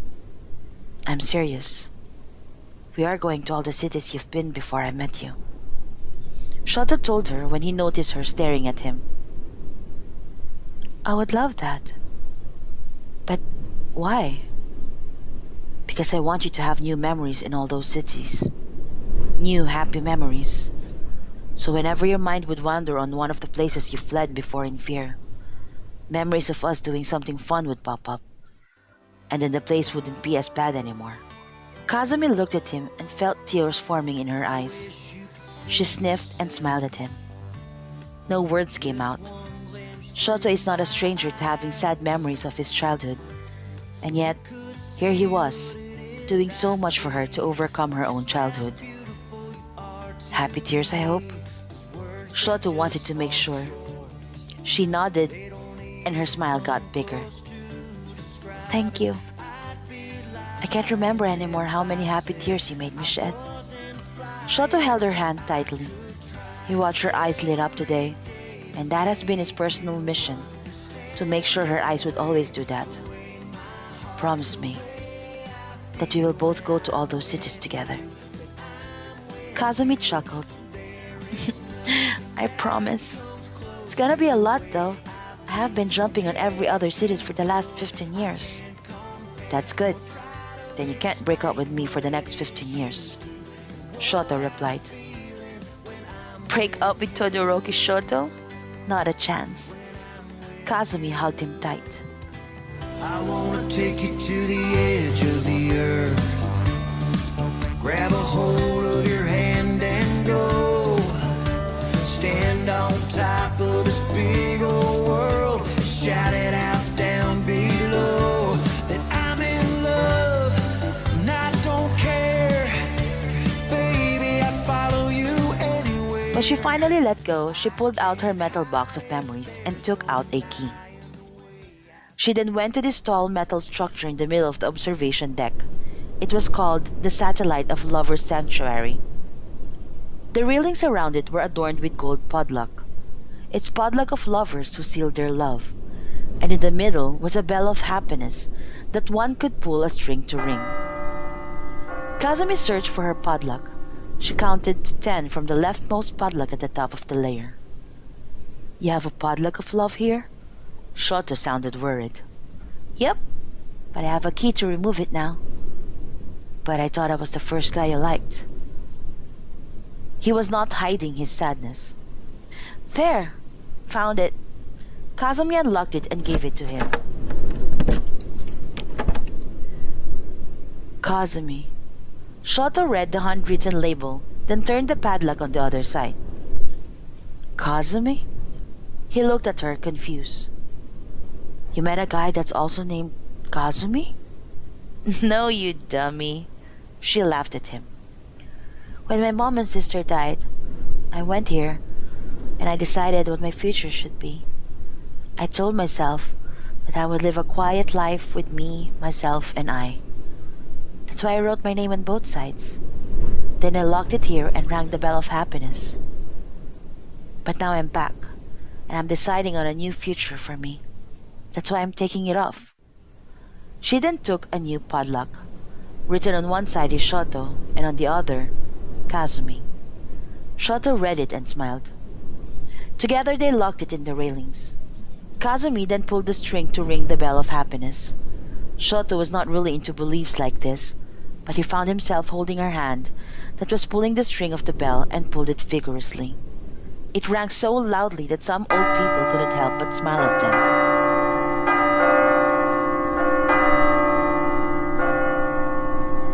Kazumi then ran back to the side of the observation deck and threw the key so far into the forest. Why didn't you keep it in your metal box? Don't you want to keep this as a memory? Kazumi looked at his eyes deeply and said, I threw it because that padlock will never be removed. Ever. She answered him, and it sounded like a promise. I can't hide it, there's no denying the way I feel inside. I could try. After their Hokkaido trip, Fuyumi told Kazumi to spend the remaining of the holidays in their house, to which Kazumi said yes to. Shoto was excited that she'd be staying so they could spend more time together. To his dismay, Fuyumi stole her from him. She would put colors on Kazumi's face, play with her hair, and dress her up with girly clothes. She even gave her lots of dresses, hoping she'd wear more of those rather than her usual jeans and oversized shirts. The two would also spend a lot of time in the garden, and Kazumi would teach her how to cut and arrange fresh flowers. And finally, the two of them had gotten along really well in watching soap operas. One night, Shoto checked on them and saw the TV was still on. His sister was still watching intently, but Kazumi was already asleep on the couch. Aren't your eyes tired? He asked his sister. Oh, but I couldn't stop. I would have to lend this to Kazumi for her to finish by herself, because I'm now on the last episode. She fell asleep 2 episodes from here. Shoto looked at Kazumi sleeping soundly. I better carry her to her bed. We already have school tomorrow. Okay. Good night. Her eyes still glued on the TV. Shoto scooped Kazumi with both his hands and carried her to the guest room where she had been staying. He laid her gently on her bed. When he was about to remove his hands from under her, she rolled on her side and placed her hand on his chest. Shoto, she whispered. He checked on her, but she was still sleeping soundly. He smiled and removed his hands very slowly. Once successful, he then caressed her cheek. Are you dreaming of me? He joked, and his smile widened just thinking of it.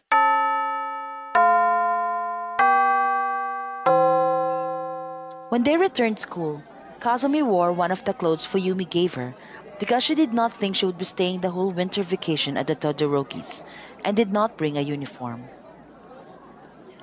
You go ahead in class. I still need to change in my uniform. Kazumi told Shoto and turned towards the dorm buildings. But Shoto noticed that many guys were checking her out, and he didn't like it at all. Why did my sister have to doll her up so much? And why is her skirt so short? He felt irritated. I will walk with you, he said. Kazumi looked back and beamed at him as he walked beside her looking a bit stressed, with both his hands in his pocket. She didn't hesitate a second. She closed the space between them and wrapped his left arm with both her hands. She looked up at him and gave him a sweet smile, oblivious of the people watching. Shota smiled back. She had no idea how special she makes him feel whenever she gives him that look, wherein she seemed to have forgotten everyone else and all she could see was him. When they reached her dorm, Kazumi reached for the doorknob, but before she opened it, she turned towards Shoto to say thank you. But to her surprise, he held the hand that was holding the doorknob. She was now trapped between Shoto at her back and the door on her front. He then whispered in her ear, I really don't mind what you put on your face, or what you wear. He said it very gently. He knew he should let her have her freedom on her style. But damn it, guys are already staring even before Fuyumi intervened. He then turned her slowly to face him, and using his thumb, he then wiped her lips, which was tinted with a lip gloss, and said, But could you just slow down a bit? And making yourself too pretty. Kazumi felt some tingling sensation on her lips, but said nothing. She was bewitched by how serious and gentle he was when he said it. It sounded as a compliment and a complaint at the same time. I already can't remember how many boys I had to threaten because of you. Soon, I'll be back in detention. Shota sighed, finding the boys troublesome. You what? I've never been to a fight with anyone. Why would you threaten these boys for? Well, they had been staring too much and too long. He suddenly felt embarrassed, knowing that it was wrong to behave like that. Well, this is the first time I have felt like this with anyone. And I'm not sure if I'm doing it right. So I just follow what I feel. I react by instinct. And when I see them stare, I just feel like some sort of protectiveness. I don't know. You are making me feel a lot of firsts.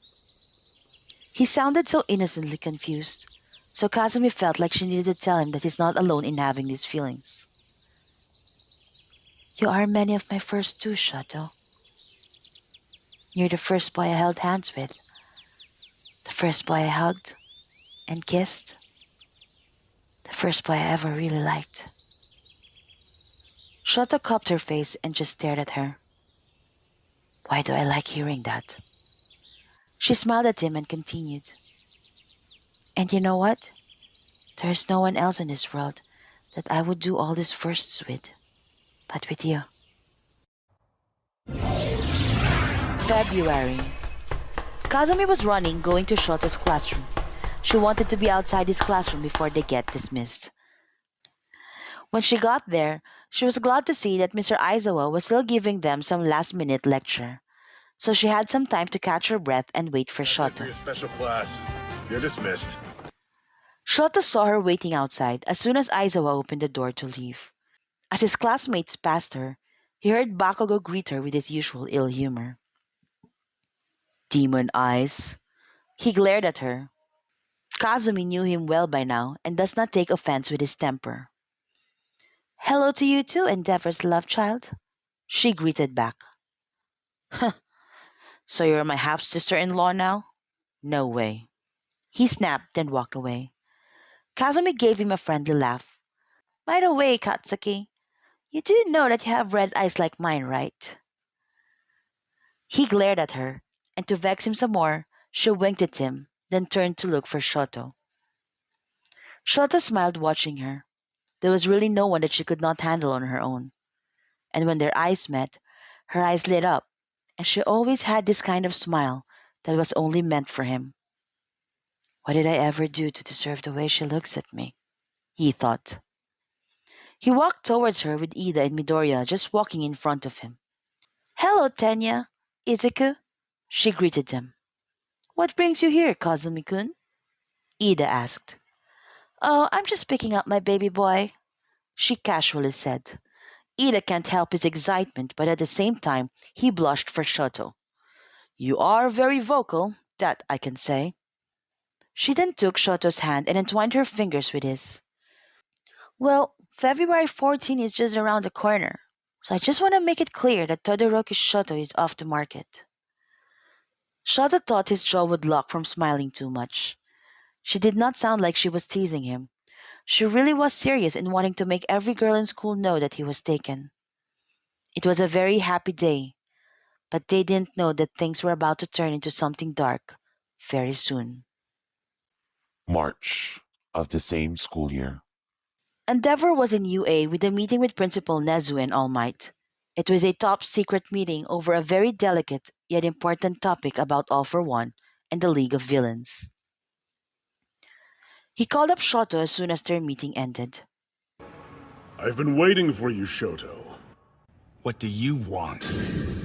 Shoto picked up his father's call. He just got back after filing a report for their Otheon mission weeks ago. I just received a very classified information, but I did get permission from Principal Nezu to involve you into this. Endeavor said. Just get on with it. Shoto snapped at him. Kazumi might need you. What? Why? Did something happen to her? His annoyance instantly turned to panic. The commission has confirmed. Her last name is Shigaraki. All for One is her great-grandfather. She handled the news well. Too well. That's why I have doubts. Shoto had to stop his stride when he heard the news. That scary big boss was the one who had been trying to kill her. He felt himself shiver. His mind went black and loaded at the same time. He didn't know what to think and what to feel. It was a short and straightforward news, but it was too much information to process. Shoto, did you hear me? Endeavor called out when he heard no reaction from Shoto. Just get in touch with her and talk to her. For a moment, Shoto felt like he heard a concern in his voice for Kazumi, but he did not dwell into that. Now was not the time. As soon as he hung up, he got a message from Kazumi. Could you meet me at the roof deck? He ran towards the school building and pressed the elevator button going to the top floor. His heart and head were pounding. He didn't know how to take the news. For sure, she must be even more overwhelmed. Kazumi was waiting at the rooftop. She still can't accept how it happened, but it turned out that her great-grandfather was worse than being crazy. He was the big villain called All for One. Principal Nezu thinks that if he got this information, then the other side might know about this by now as well.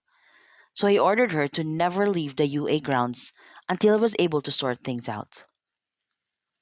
She wanted to run away and hide from everyone. How could she be related to a monster like that? She felt scared and confused. She needed to tell Shoto. He could calm her, but she felt scared. How will she tell him? She bit her nails in anxiety and in confusion.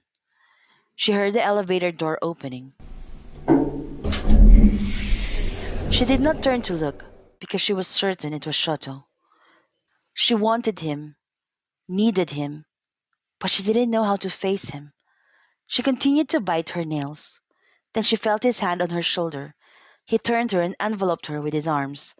He pushed her head on his neck and just hugged her tight. Her tears then poured out. Whatever strength she pretended to show during the meeting with Principal Nezu, it all disappeared. Shoto was finally here, and he allowed her to cry, to be scared, and be confused. This was her second time to cry in 5 years. I don't know how I can accept it, Shoto. My blood is dirty. A Shigaraki. It took so many lives. He took Takeda's Nana. I can't. I just can't. Kazumi kept crying. Hush now. You once told me my father and I are not the same. He tried to comfort her. But that's different. My great-grandfather is heinous and horrible. He's a murderer. He is still not you. Everything's going to be okay. Shota rubbed her back, hoping it would comfort her. He didn't know how long they stayed together in each other's arms, but it was almost sunset when they let go of each other. They stayed at the rooftop, just calming down both their emotions.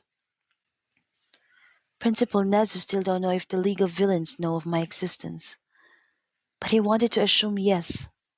And he doesn't know yet what kind of purpose I will be to All for One, because so far, when it comes to my bloodline, he just took everyone's life. Shota squeezed her hand as she shuddered at the thought of losing her. He cannot even allow himself to imagine it, like it was not even part of a worst outcome that could happen, because it should not happen. He will never let it happen. He looked at the setting sun.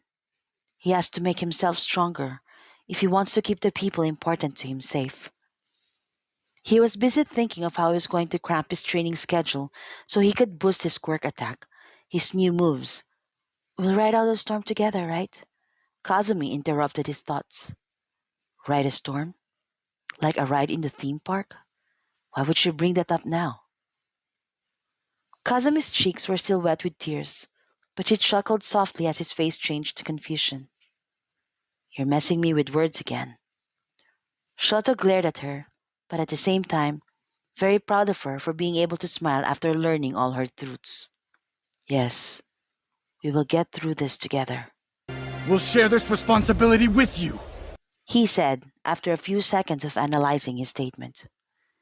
And Kazumi replied, together. Kazumi tried to attend to her schoolwork as normally as she could. She tried putting the thought of All for One blood running in her veins. She did, however, broke a very important instruction from Principal Nezu, which was to keep her lineage a secret. She told Shoto she just can't face Takeda, knowing after what happened to her Nana. And as a friend, Takeda deserved to know.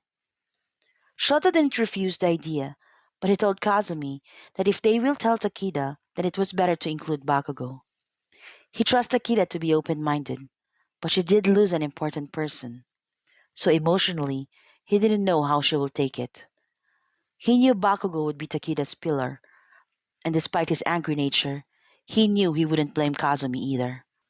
Lastly, he trusts both Takeda and Bakugo with his and Kazumi's life. What is this about, Icy Hot?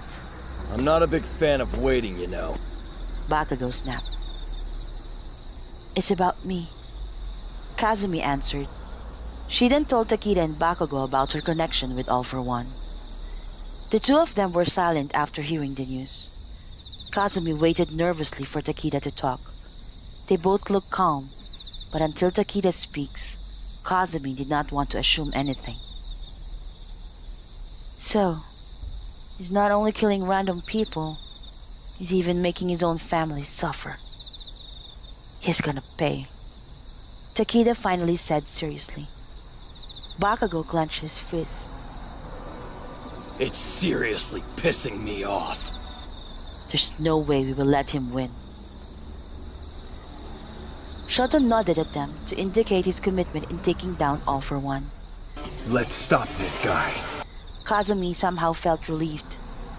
This was the first time she had seen the three of them in their battle phases, and she had never seen anyone look more like heroes. She felt a renewed confidence that things will be better in the future.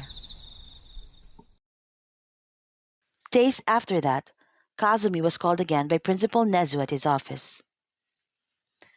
The League of Villains are on the move, and I want to ensure your safety, he said. I know that this may sound a bit too much, but it's better to be on the safe side. And this will only be temporary until we complete the planned attack on the villains. I will be sending you to Tartarus. Kazumi gasped but kept her face straight. Tartarus is a prison for supervillains. But he's right. If no one can get out, then it means no one can get in. When am I expected to leave? She asked. Principal Nezu smiled sadly. Thank you for being so brave. She called Shoto, who was on his way for a work study at Jako General Hospital. He was hesitant on the idea at first, but Kazumi convinced him of the practicality of it. She told him that she will be transported tomorrow, the same day as Shoto's scheduled mission at Chaco City. Only two pro-heroes will be with her to make it a low-key mission, so as not to attract any sniffing noses from the villains. I will get connections from my old man, so I could visit you as soon as this mission is over. Then very early the next day, Kazumi entered Tartarus.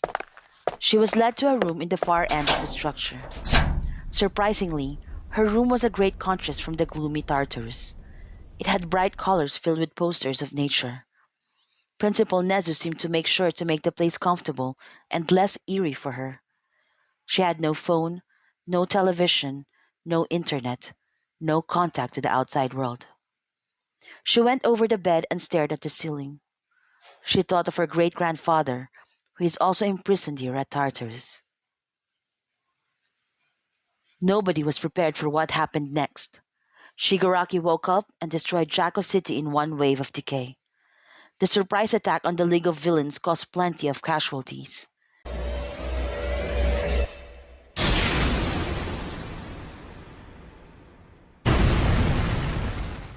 And to make matters more horrifying, Tartarus was attacked. All for One and all the villains escaped. And Kazumi was nowhere to be found.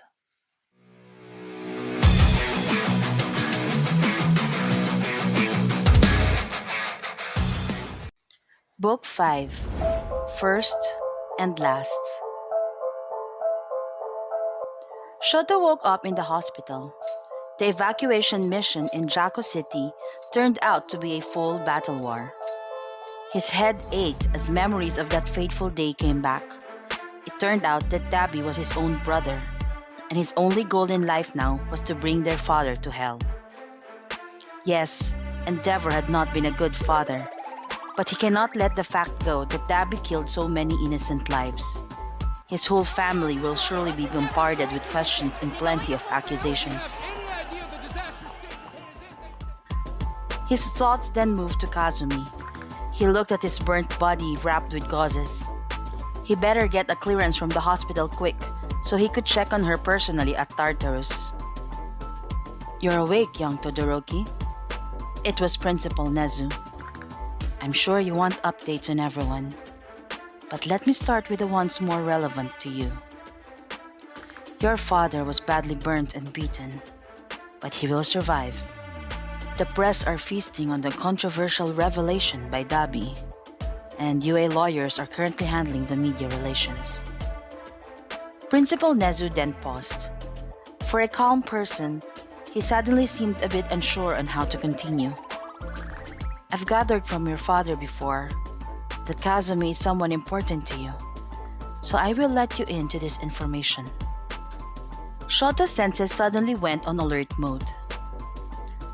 Yesterday, Tartarus was attacked. All for One escaped, and he took his great-granddaughter with him. Isn't Tartarus supposed to be the safest place in the country? Shoto sounded calm, but highly accusing. He closed his eyes and took a deep breath. There was no one to blame. Even with all the pro-heroes present at Jaco City, they were still unable to capture Tomura Shigaraki. "We are doing everything to get intel, but we are quite certain that young Kazumi is being held alive by the League of Villains. Many witnesses said they heard Tomura yelling to get Kazumi, and make sure she's not harmed in any way." After a few more updates, Principal Nezu finally left. Shoto stood and stared at the glass window. He had to get her back, but he had to be realistic and listen to the future plans of the authority and of pro-heroes. And perhaps his role to bring her back to safety is by facing his own brother in the war that was about to come to them. Our father can't stop Toya. I have to be the one to handle my brother. Shigaraki Tomura. You said no harm should come her way. You better keep your word, because I'm coming for her. I'm coming for you, Kazumi. And before long, the final war began.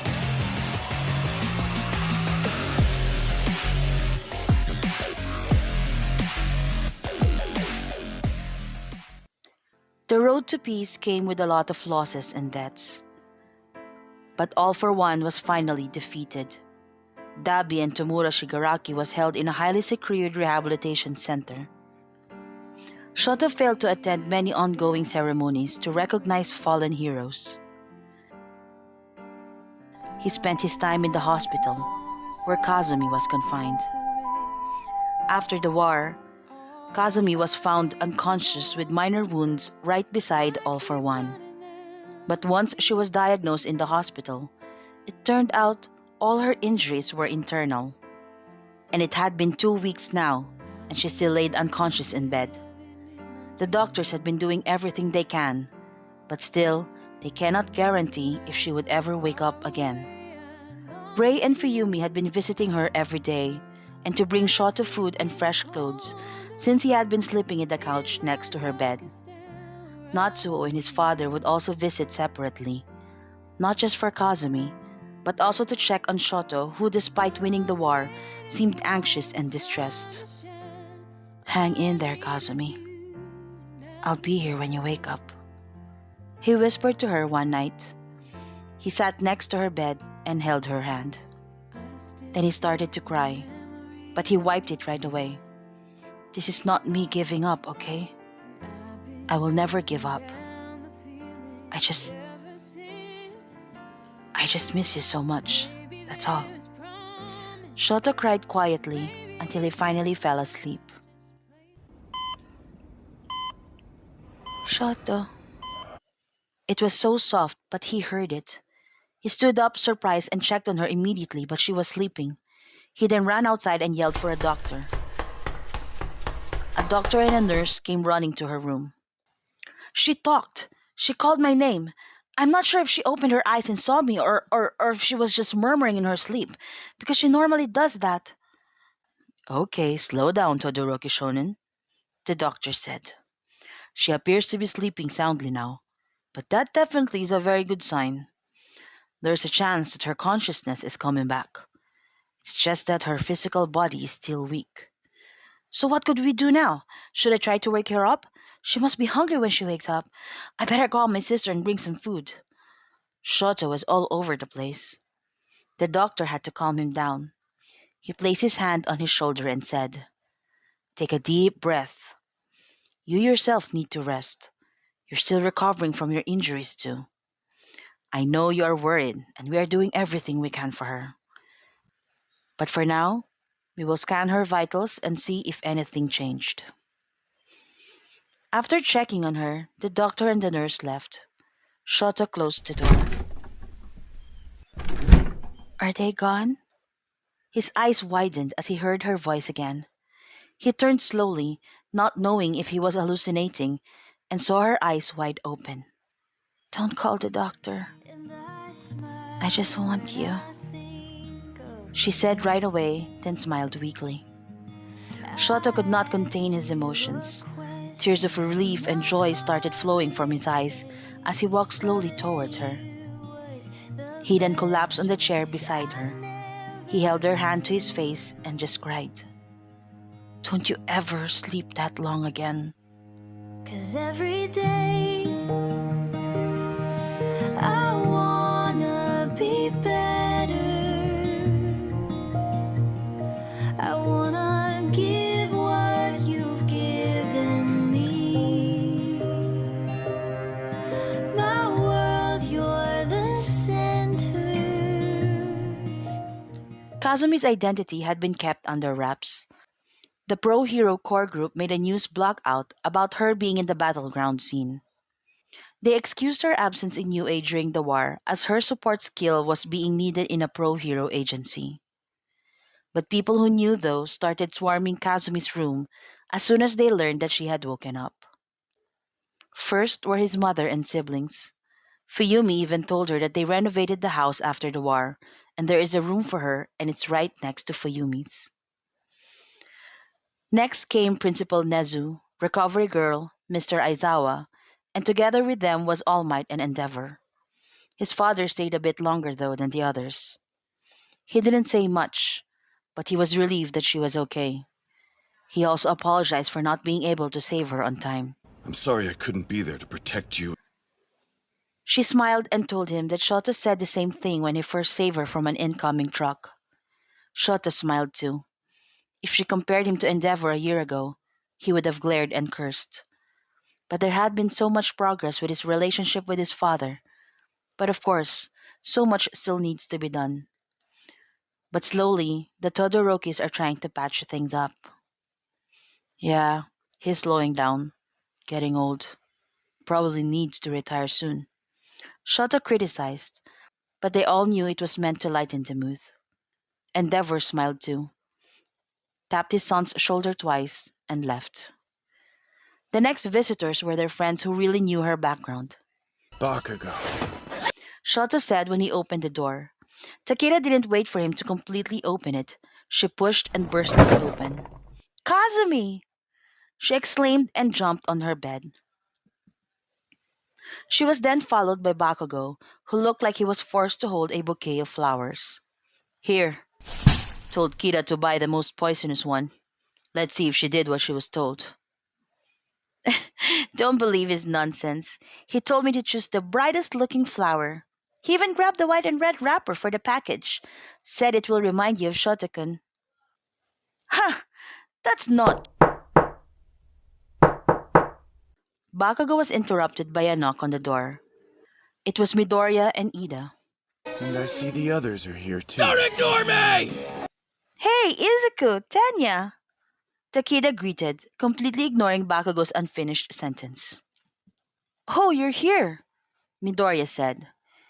We were trying to catch you and Kachan earlier after Edge's ceremony, but we lost you at the train station. What did you say? You lost us? Maybe we were just avoiding you, Bakugo yelled. No, we weren't. We really didn't see you, Izuku, Takeda yelled back. Well, I saw them. That's why I grabbed you and told you to walk faster. Look, we bought you a cake along the way, Ida told Kazumi while the other three were still debating amongst themselves. Why don't I make some tea for us? Kazumi tried to leave the bed and stand up. Whatever everyone was doing or saying, they stopped and gave all their attention to Kazumi. Don't be Don't an stand idiot! up! Hey there! They all yelled. I will make the tea. Just sit back and relax. Takeda stood up and went to the pantry. I am not crippled. I can do it. So why don't you all chill out? Kazumi said, but Takeda kept pushing her back to bed. Hide the tea bags, Izuku. Don't let her near it. Oh, if she's too stubborn, then let her do it. Everyone, please stop! You're gonna make the world think UA's full of degenerates! Ida said. Shota just watched them. He didn't tell them anymore that Kazumi had been walking and bouncing around her room in the hospital hallway since last night. So her making tea for everyone was no feat for her at all. He smiled with all the chaos. 2 years ago, he could never have imagined his life to be so colorful as today. Now, he has friends. And much more, he has someone he truly cares for, and he knows that cares back for him. They were being too noisy, but he liked it. He will just let Ida take the stress of calming everyone.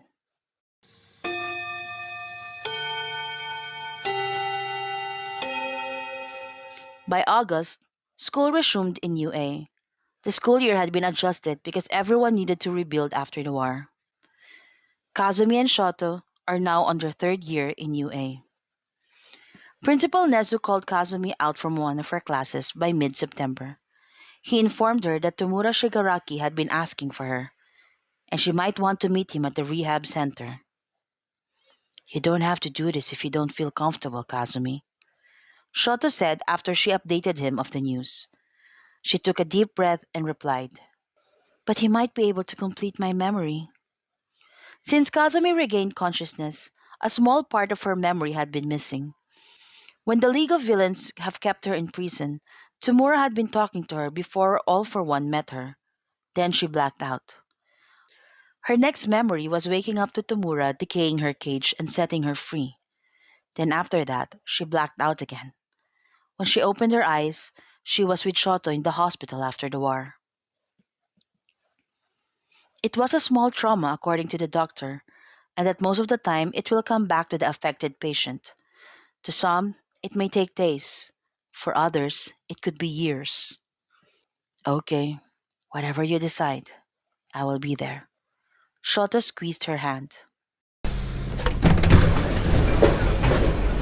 On the day of meeting Shigaraki, Principal Nezu brought All Might, Endeavor, Eraserhead, and Tsukochi. Shota was also present, as that was the only request of Kazumi if she was to do this. Kazumi entered the room with Tamura. It had a big one-way glass where the others, including Shota, can watch and hear them. Tamura's hands were covered with some metal-like cuffs and were chained to the chair, while Kazumi held a device that she could squeeze anytime she felt she wanted or needed to be pulled out. Shigaraki Kazumi. He said her name. She said nothing back. She only looked at him. How? She waited for him to complete his question. His eyes looked really sad. How did you do it, Kazumi? Everyone turned their back on you, left you alone in the streets, shunned you into the dark alleys. But how? How can you not hate them? They did so much wrong to you. You don't hate them either, she said in a matter-of-fact voice. Oh, I hate them. I hate the world. That was just what All for One fed you. You were a scared little kid, and he manipulated you. Kazumi tried to remember the days she had been in prison in the headquarters of the League of Villains. Tomura would talk to her about how ugly the society was, but it contradicted with his eyes and his voice. She remembered him getting mad at All for One, begging him to set him free, and that he wanted his own life back. I told you before, Master. This is my body, not yours. It's not too late, Tenko. Yes, you need to answer to the law. More importantly, you deserve to forgive yourself. And that's something no one can take away from you. Your inner peace. Society can be cruel, but most of the time, they are just scared too. I could not choose the name I was born with, but I still have a choice on how to live my life. Yes, I've been running, but that's not society's fault. It was All for One.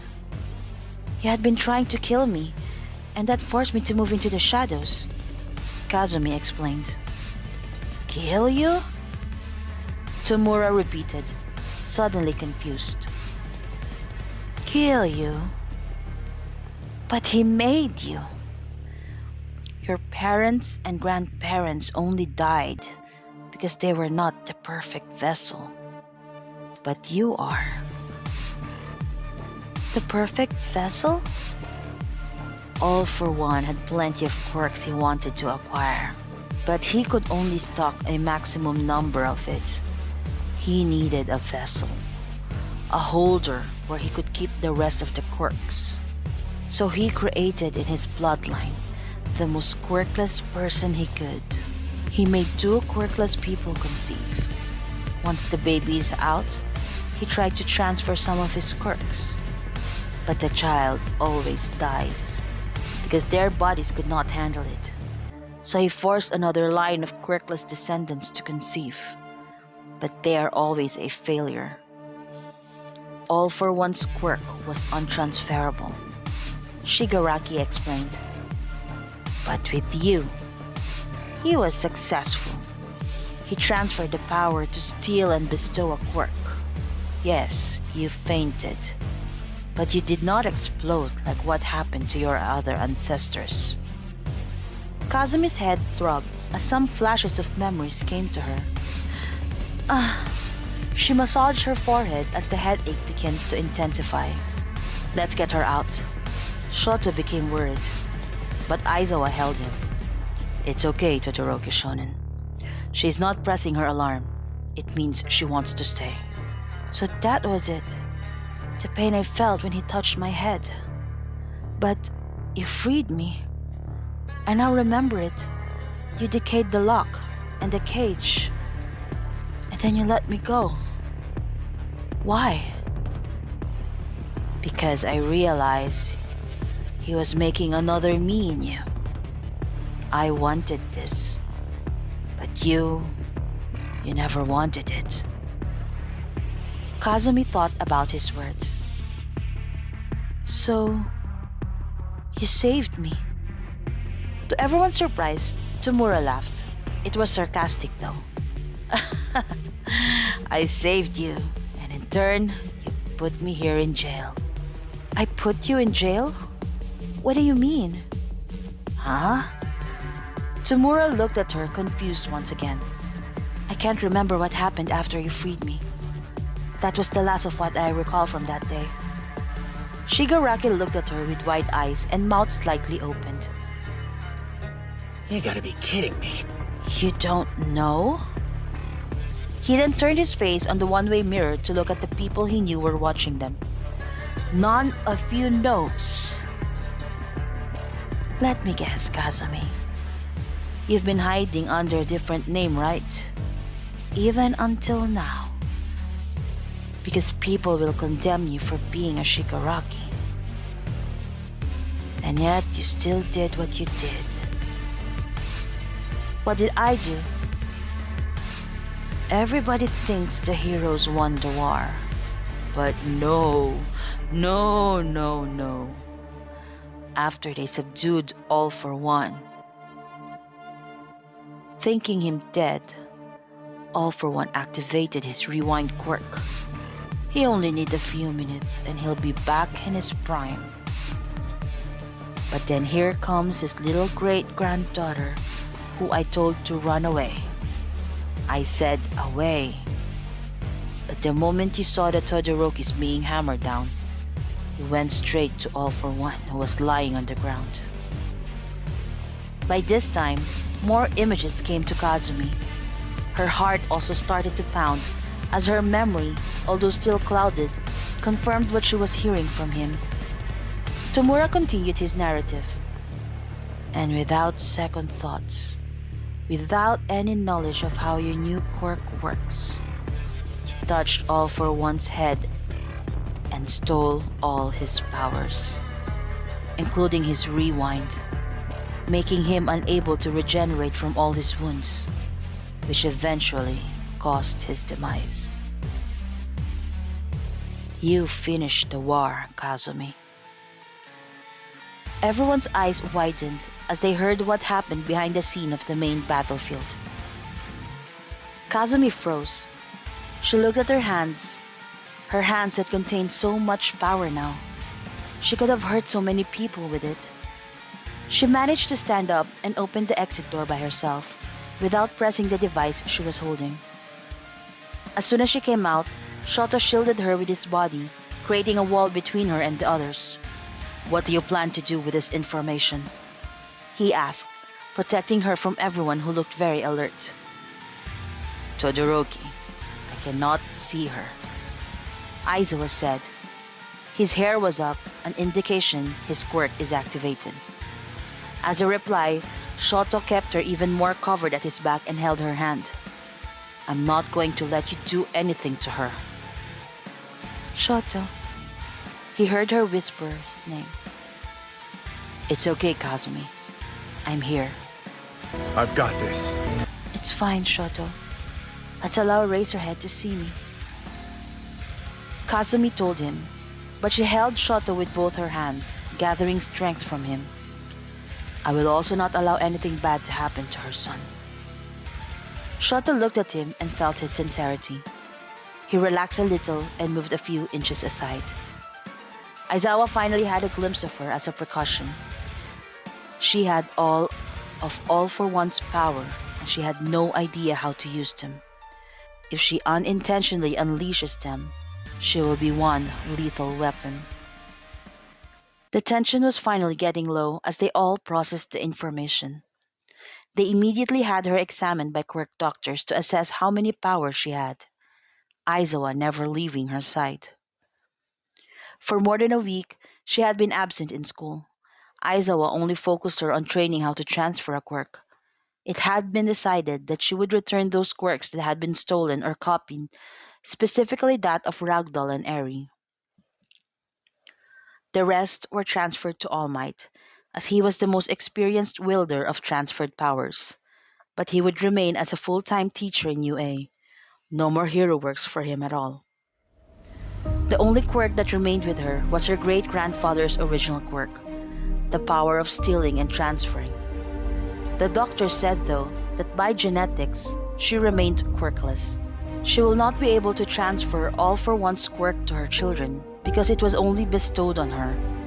Just like One for All, Midoriya cannot have his future children inherit it unless he transfer it to them just how All Might did.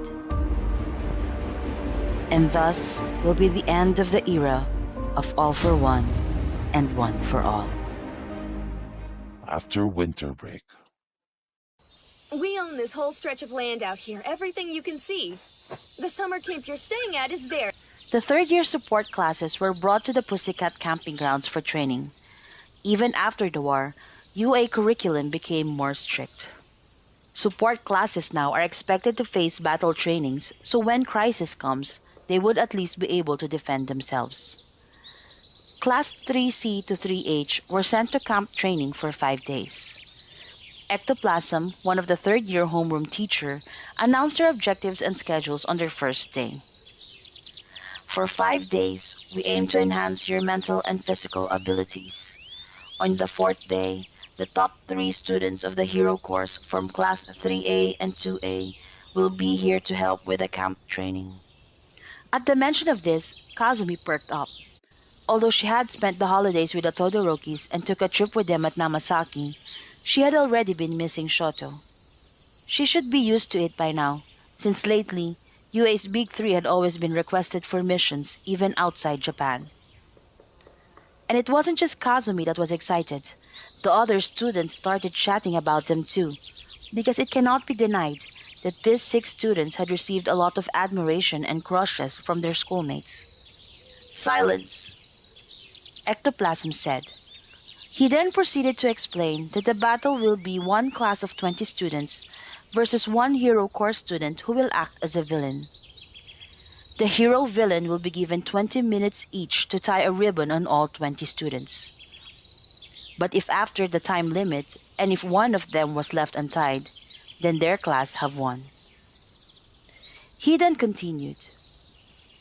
Your class will be provided with videos and booklets that contain their quirk profiles, documentaries of their previous exercises and training battles. You will study your assigned hero villain. For the next 3 days, you will breathe and obsess yourselves with your assigned heroes. You could design and use whatever support items you need to defeat them. You are given the authority to not hold back. The support class students gasped at this instruction. Their support items can be built to destroy and kill, and they were now being told that they should not hold back. Is this how Hero Corps students do their regular training? No wonder they seldom see Recovery Girl outside the clinic. She must be super busy with them all the time. You will also have the advantage of the terrain, as you could choose where you would like the battle to take place. Currently, they have no idea that they will be pulled out from their classes on Thursday to participate in this activity. They will have no mental or physical warm-up. The teachers then handed out all the paraphernalia for them to prepare for Thursday, and they wasted no time in discussing and brainstorming within their class. They were given free hand to explore the Pussycat grounds, to familiarize themselves and create traps if they wanted to. The laboratory to create their items have been buzzing non-stop as well. These support class students were giving their all. Many even stayed late at night just to ensure that all was going according to their plans. Kazumi's class was assigned to battle with Shoto. She dreaded it. She knew how capable and strong Shoto was, but her class was really not holding back with all their plans. And she knew that she should not let her personal feelings intervene, because this is a training meant to prepare them all in the outside world. Her classmates pestered her with all the other info that was probably not available in the booklets about him. However, the only weakness she could think of was that his attacks can be wide ranged, and since he was going to work alone in this exercise, then it would not be a weakness at all. But their class rep got an idea. Finally, the day they had been preparing for had come. Ohio. I'll just start a short summary of what's going to happen today. Mr. Aizawa greeted everyone. Yogan Kazan, Doro Taketa, Mizuyo Takida, Todoroki Shoto, Bakugo Katsuki, Midoriya Izuku. Today, you are not heroes. You will be villains. Each of you will be assigned to one class. Your goal is to tie each and all of them with a ribbon in less than 20 minutes. And that was all Aizawa said. No pep talk to motivate them. No advance notice that the support class students had prepared for this for the last 3 days, and that they were informed not to hold back. In fact, Mr. Aizawa added an information that surprised the support class students even more. The hero villains will also wear stranglers all over their body to ensure that they could only use 40% of their quirks and physical abilities at all time. Prepare for intensive training. I expect each of you to go plus ultra. Do you have it in you? Yes, sir! Class C, you are assigned with dynamite. Bakugo, that means you are up first. Let's begin.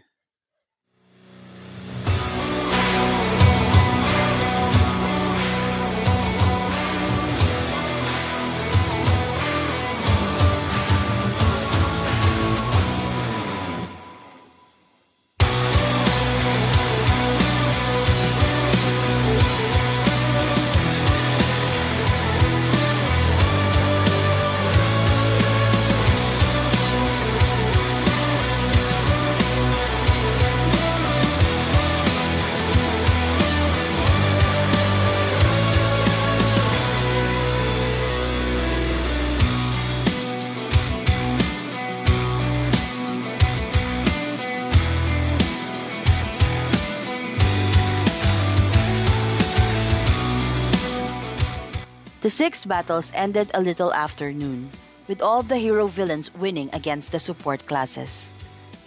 Kazumi's class was able to subdue Shoto's use of his quirk through an illusion.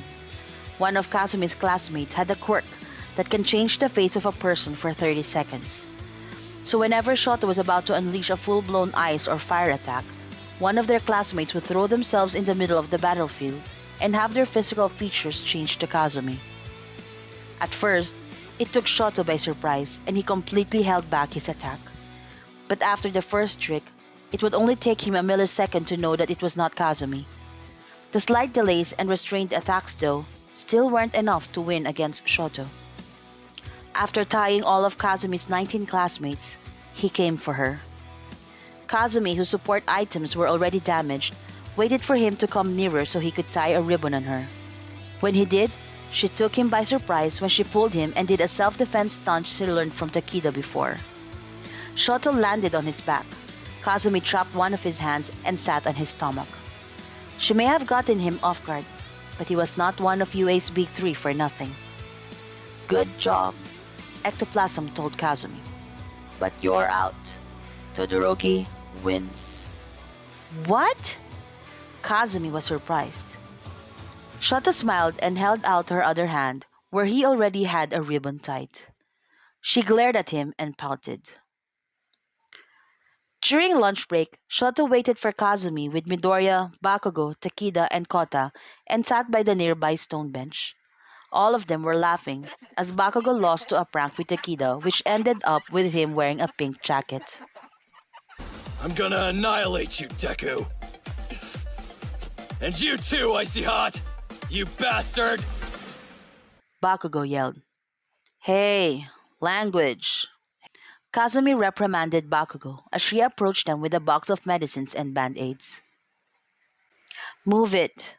She then told Bakugo, who was sitting right beside Shoto and sat between them. She then dabbed some medicines on his arm that had open wounds. He got minor injuries only, so he didn't go to the clinic anymore, but Kazumi insisted that they clean it. Bakugo peeked over her shoulder to watch her tend to Shoto's wounds. Huh, you do know that he had lots worse than that, right? He just wants you to baby him. Shoto ignored him. He was right though, but he liked it when Kazumi takes care of him. So he's guilty that sometimes he acts like he needed all those pampering. But he was surprised when Kazumi replied casually, "Oh, I know that, but I like taking care of him." She then gently covered his wound with some gauzes. Huh, Bakugo smirked. "Hey, what are you whispering about?" Takeda pushed Bakugo's shoulder and picked at them. "Ah!" Bakugo moaned and touched his shoulder. "What? That part is quite bruised. Then why didn't you go to the clinic? Wait here, I'll get some ointment inside." Kazumi's eyes widened in disbelief. "Really, Takeda? You're falling for his tricks?" Takeda looked back confused. "Huh? Takeda, he just wants to be babied." "Don't mind her. I'll wait for you here," Bakugo said. Kazumi laughed at him when Takeda was already out of hearing distance. "You're impossible. You should just confess to her soon." She then turned her attention back at Shoto. You were amazing out there too. "Pulling that final move on Todoroki? And your class was quite sneaky, using your face as an illusion to distract him," Midoriya said. "Yeah, that's a good strategy. It's very specific for Icy Hot though. Because if they used the same tactic on me, with Kita's face, ha! I would attack right away. Because if I don't, she would have blasted my head off in an instant. She will show me no mercy at all." Midoriya laughed. "Yeah, I imagine she would." "Oh well, I'll go ahead, guys. Our class wants to meet up before the afternoon starts," Kazumi said. "I will redress your wounds before dinner, Shoto, and after you bath for sleep, okay?" And then she started walking away. Shoto watched her walk, and he must have been smiling dreamily while he watched, because Bakugo nudged him. "Hey, Earth to Icy Hot!" "I have a question, Bakugo." "Eh?" "Takeda and your mom have a good relationship, and we all know that you two are basically a couple. We're just waiting for you to mature and confess to her." "Get to the point," Bakugo said impatiently. It's not exactly an easy subject to broach. "You see, Kazumi and I had a slight argument, although it was puzzling because I really didn't understand what we were quarreling about. I feel kind of bad. So I went to ask my mother, but Kazumi was talking to her already. Then the next thing I knew, I was apologizing to Kazumi for something I totally have no idea of." Bakugo laughed at him, and he was laughing so hard. Shota glared at him. "Why did I even ask him?" he thought. "Not only will I not get an answer, he now has something to make fun of for me being unmanly when it comes to Kazumi."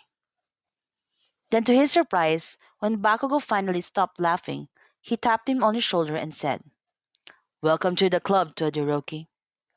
Shoto looked at him, shook his head, and chuckled. That night, Shoto invited Kazumi to take a stroll in the Pussycat Forest, like they usually do in UA grounds after dinner. Come with me. "What's that in your bag?" Kazumi noticed Shoto carrying a lunch bag. "A bottle of water, because you easily get thirsty, and a thermos of hot tea," he said, lifting his bag, then noticed she had a bag herself as well. "What's in your bag?" "Your favorite sponge cake, because I know you will bring tea," she said and chuckled. They chatted and joked a lot while strolling. Kazumi smiled while listening to Shoto. He had grown so talkative and funny over the years they had known each other, and he now has a plethora of idioms ready at his disposal anytime. But when with others, his usual unbothered look would unintentionally emerge. But that's fine. Kazumi doesn't mind at all. She doesn't like sharing him anyway. The rise and fall of your breathing is all I'm wanting to look at. It's been many dawns and many nights. I swear to you now, it'll be for life.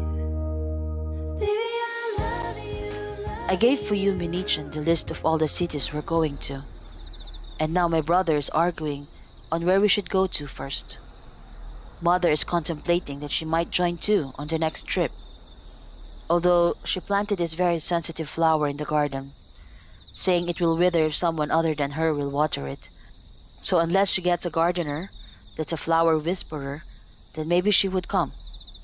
And I want to be her last. Also, Fuyumi Nichan adopted a stray cat. Stop. Could you say that again? Which part? Shoto asked, pretending to act confused. You want to be my last? Oh, you heard it. He said softly. There was a slight fear in his voice. Well, I always listen to every word you say. I see. You don't seem to be freaking out with it. Kazumi knows that look. He was trying to play it down, pretending it was not a big thing, but you could see that he was the one freaking out. She gave him a very, very tiny smile just to encourage him to say some more. He took a deep breath and said, I have really been thinking about us for quite some time now. So this is not a spur of the moment thing. I know we are still very young, although I turned 18 already, and you will be too in a couple of months. But every day, I become more sure of the future I want and who I want to share it with. I even talked to my mother because I didn't want to scare you. So you don't need to reply with all of the things I will say to you tonight. I just want you to listen and to think about it long and hard. Shoto paused to take a deep breath again. Kazumi didn't dare interrupt him. She just stood there, taking in every word he was saying. You always say that I give you too much, but that is so far from the truth. The trips we are taking, putting happy memories on those places you've been, I only got that idea because of you. For 15 years, my house had been a nightmare for me. Our workout room was the worst, because that's where I spent my childhood. Alone, tired, beaten to exhaustion, full of hatred. But now, I go home, and I see an image of you sleeping in our couch. I hear your laughter in the garden with my mother, my sister giggling in her room when you watch dramas with her. And the workout room doesn't smell of tears and anger anymore. Remember when I went biking with you to deliver flowers before Christmas? I wasn't lying when I said I knew how to bike, because we have a stationary bike as one of our equipment. But to bike outside, that was the first time. So now, whenever I work out, I start and end my session with a bike, because I could smell the winter breeze of Tokyo.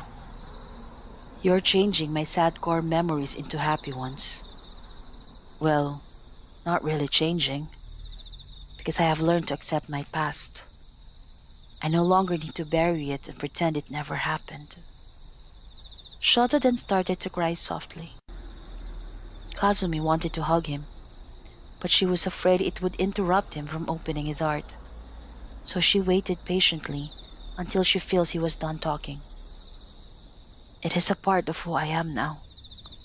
I don't have to forget where I came from, because you made me feel that it's okay, that I am okay, and that I am more than enough. Shoto paused again.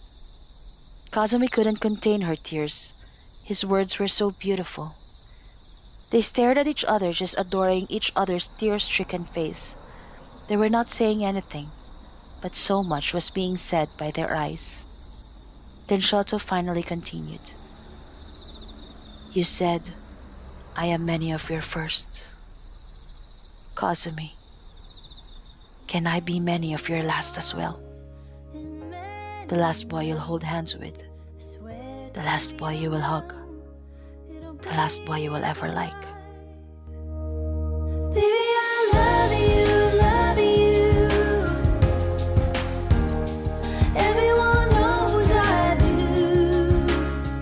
When he asked her those questions, that was her cue that he's done talking.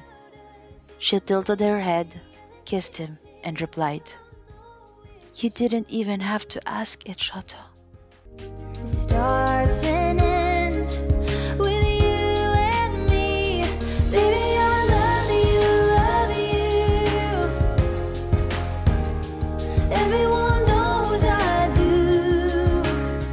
Shoto then took the ring his mother gave him when they talked about Kazumi and said gently, "I will do everything just to give you the world, because you deserve nothing less."